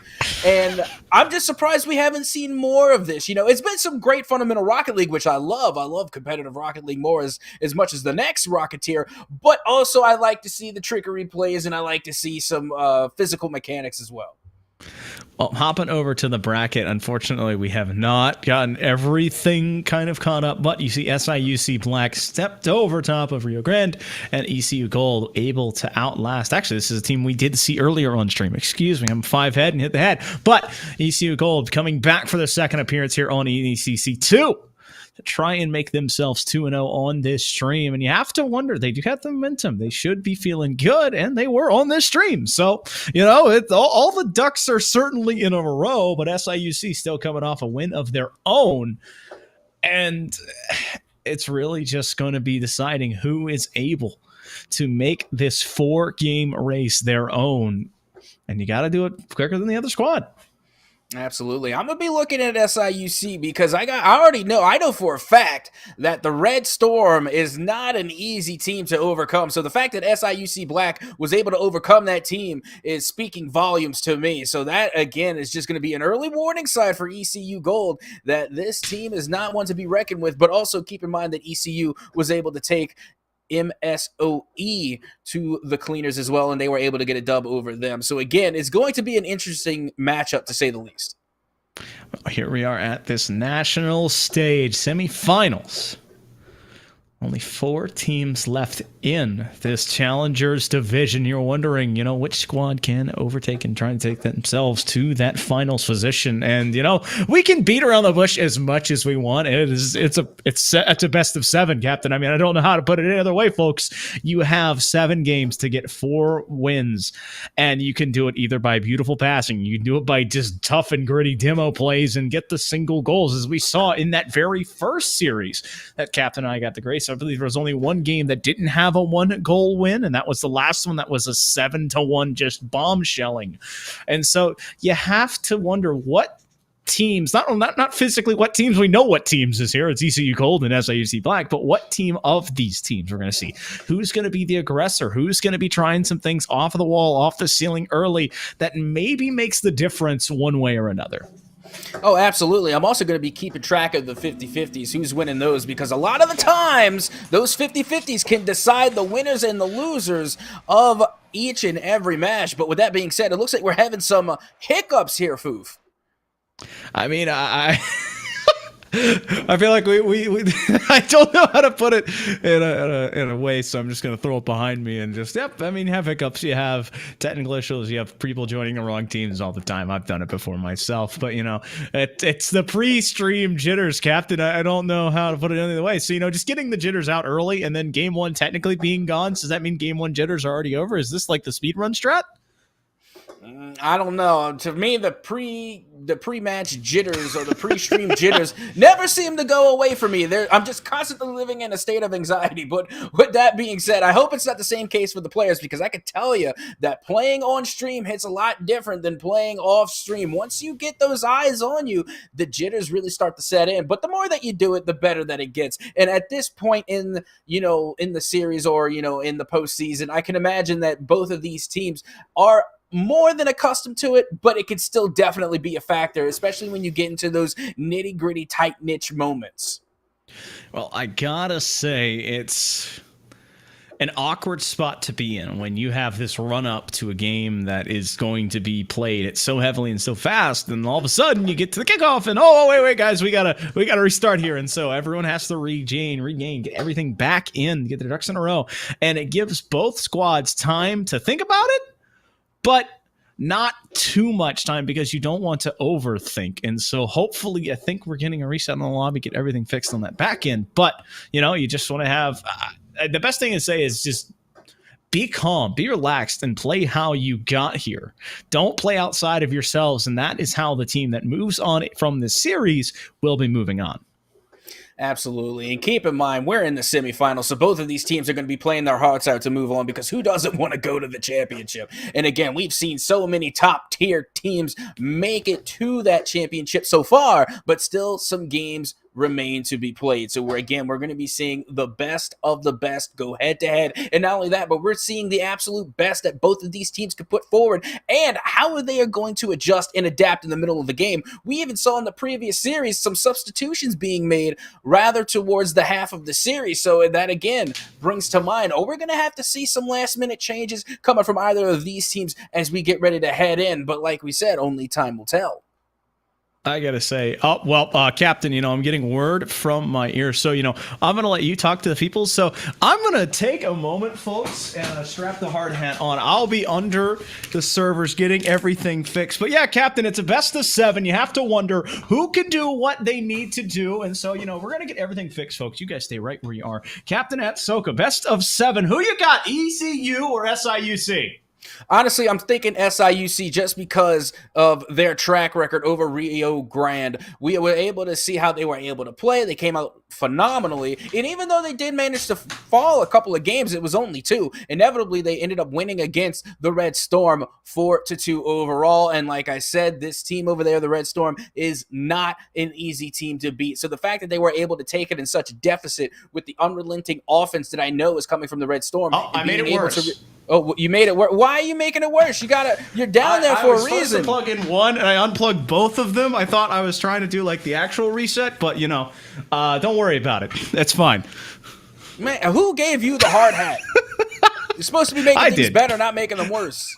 Listen, I'm 2 for 3 on that, okay? You have some rough times. So, sometimes they have to get better to get worse. But, hopefully Psionics will agree with us shortly. But you talk about that Red Storm team. Yes, they are a absolute hurdle that they had to overcome, and you do have that kind of rolling into it with a very confident team. And you have to look at it. You have ECU. They also had a very beautiful run, but they only dropped 2 games instead of having to make that longer run. And so they technically played a little bit less, but I believe a little bit sooner. And so it's kind of like tomatoes and oranges. You just gotta kind of pick what you want.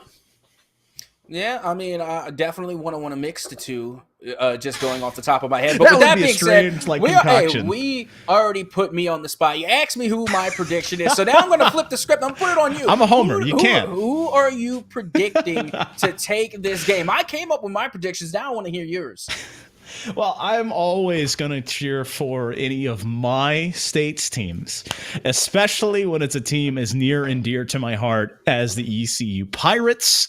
I have confidence in these guys to not only get it done, but get it done again on this same stage that they've done it before this very night. In a very similar situation, it is win and move on, lose and go home. And for neither of these teams, these lights are not too bright. They are going to find a way to make it work. Like I couldn't under the desk, but they're going to find a way, Captain.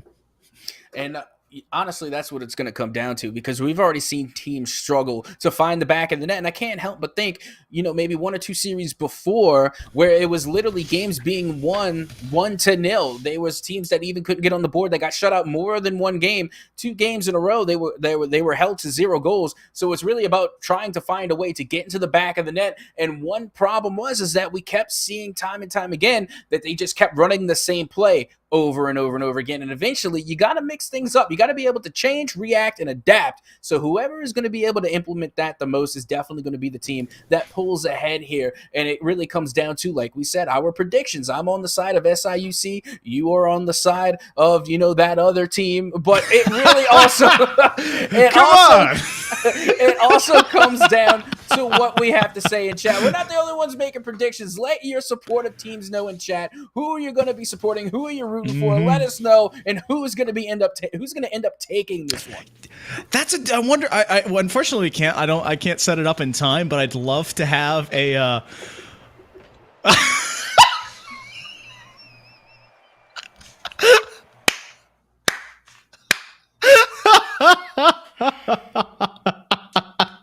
Ladies and gentlemen, you thought you were having a kickoff. That's just the joke of the day. Apparently, third time is not the charm. And we're waiting for word on the back end of what is exactly happening. But I believe we're going to get things ironed out.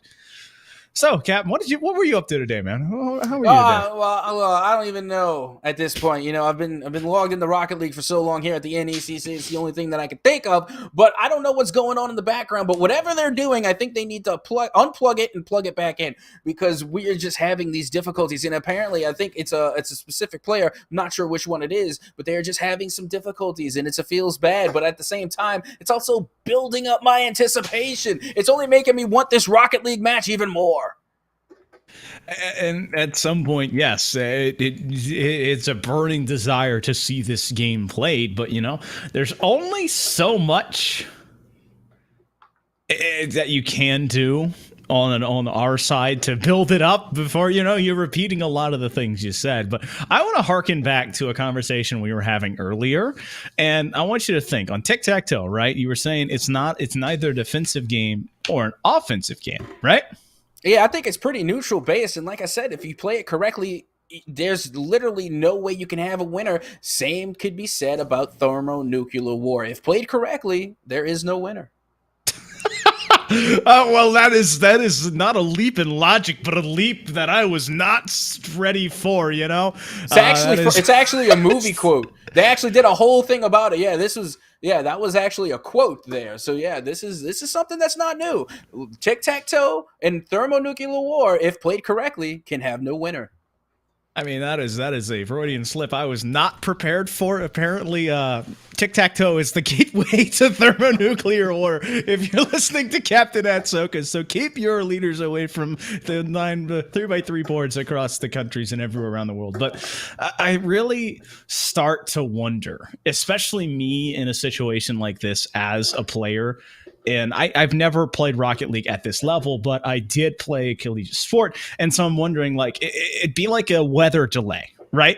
And so you get to it and all of a sudden lightning hits and you all have to go back inside. And I'm just racking my brain about how you can readapt and readjust to this issue that is no one at truly fault, but it's just you have to adapt to it. And you're now seeing who can be the most flexible and who can find that way to overcome. Yeah, it's going to be interesting to see who's going to be able to bounce back from this, because at this point, you're pretty much icing the kicker on both teams. Nobody's been able to really go in and get to work. Yeah, exactly. But finally, without further ado, let's get 5 minutes on the clock as game number 1 is officially underway. There's no way that we have Rocket League being played, right, Captain? That doesn't happen. I mean, we're playing it right now. Yeah, we got to go in right now. No. Well, a quick early score there by ECU as Ethan able just to walk that one through. Had a lead blocker, got Matt to jump just a bit too high. Yeah, and that was actually a good way to start it. I mean, it was pretty much a summary of how the events have gone so far. A big scramble for trying to just get everything placed right, and then it going abruptly wrong. But it went right in the favor of ECU Gold as they were able to get the first goal on the board. That's another shot attempt here coming from this SIUC squad, but unable to get there. Ethan watching that shot come screaming from his teammate as ECU not backing off. They're trying to set that tempo early. Another shot, but another save. This time kept away from this SIUC Black squad's goal, as that is a dangerous position with all three blue cars bunched up together at that middle boost, and only one of them will get the 100. You can't share a boost in Rocket League. That'd be a fun mechanic, wouldn't it? Yeah, it would, but it would be way too complicated for me, and I am a very greedy Rocketeer, so I wouldn't be able to share any of my boosts. But with that being said, we see Ethan taking this one out towards the midfield. Keep in mind, Ethan was the one to score the original goal for ECU Gold, and maybe they'll be able to replicate it again, as this one will go back up and towards Nerve FTP, who gets the touch to send this one back to ECU territory, only to be returned again to the midfield. And the offense coming from SIUC just doesn't give up, and finally they find the back of the net. Matt able to get back on that one. Unfortunately, could not get the save on this end, but able to get his goal in response and tie this game up at 1 apiece. And just like that, all's fair and all square yet again, as the kickoff will fall in favor of ECU Gold. And a missed touch there, big whiff coming from ECU, as this will go back down towards the side. Now Ethan, being a little bit too quick for comfort, is going to get that whiff and miss it completely as the ball finds its way back into ECU territory. But ECU Gold is able to recover quickly to play some defense.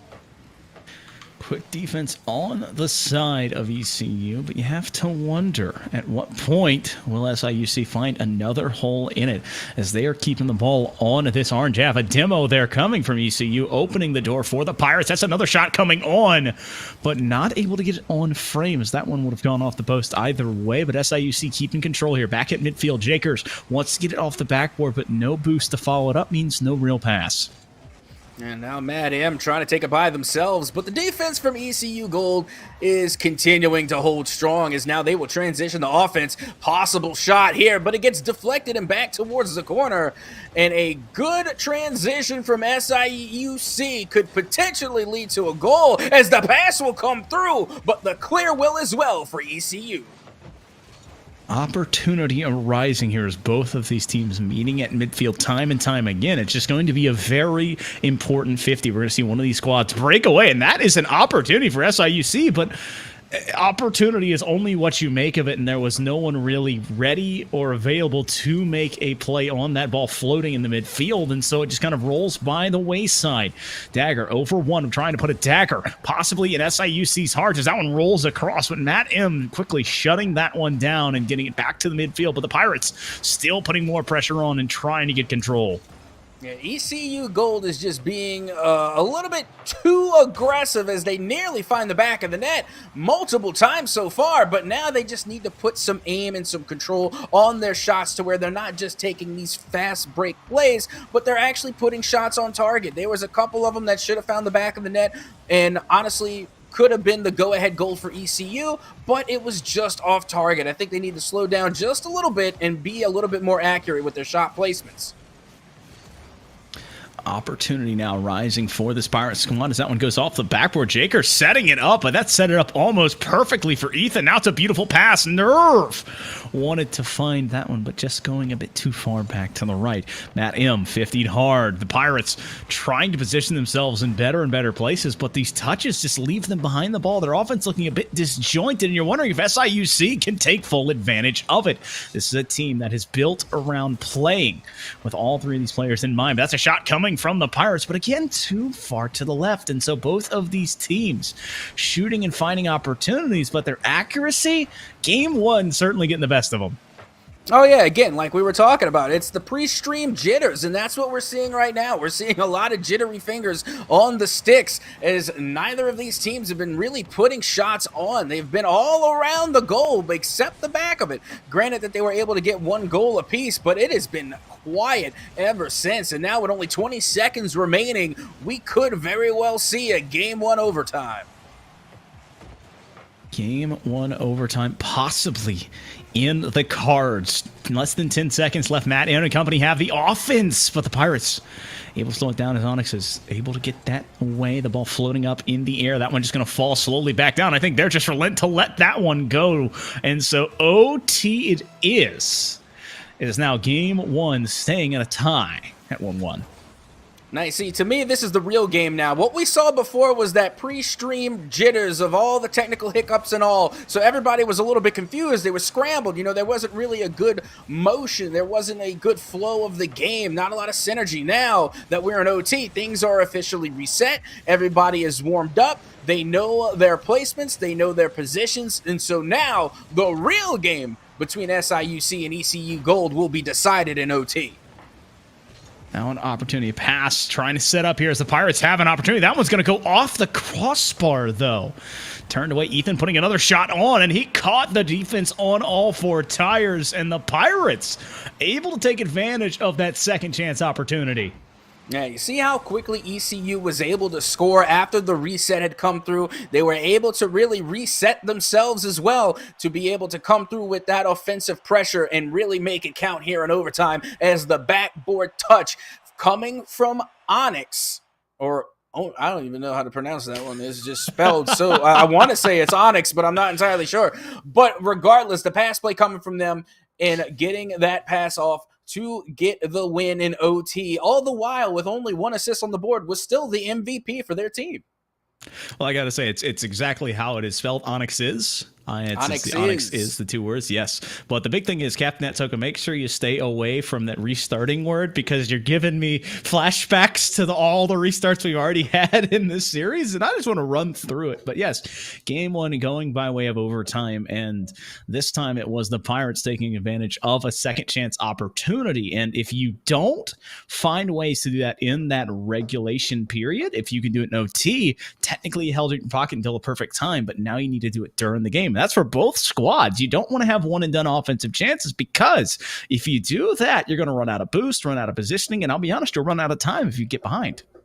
Yeah, not to mention ECU really made the statement that they are the overtime team. So now if I'm on the side of SIUC, I'm not going to want to go to overtime against this team. This team has already proven that they can get those dubs in extra minutes. So if I was on the side of SIUC, I'd be trying to get this game 1 in regulation.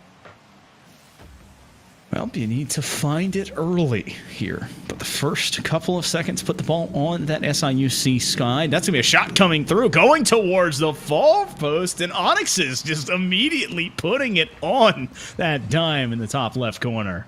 Yep, Onyx is and Onyx does. A pretty good shot right there. An absolute laser into the upper 90. Literally beating that 1 but 2 defenders in the net that could not get up in time to stop it. As ECU Gold will take the 1-0 lead here early in game number 2.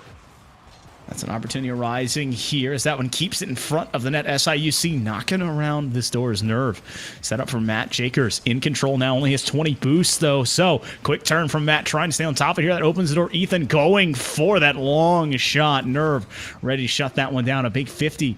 They're coming off the back to keep this play alive for the Pirates. But once again, another 50 now going back the other way. And so truly living up to that 50-50 name. Nerve looking for a flick, but instead drops the ball down. And now going towards the net. The clear will come through for ECU Gold, but the demo is there to soon follow up. And the defense from ECU is looking quite spectacular, almost as well as their offense.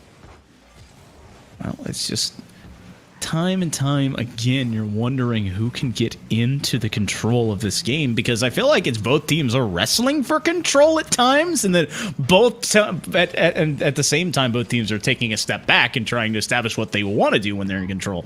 And so the ball will find itself as a midfield line time and time again. That's an opportunity, but Matt M can't catch up to it as Onyx is 50'd hard there, and once again the ball back at its favorite spot, apparently right across where the logo would be, as SIUC and ECU trading blows. And now the follow-up touch coming through from ECU will be deflected, but I like the mentality. We see ECU starting to go for the demos, the bumps. Even if they are not successful in doing so, they're still causing the defense to jump and get out of the way, causing those hiccups and those mismatches to come through in the net. and which inevitably could lead to an open net opportunity for ECU, but now it's going to be SIUC to try and put one on as the offense from SIUC Black now has control. Opportunity rising, but Matt M shut down on that near post play. Nerve, backboard pass, trying to set something up towards the midfield. Now Dagger in control, flicking it high, just opting to look for the pass. That's a shot coming towards that far post, but a bit too far, Captain, as that one rolled away. ECU with a double tap. Dagger, though, denied by that strong defense once again. And strong defense will do you great things, but you still need to get back in this one as SIUC still down by 1. And it's really just a give and go at this point. We're seeing ECU Gold really maintain the possession here, and it's a possession game so far as we have passed a half and now approaching the 2-minute warning. SIUC Black are struggling to maintain possession of the ball, and if they don't have possession, they cannot score. So every time they are giving the ball up, they're not exactly taking control. Every time they touch it, they're just giving possession back to ECU. They need to slow things down and start putting a little bit more method into their madness that is their offense, as they finally put a strike on, and ECU Gold is able to get the save and clear it away. An opportunity, but cleared away like you said, and now the ball's sitting in front of SIUC Black. Nerve past midfield, but immediately shut down as Ethan clears it back towards the backboard. Jakers letting Matt M take it and push it up the field, but that long clear not turning into a pass, instead is turned away. So both teams pushing it back and forth, the push and pull of this ball going up and down the field. Now it's a 2v1. Jakers in a dangerous spot, but forcing it down opens up the door. Dagger playing it perfectly. That's all 3 players on ECU getting involved. Absolutely, and you can't ask for nothing more than that. Getting all 3 players to get a touch on the ball to lead to the shot from Dagger is nothing short of perfect Rocket League. The pass plays inevitably will win the games, and now ECU Gold are going to go up 2-0 with just over a minute left to go. Now an opportunity bouncing, slowly rolling up. Jakers pushing it past here. He needs to find something, but doesn't have a lot of boost to work with. That 50 on the side of the Pirates, keeping it in the air. Matt M 50'd hard, and it rolls back into the corner. Matt and company still trying to find their first of this game. That's a pass off the backboard, opening up here for Jakers, who goes near post, but the post will not work with him, going back the other way. Yeah, now at this point, you got to ask yourself, is there even enough time for SIUC to get on the board twice? Of course, there is enough time, but they still have yet to find the back of the net the first time, and this could be it, but it's not enough. Right off the side post and down by the wayside. That could have been their last opportunity to try and make this comeback. It's awkward spot to be in, as there is less than half a minute, less than 20 seconds now. They need to find a pair if they want to get back in this one. That's going to be the first, as Jakers, a little bit of a soft touch to get it up and over the defense. And now, certainly down, but not out. And finally, we see the other team find the back of the net for SIUC. And now they are back within 1, but with 10 seconds left, can they get it done? Big touch coming off the backboard, rolling around. Jakers can't get to it, and now it's cleared back the other way, going off of that touch from SIUC. ECU firmly in control. Matt M needs to get it up into the air, but cannot. And that ball falls down, and ECU Gold able to take 2. And that time, it was a little bit too close for comfort. I mean, granted, ECU Gold had the 1-goal lead in the end, but still, I gotta say, it was a good comeback from SIUC to try and equalize, and they got pretty close more than once. And honestly, I feel like they probably should have, but they're gonna fix things and they're gonna make adjustments, hopefully, in game number 3, so that way they could try and answer back, because if they let those opportunities that they had from game number 2 resurface in game number 3 and not capitalize, then honestly, they're just gonna be given free wins away over to the side of ECU. Absolutely, and it really falls to the point, Captain, where can you regain if you are this SIUC squad, and can you get back to the way that you've played to get here? And if you are ECU Gold, I mean, it's just full steam ahead. Stay doing what you need to do and keep pushing and forcing SIUC into these mistakes and into these awkward spots where their offense is so far apart. And so right now, the Pirates poised in a very strong position. And now early on with the attack was Ethan has the right idea in mind, but the execution just fell short as ECU Gold is starting things off early with the offense. And now a good touch out towards the middle, but the follow-up touch from Ethan was just a little bit too soft. Needed a little bit more pepper on that shot to get that one into the back of the net.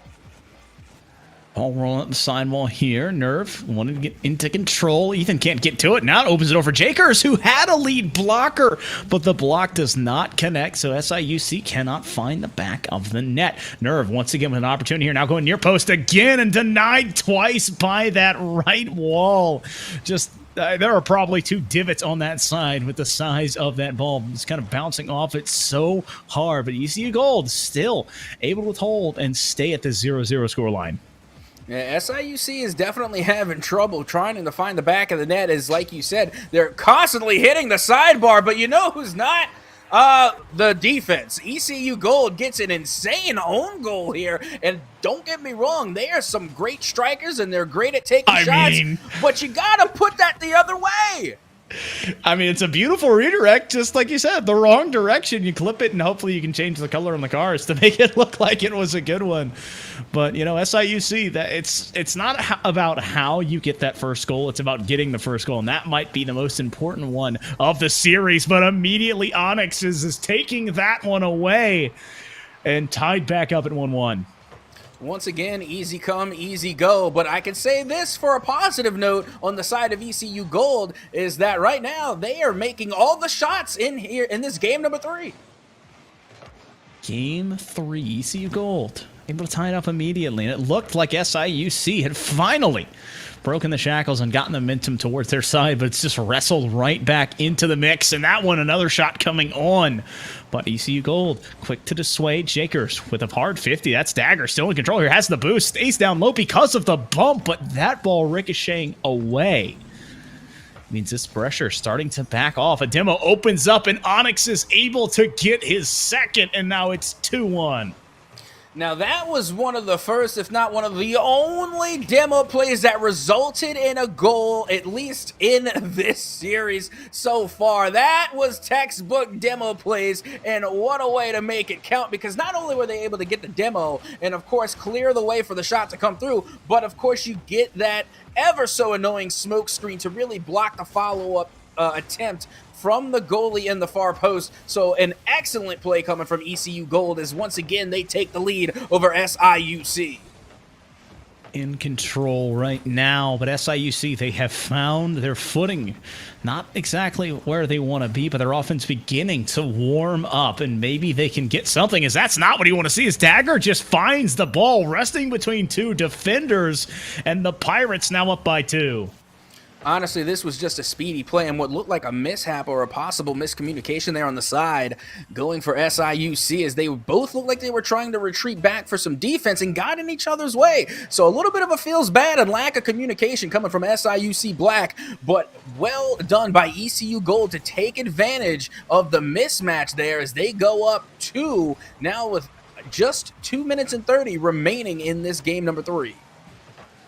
Game 3, and that's just as many goals that you see on the side of ECU Gold as they are trying to put themselves at match point. Dagger just playing slow and in control, knows he does not need to rush it. Mad M and company just living on their own defensive third right now, trying to find a way to break free. Nerve into the corner, playing low and slow. I think he wanted to go near post, but could not get it to fall. Jakers with a shot, can't find the second touch. Onyx is now going back the other way, but too much on it as that goes into the corner instead. And now going off of the backboard, once again, we see Jakers and company being able to get the clear out.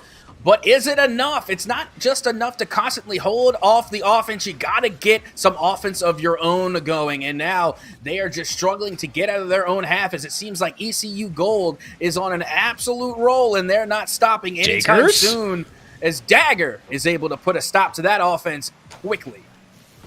I mean, that was a beautiful touch to get it up into the air quickly there by Jakers, but with that defense sitting back, it's just too much time for them to find it. And you know what? Nerve, from the positioning of my camera, it looked like that should have been saved, but I think he caught the defender stepping just a bit too far up, and that's exactly what happened. Nerve able to find that one. Yeah, they just crept up a little bit too much. They got overzealous and maybe I say even a little greedy. They were already looking to mount an offensive attempt before they could even get the ball out of their own half, and they got punished. And just like that, SIUC Black is back within one. Now Jakers needs to get something going here, but immediately turned away by EC Gold. Matt, I like the aggressiveness here, but now there's no one home. You were the third man back, and so Ethan wins the 50 and gets the goal. The double commit, excuse me, Nerve was the third man. Yeah, again, there's those double commit punishes that we talk about all the time. When you're talking about giving away free goals, more often than not, the double commit will lead to that. And with that being said, we now see ECU Gold going up 4-2 with less than a minute to go. Back up by 2, and now Nerve with a quick clear. ECU Gold kind of resting on their lead and resting on their laurels, perhaps, as that opens up the backboard. Nerve with an opportunity, but turned away by the stingy ECU defense. I mean, I feel like it is just quickly opening and closing at times, and Jakers finding instead opening and making it 3-4. And look at that. Like, again, we're talking about this easy come, easy go out of nowhere. SIUC decides they're going to step up their offense. And even when they can't get it done with the teamwork, we can see they have the individual skill with these 1v1 mechanics to get past the entire defense as they put themselves back within one. But is it enough? They still have a little bit time left to equalize.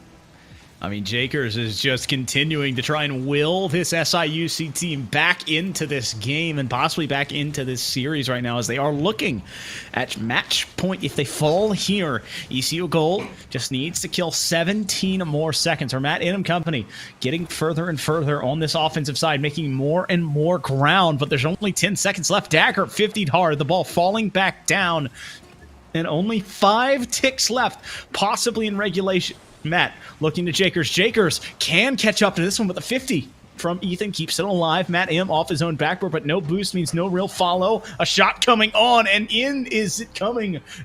Brains off. Onyx is able to put it on.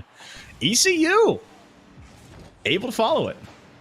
Yeah, and they may be able to follow this one to a 4-0 sweep if SIUC Black does not step their game up, because right now ECU Gold is looking oh so good as they go up 3-0 in the series scoreline. And I gotta give credit to Ethan there. Ethan, even though they were last on the scoreboard for their team, they were still up there with goal participation with 1 goal and 2 assists to their name. And you know that I love them pass plays.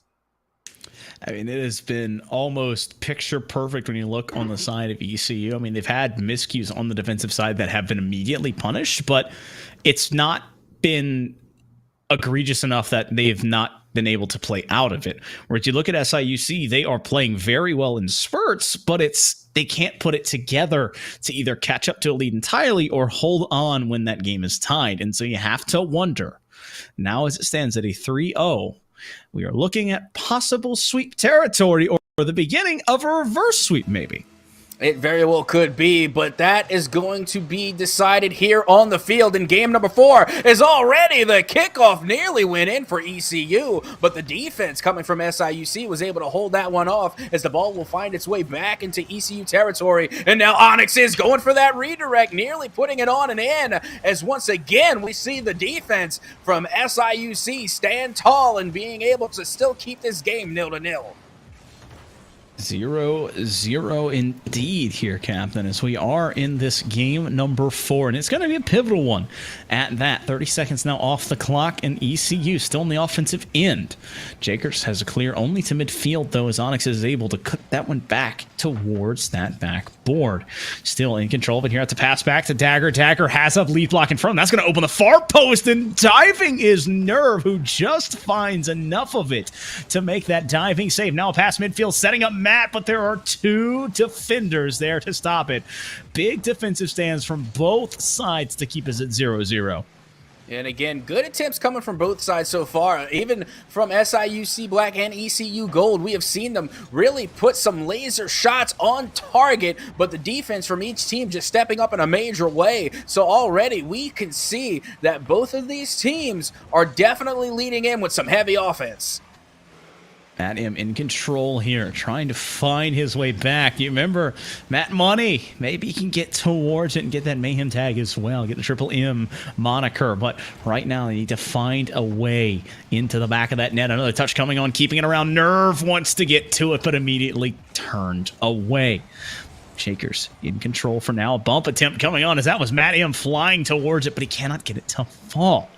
Ball off the sidewalls. Nerve pushing it down. It's going to be a big 50 here, and that one bouncing up in front of the net, cleared out by the Pirates. And so the first 2 minutes now, 120 seconds off of this clock, and still 0-0. I can't help but think to myself that if we kept track of the demos, if there was a stat for demolitions, it would be one-sided in the favor of ECU Gold. And I honestly think that SIUC Black really need to step up their demo game, because ECU Gold is holding nothing back when it comes to these physical plays. And honestly, if SIUC wants a chance to try and make a comeback in the series, they're going to have to return the favor, as Ethan is able to slow things down and use all the control in their arsenal to put that one into the back of the net and get the first goal on the board for ECU. And usually we kind of, when you're looking at this Pirates team, you're thinking it's going to be Dagger who's going to be taking that first step forward. But this time it is Ethan, I believe, who scored first in the first game as well. And so Ethan, a callback there, as now just before that midway point, now crossing the midway point, the Pirates up by 1. And this Gold squad trying to remain and stay 2-0 in the series is that they've played on this stream. As now SIUC find themselves in a familiar spot, an uncomfortable one, down here in the game and down in the series. Now, one thing they got to watch out for is those double commits and also the incoming missiles that is the offense from ECU. But there we go. Now SIUC is trading blows as the demos continue to go off for both of these teams. And I got to say, it's about time, Foof. Gotta say, a beautiful pass off the sidewall there. Nerve in control here, going near post, but he doesn't have the boost to follow the touch. Just ends up flipping and maybe slightly caressing the ball, not able to get that crack shot that he wanted. Flying up his Nerve, but 50 hard there. No, instead just beat by that Pirate flying into the air. I gotta say, a flying Pirate isn't something I never want to see. Does not sound like a good time at all, but the Pirates doing it well. Jakers 50ing his own teammate, maybe. It's just opting for awkward control. His Nerve pushing it off the sidewall and rolling back towards that backboard. And ECU defending that 1-goal lead by playing offensive possession game. And now we see Dagger and company, and with the retreat going back all the way around to get that 100 boost, doing a donut around it, but inevitably being able to get it. Good mechanics there from Dagger, just for a boost. Who would have thought it? But now as we continue on, ECU Gold still on the defensive here. Now an opportunity for SIUC will be denied by Onyx as we see SIUC continuing to try to find the back of the net as they begin to run out of time. So you start to watch this offense on SIUC, and they need to find a way to rely on the backboard that isn't either in like throwing it off the corner and waiting for a second bounce, or getting shots that turn into passes, as Matt M does not have the boost as he was in the spot just trying to will that octane forward, but unfortunately not able to catch up. And now the ball back at midfield. Nerve wanting to catch up to this one. He's got a 2v2. Ethan opting to go aggressive here, and that's a big 50. That's a double commit coming out on the side of SIUC. Only 15 ticks left, and they are looking possibly at a 4-0 as ECU still up by 1. Now, you see, this is probably the only time where I will say double commits are a good thing, just because you are literally running out of time. Send everybody to try and put one onto the back of the net, but time will finally expire, and ECU Gold will win game number 4, 1-0. ECU able to survive the server shenanigans that we had starting it out in the beginning, and then putting not only their best foot forward, but then holding on to that momentum the entire way through with a 4-0 sweep. Now, back-to-back series is not that they went 4-0 back-to-back, but I'm talking about on this stream that Captain Atsoca and I got to watch back-to-back 4-0s. Yeah, honestly, and I wasn't expecting it, especially coming into the Nationals. You know, we're heading, from the quarterfinals to the semifinals and eventually to the championship. The last thing I was expecting to see is some 4-0 sweeps, especially in the best of sevens. You have so many games to try and recalculate and try to react to what is possibly being the overwhelming offense coming from the opposition, but we did not see that. We did not see any change of play. We didn't really see any reaction, and we didn't see any adaptation so far from neither of those sweeps. But all in all, GG's to those that were able to get them, including ECU Gold, because they were able to really be consistent with their striking. They were able to be consistent with their defense. And when time came to make the shots count, they made them count. Great shot percentage all around from ECU Gold. Well, I gotta say, Captain, we're going to be getting one of these ECU players in here to talk with us. So we're going to be taking a short break, folks. And in a bit, we'll be right back with one of the victors of that semifinals match. So stay where you are.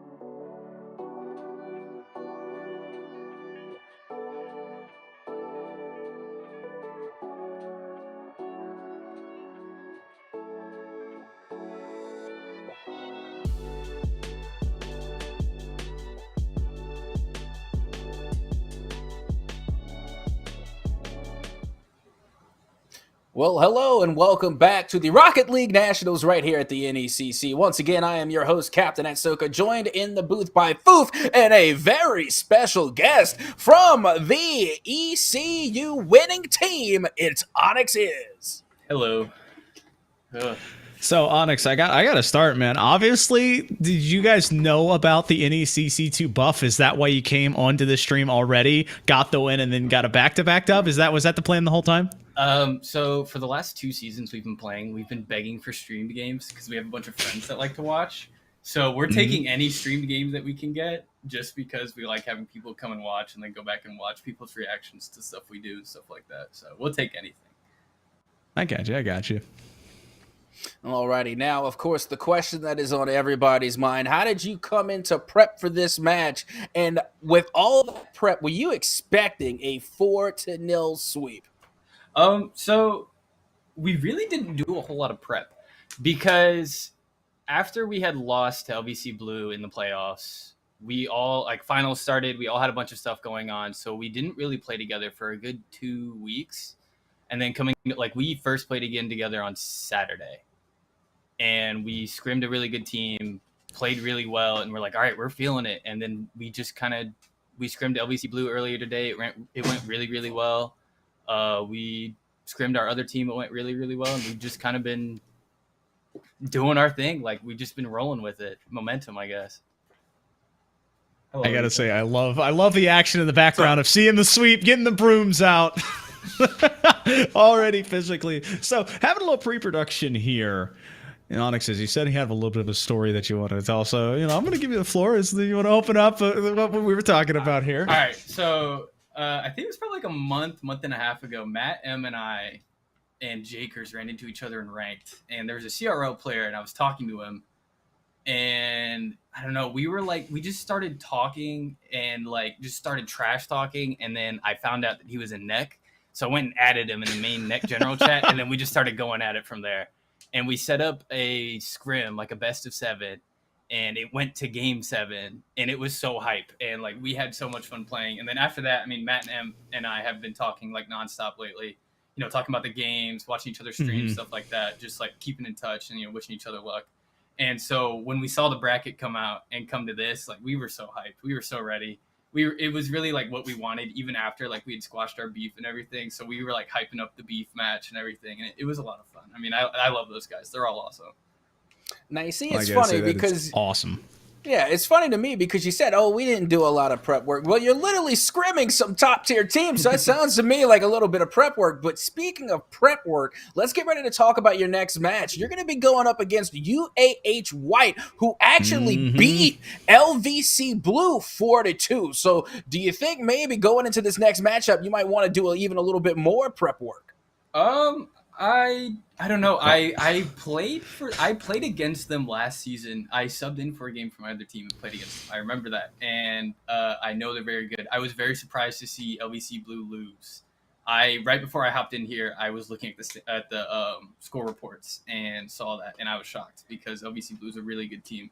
But if UAH White is that much better, then we'll take what's coming. I guess we're ready. Well, you heard it here. You got to say, I wish I could let you in on those words, but I got to say, you got any shout outs you want to make before we cast you off to prepare? One, Ethan's really sorry for screwing up the first 2 games. How He's dare really you, sorry Ethan. about screwing up those 2 servers. And then, I don't know, shout out to my friends, my girlfriend. She's been watching me the entire time. She's been in the Twitch chat. I had to tell her to relax and not trash talk other people. And then shout out to all Ethan's friends in my family that I think is watching me right now. So, yeah, that's it. Oh, I got to say, Captain, what a run we've had so far. 3 series down. Another ahead of us, and that one being a semifinals that we just watched. ECU 2-0 on this second stream. Got to say, man, my eyes are just twinkling. I am so excited as we have another one laying ahead of us. Absolutely. And with that being said, one last final thank you, of course, to Onyx Is for joining us in the booth here today. But all is not over yet. We're going to have some more Rocket League action coming your way right here at the NECC. Do not go anywhere.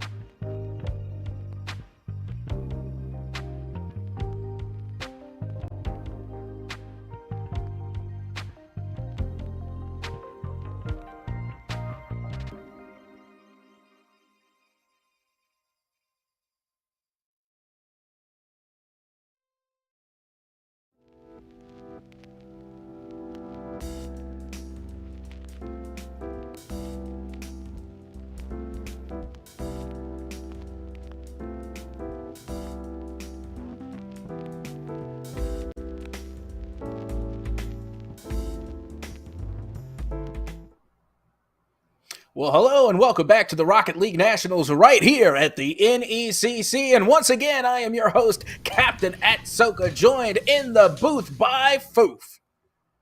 Gotta say, Captain, we're at the last series of the night here. We're watching and seeing. We've been seeing this bracket develop the entire length of the way just to watch ECU stamp their ticket to the finals. But now we're on the opposite side here, watching, I believe, Columbia College Navy taking on St. Clair Saints. And so, in this Champions division, we only have these two teams left, wondering which will be standing at the end of this best of 7.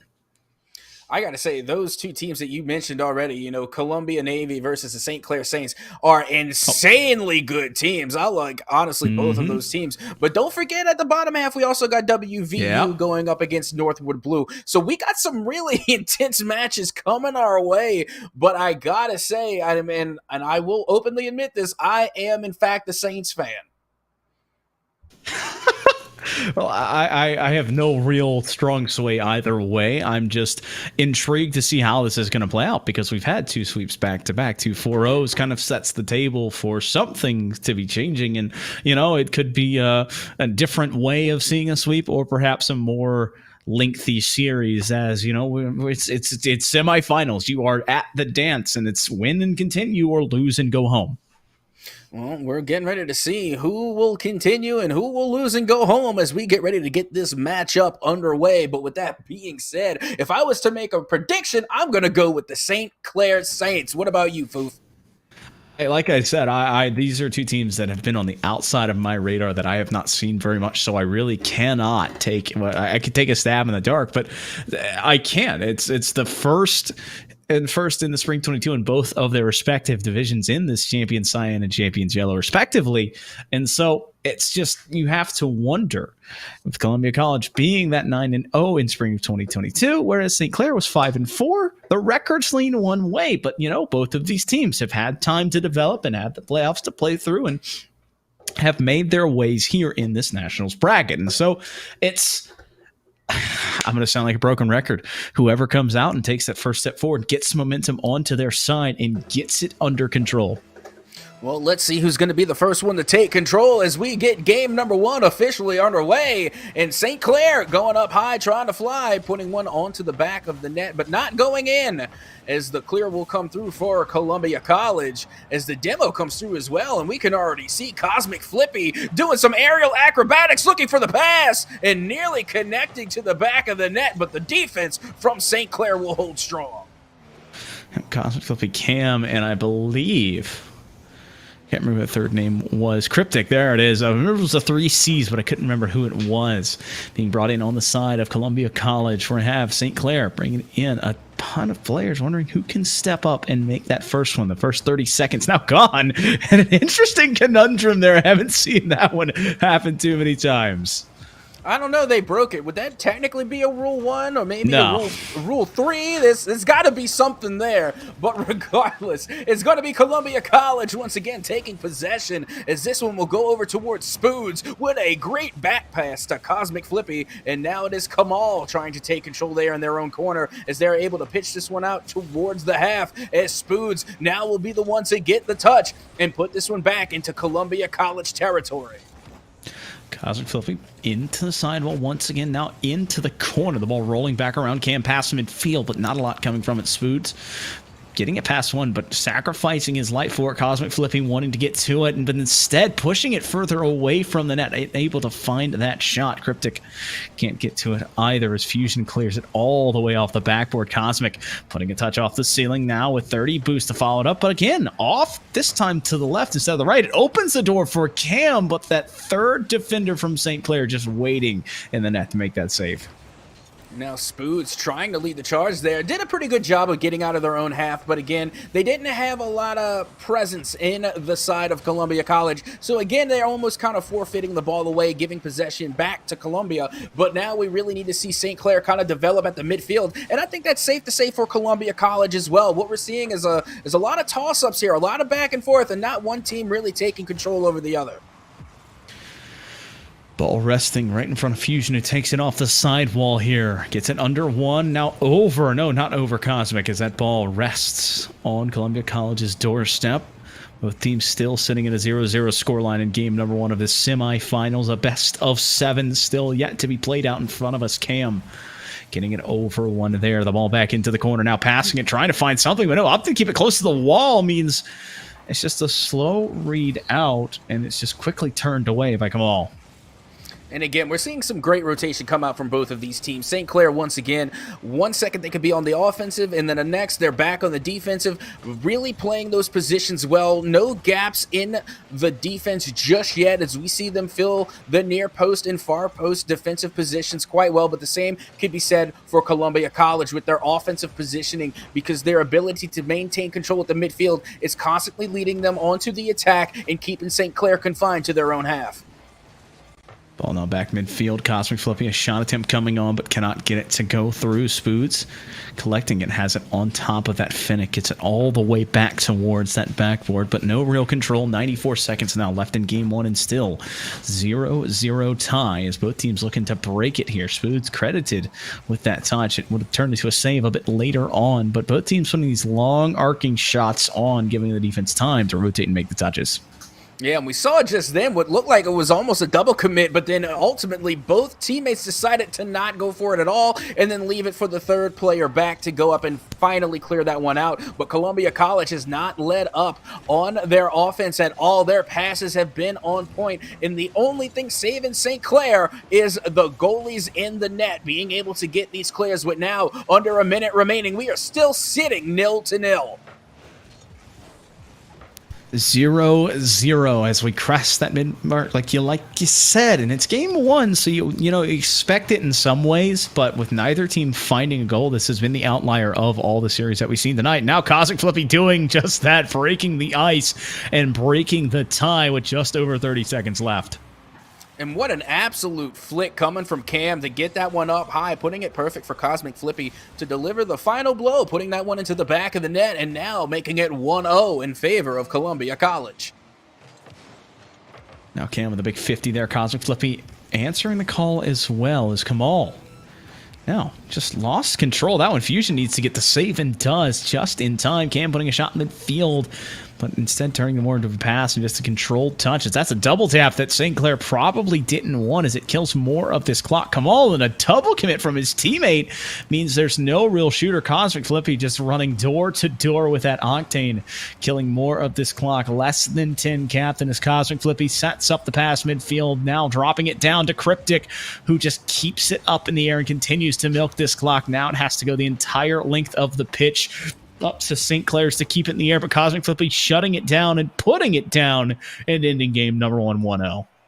And that was a great first game. We honestly were able to see how evenly matched these two teams were. Ultimately, Columbia College, they just maintained the majority of the possession by having 11 shots on the board. Yep. Clearly, the shot count winner of that game, and not to mention, of course, with the 1-0 scoreline, but it just came down to the amount of possession, and Columbia College simply had it. St. Clair, they were struggling there at the midfield, trying to break out of their own half, and when they did, they didn't really develop any type of pass plays or even off the backboard or even coming out of the corner for that matter. They really just broke out of their own half, took an attempt, and then were forced to rotate back. So again, it was just a hard development for St. Clair's offense and just great midfield presence coming from Columbia College. Again, it's harkening back to the second series where we talked about it. It's you don't want to have one and done on the offensive front. You don't want to have really multiple defensive stands because that means you're going to be under siege. And when you give up 11 shots, you're not having the best day. And if you're not having 8 or 9 in response, that is not going to be a good time on the scoreboard. Luckily, only kept it to 1. And so Columbia College probably kicking themselves as they left some points on the board. But St. Clair's had good opportunities. They just would need to capitalize on them if they're going to play a reserved offensive approach. And with all that being said, remember this is still a best of 7, everybody at home. So we still got plenty of more Rocket League to go as we get game number 2 underway. Columbia College sitting with that 1-game advantage. Now trying to get a 1-goal advantage in game number 2 as Cryptic strikes in the first 8 seconds. Yeah, and nothing too cryptic about this first attempt here. This was a straight-on laser going into that upper 90, and unfortunately, the goalie just couldn't keep up. And with that first initial shot, Columbia College goes up 1-0 with only 8 seconds gone. Now Fusion off the ceiling, playing towards it. The ball falling back down. Cosmic Flippy setting off the sidewall here. Spoods running with Cryptic there. A little bit of a wave dash on that wall to stay with the ball, but Cam quick to throw it back the other way. Clear now coming from St. Clair's side. Cryptic 15 hard there by Spoods. And so you have to wonder what Kamal and company can do. Is that ball left floating in the air? Shot coming on Cam, putting it into that corner, and Cryptic pushing it back down. And so just a little bit of song and dance right now as we trade these possessions. And Columbia College honestly doing well with that 1-goal lead, but hold the phone! Nearly being able to get the equalizer with St. Clair, but the defense from Columbia College holds strong yet again, and we are just seeing some similar problems from St. Clair that they had in game number 1. They are able to break past the midfield, and then they just start to shoot from the midfield, and that just leads for difficult shots and easy saves for Columbia College, but no easy save for St. Clair as Cam puts this one up and right underneath the crossbar. Well, it's now a 2-goal lead for this squad as they're trying to make it a 2-game lead, and that's exactly what you want to do, especially before that minute and 15-second mark, because you have now put this game all firmly on your side. You have the offense, and you've been putting it now twice in the back of the net in this very early stages of game 2 and very early stages of the series. And now we see Cryptic once again taking control at the midfield, and it will get pinched and cleared up high. Now St. Clair trying to take control back towards the midfield, but Cosmic Flippy is there and waiting, looking for Cam in the midfield, has the pass complete, but the defense will come through to be able to clear this one out and send it back to CC territory. It's CC with the 3 C's. It's CCCCC. Just the alliteration, I love it and hate it at the same time. But Kamal and company are trying to find something more past all of this wall of C's. You know, it's, I guess you could say it's as far as the eye can see, but really that matters. St. Clair needs to get past that defense. As the ball passes up, Spoods following it here. That Finnick just twirling in the air, but unable to catch up to that ball as Cosmic Flippy setting up Cryptic for a big clear. Now it's going to be a pinch shot coming off of a defender. They take those. Oh, 100% they take those. They're going to take that any day of the week. And again, what an absolute read from Cryptic. Just again to get themselves into the midfield and into the faces of St. Clair to redirect that shot. Calculated or not, it's a 3-0 lead in favor of Columbia College. 3-0 now, looking to be 4-0 as Columbia just roaring ahead, this time off the back of Cam on the kickoff. And honestly, the speed coming out from Columbia College is absolutely insane. They're there for every single play, whether it be the kickoff, a 50-50, or just a simple pass off the backboard. They are all over the ball here on the offensive side and still holding St. Clair to 0 goals on the board. Yep, nothing on that board. Now at the midway point, it is a 4-0 lead. Columbia College firmly out in front. Cosmic Flippy now at 2v2 with a teammate behind him. Kamal able to get 50 for now, but the ball still sitting on this orange side. St. Clair wants to find a clear, and I'll be honest, it's just about finding anything, grasping at straws to find something to hold on to, be it a good clear, be it a big 50, be it a demo or a defensive stand or even a shot. Just the Saints need to get something to try and start marching in the correct direction. They do, and now Fusion getting a big demo here could open things up, and they will finally be able to find the back of the net off of that demo play, and now they are back within 3 with just under 2 minutes to get the job done. Well, that near post play opening the door from Spoods, just able to finish off a little cherry on top and get the goal. So with 2 minutes, it certainly is not out of the realm of possibility, but it really helps to kind of get, even if they don't get back into this game, Captain, the momentum back on their side into game 3 at least. Yeah, at least they're not held to a shutout. The fact that they were able to get onto the board, finally getting a goal on and in, is going to do volumes for their morale and, of course, for their momentum heading forward. But with that being said, the momentum clearly is all in favor of Columbia College as Cryptic is able to find the back of the net again off of the pass from Cosmic Flippy. And Cosmic just almost physically directing where he wanted that shot to go by dropping the car in the way. I was like, no, put it right here, right above it. There you go. And Columbia College once again up by 4. And here we go with just over a minute and 30 left to go. Columbia College very well and in control here in game number 2. Spoods is going to hit that one up, looking for a teammate there in the midfield, finds Kamal, but not very accurate on the touch. It gets cleared away easy by Cam, and now back to the midfield it goes as Kamal once again will take control to be met by Cam with the 50-50 touch. Now Fusion looking confused, not being able to get up in time to beat Cam to the touch, as this will fall right back down, and now an opportunity could have been if it wasn't for Cam coming in with the demolition. Yeah, what could have been, now what would have been with that demo just clearing the way. But now Fusion was just, I mean, that was gift wrap. There was no other way to put that. That ball rolls off of a defender, and Fusion just says, thank you very much, I'll be taking that. Yep, a straight line drive right up Main Street, and Fusion will put that one on and in off of the touch from Kamal, and they are back within 3 with 55 seconds on the clock. Still not impossible, but definitely improbable. Spoods, slow play here, pass out the midfield, trying to find Kamal, who backs off. And so I guess St. Clair just kind of opting to hold on to that play for next game, maybe, as Columbia College out in front by 3. The ball just kind of bouncing around on this end. Cryptic in a 1v1 to a 2v1. He's got a teammate midfield who's pre-jumping this and just trying to bait with the fakes. Cam credited with another touch, but not a shot, as that one's turned away too quick. Cryptic off the backboard here. Now it's sent away by this St. Clair's defender. And honestly, with just 20 seconds to go, I think it's all but over, and I'm pretty sure we could call it for Columbia College, being able to go up in the series 2-0 as they are able to take the win here in game number 2. But as the final seconds continue to tick away, we see Columbia College just running the clock as they will walk away with a dub here in game number 2. Game 2 going by way of 3 goals. This time, a lot bigger of a showing on the offensive end from Columbia College. They had the shots in the first game. It's just now the conversion rate. This time having 13, Captain. Adding 2 to that and adding, 4 to the total that they scored, and only 1 in the first game at 5 here. Yeah, again, it was a game of possession, and clearly Columbia College was winning that one. St. Clair, they're holding it. Yeah, they need to do a better job at really taking control of the ball, because once again, we see them being able to break out of their own half and take it to Columbia College. But when they do, they're not really passing the ball around a lot. They're not really holding on to the ball. They're kind of giving it away. So now let's see if they can make some changes as we head into game number 3.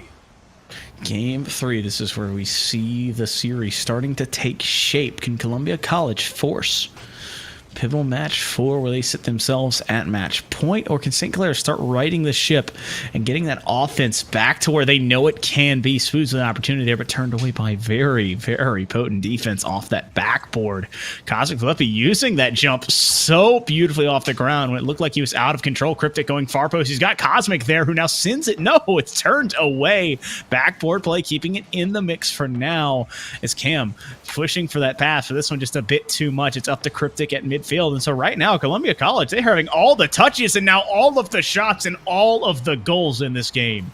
Yeah, you honestly couldn't ask for a better redirect here, but look at Cryptic getting that pass there at the midfield and then hitting it off the sidewall for Cam to just line that shot up oh so perfectly, to the point where not even 2 goalies in the net could react in time to get the save.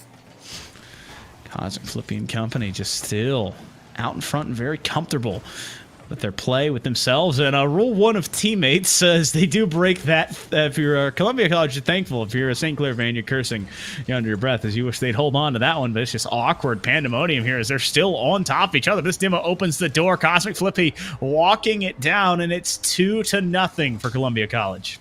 What I told you about them demo plays, they move mountains. Take a look. And not only that, but they move players and goalies and everyone else out of the way for Cosmic Flippy to put that one on and in, literally walking it into the back of the net, now making it 2-0 in favor of Columbia College.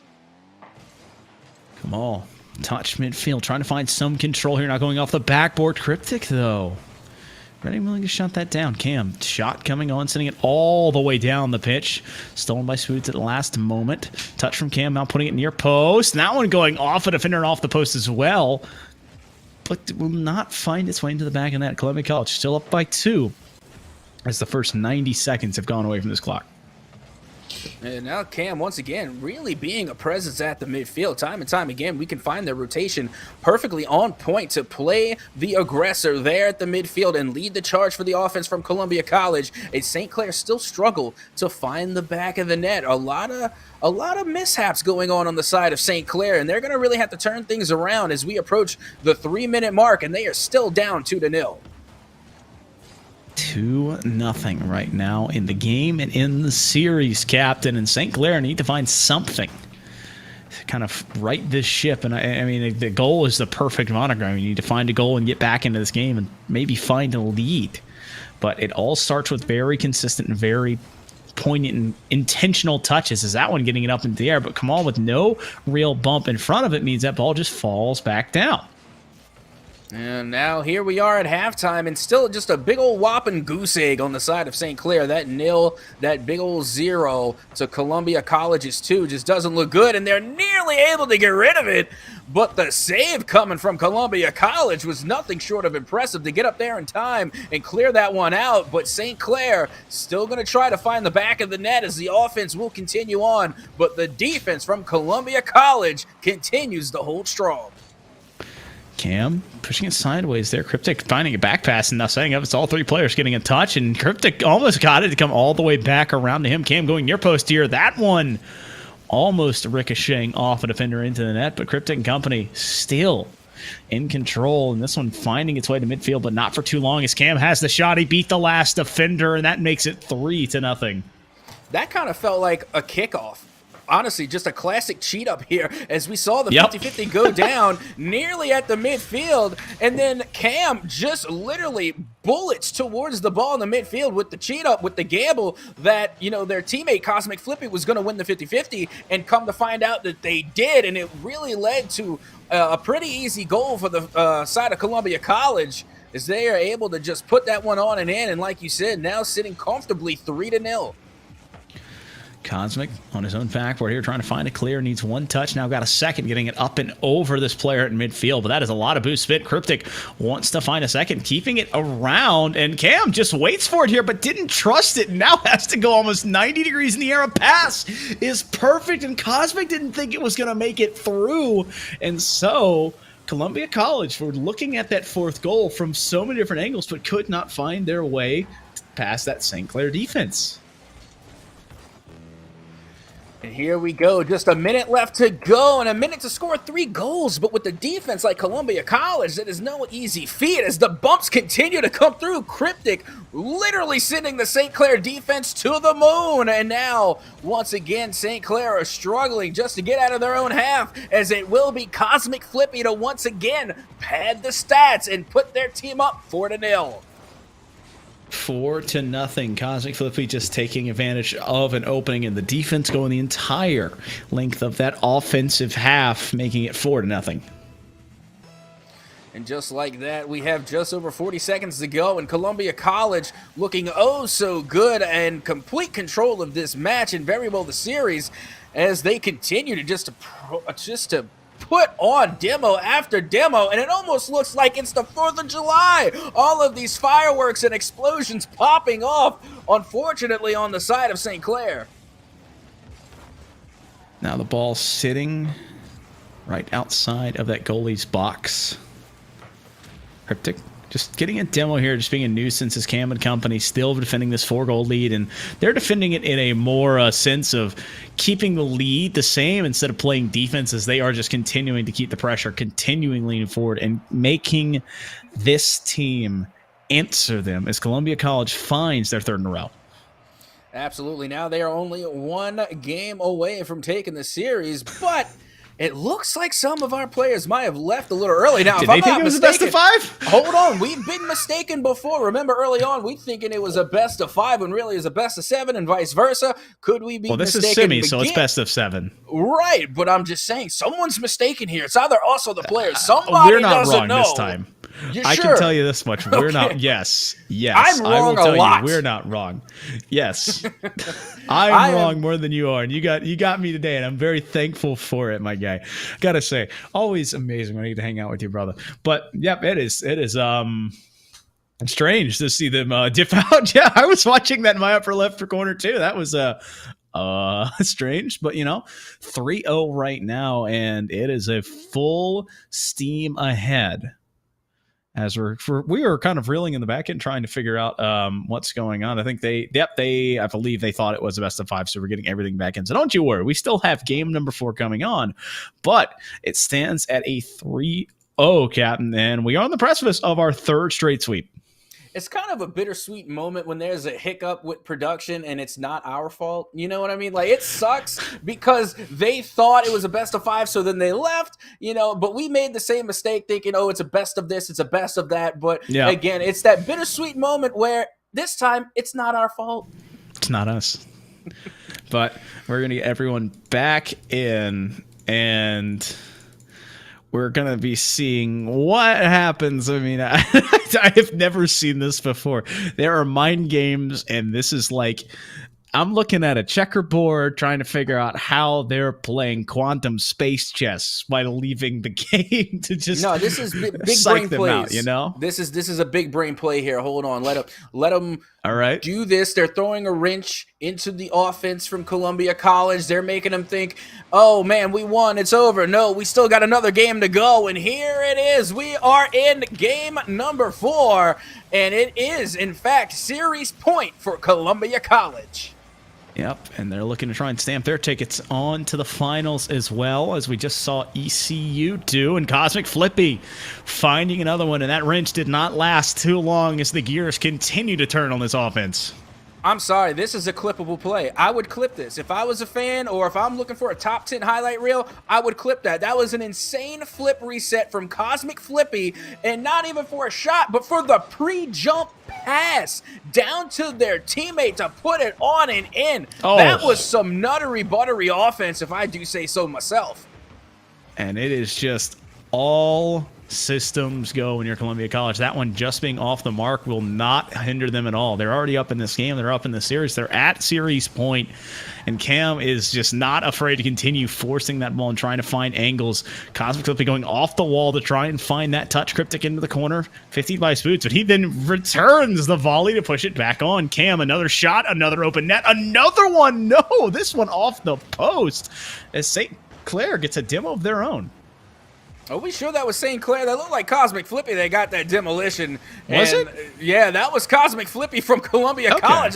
I'm telling you, these demolitions, if we were able to have a stat tracker for demos, they would be completely one-sided in the favor of Columbia College, because all the while, they're getting every single shot on target and all the pass plays are connecting. They are also doing a fantastic job of playing a little demolition derby.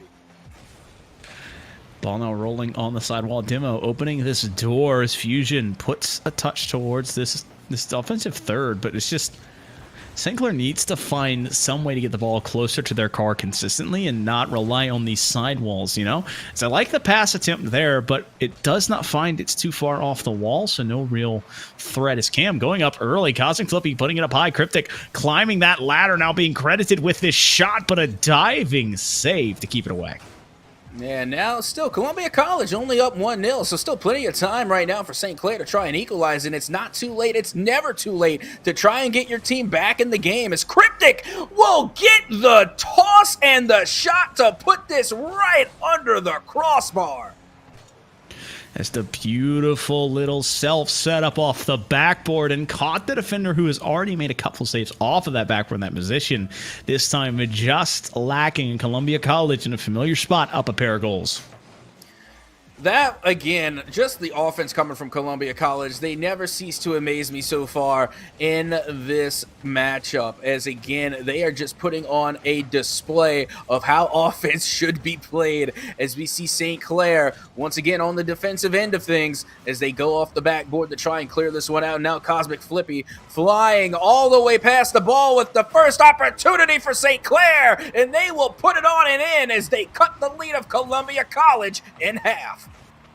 And that was one where you see Columbia College finally get punished for having everyone being stepped up for so far. And so that is the door that has been kind of left cracked open. And you wonder if St. Clair can finally kick that down and find themselves some more goals. But now we sit at a 1-2 scoreline right about midway.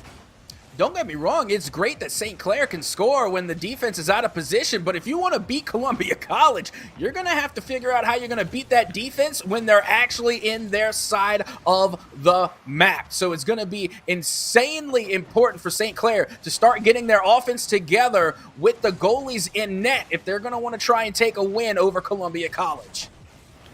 Cam playing slow here, going to touch up, but he wanted to push it all the way out instead of up, so it goes off the ceiling, and it's not the clear that they wanted. Ball at the backboard. St. Clair starting to get their feet underneath them, starting to play a little bit more aggressive and poised on this offensive third. Cam, though, putting it all the way back towards St. Clair's half, and now a return to Cinders. Kamal looking for a pass midfield. The idea was right. The positioning, though, just a bit off. And Fusion has two defenders in the air to challenge him, and so 98 seconds left in this game, and it's still 2-1. Absolutely, but still, this is some of the better shape that we've seen St. Clair in what feels like a long time, because even though they are down 1, this is still a much better deficit than we have seen in previous games, as we see Cryptic once again trying to extend that deficit, but will be denied by the sidebar. And now the return, the rebuttal coming from St. Clair, as they still struggle to equalize with just over a minute left.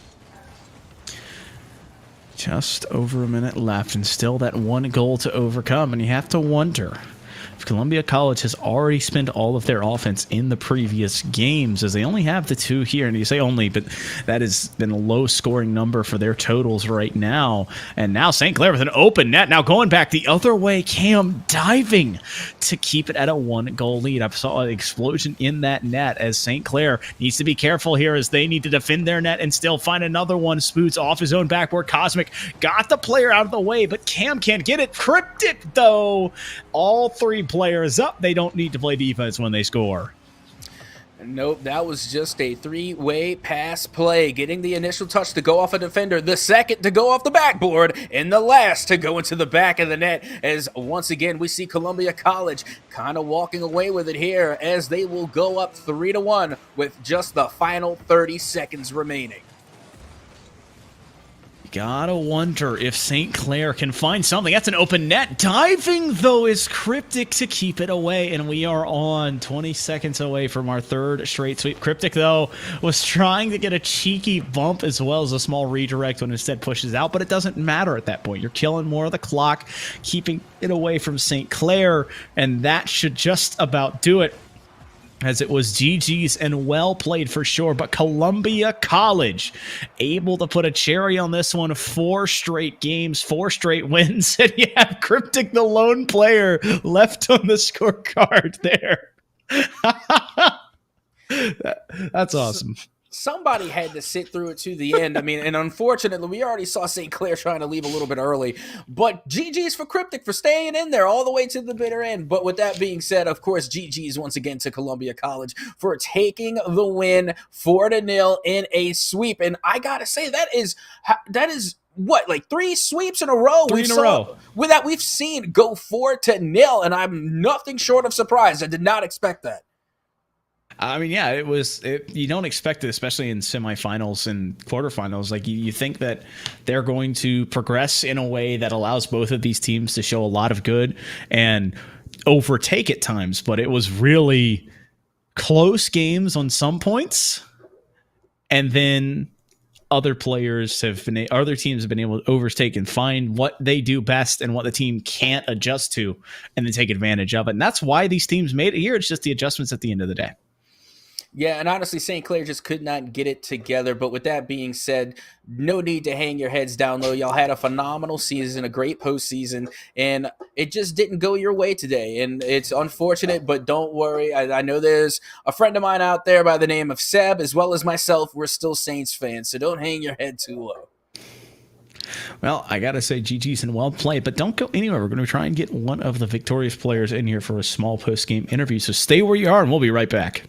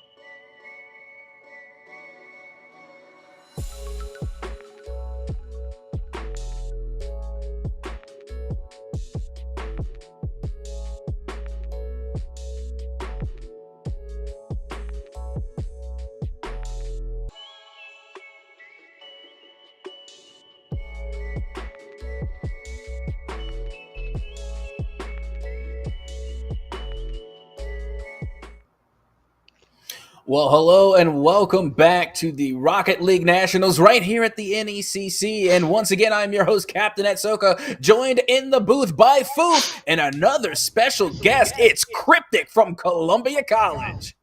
What's up? So obviously, Cryptic, congrats on the big win, and you closed out tonight's stream with its third straight sweep. Obviously, coming into a semifinals, you don't expect a 4-0, but what was that preparation and kind of like run up to this like? We really didn't have like any warm ups to this. Like we had a match earlier tonight at around like 7 or 8 Eastern, but other than that, we just came into this thinking like probably gonna win it. Just hope for the best, and if we lose, but we came out with the 4-0 sweep and we're glad with that.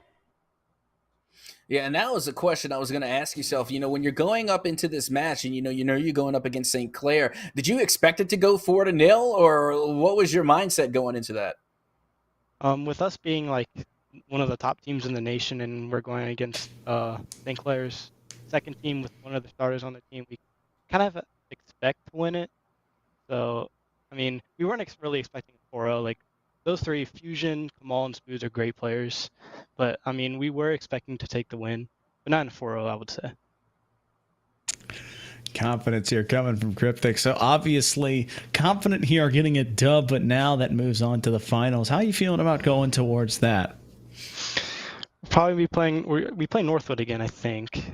And even though they do not have Lion Blaze, they are still a very tough team.